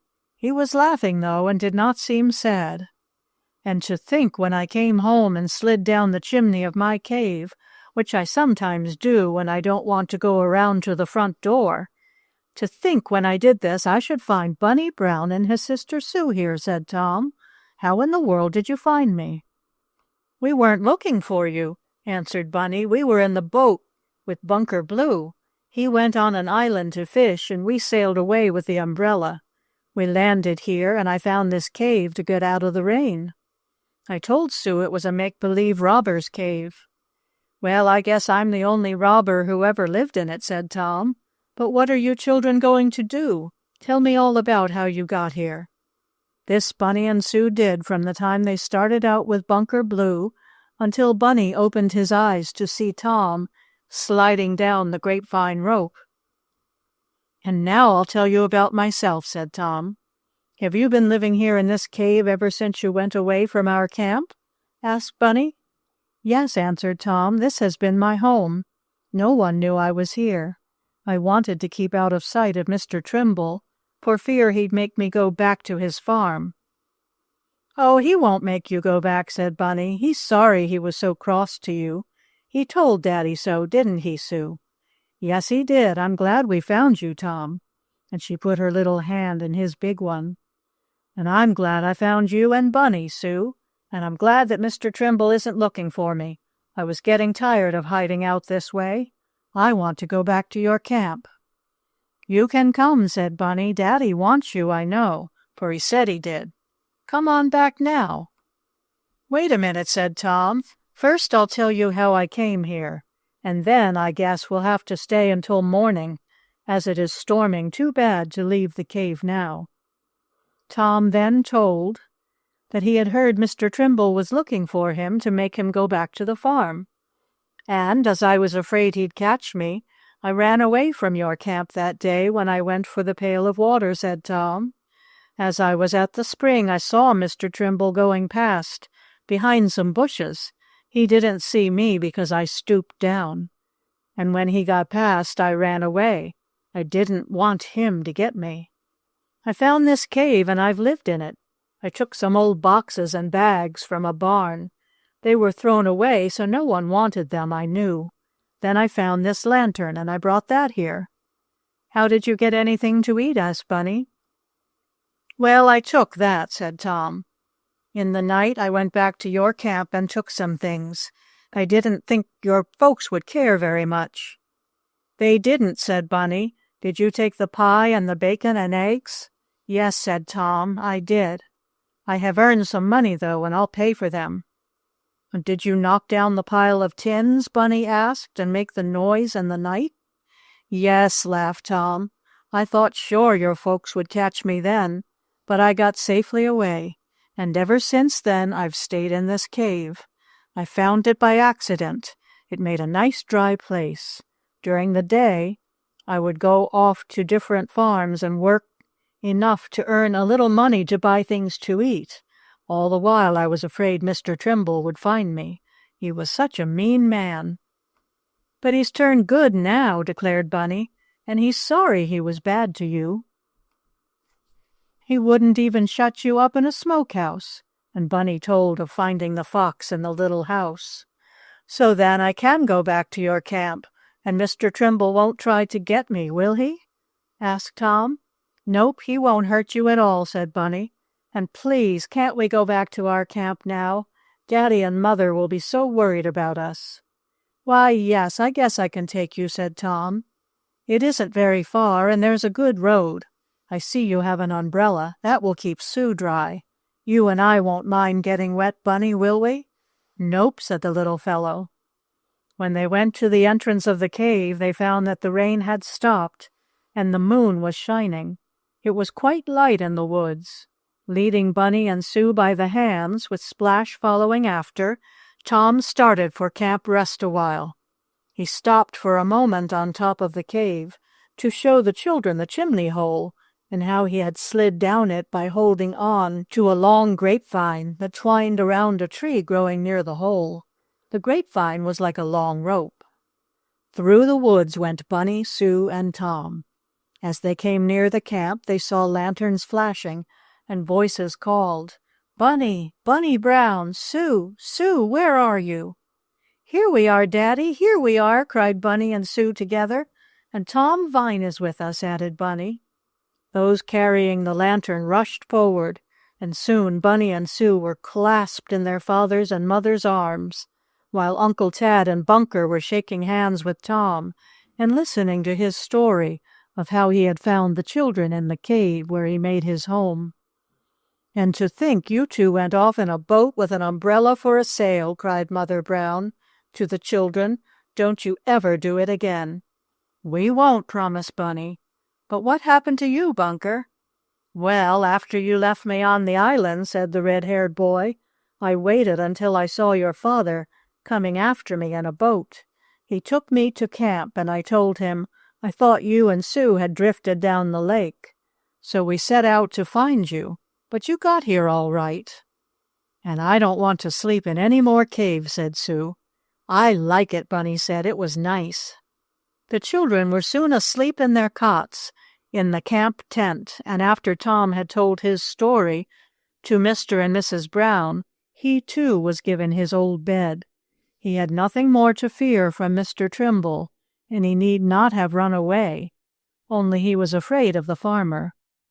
And for that reason he did not go back to camp or send any word to Mr. Brown. But everything came out all right, and Mr. Trimble came over and told Tom how sorry he was for having been so unpleasant as to make him run away. Bunny Brown and his sister Sue stayed at Camp Rest-A-While all that summer, and they had much fun and many more adventures.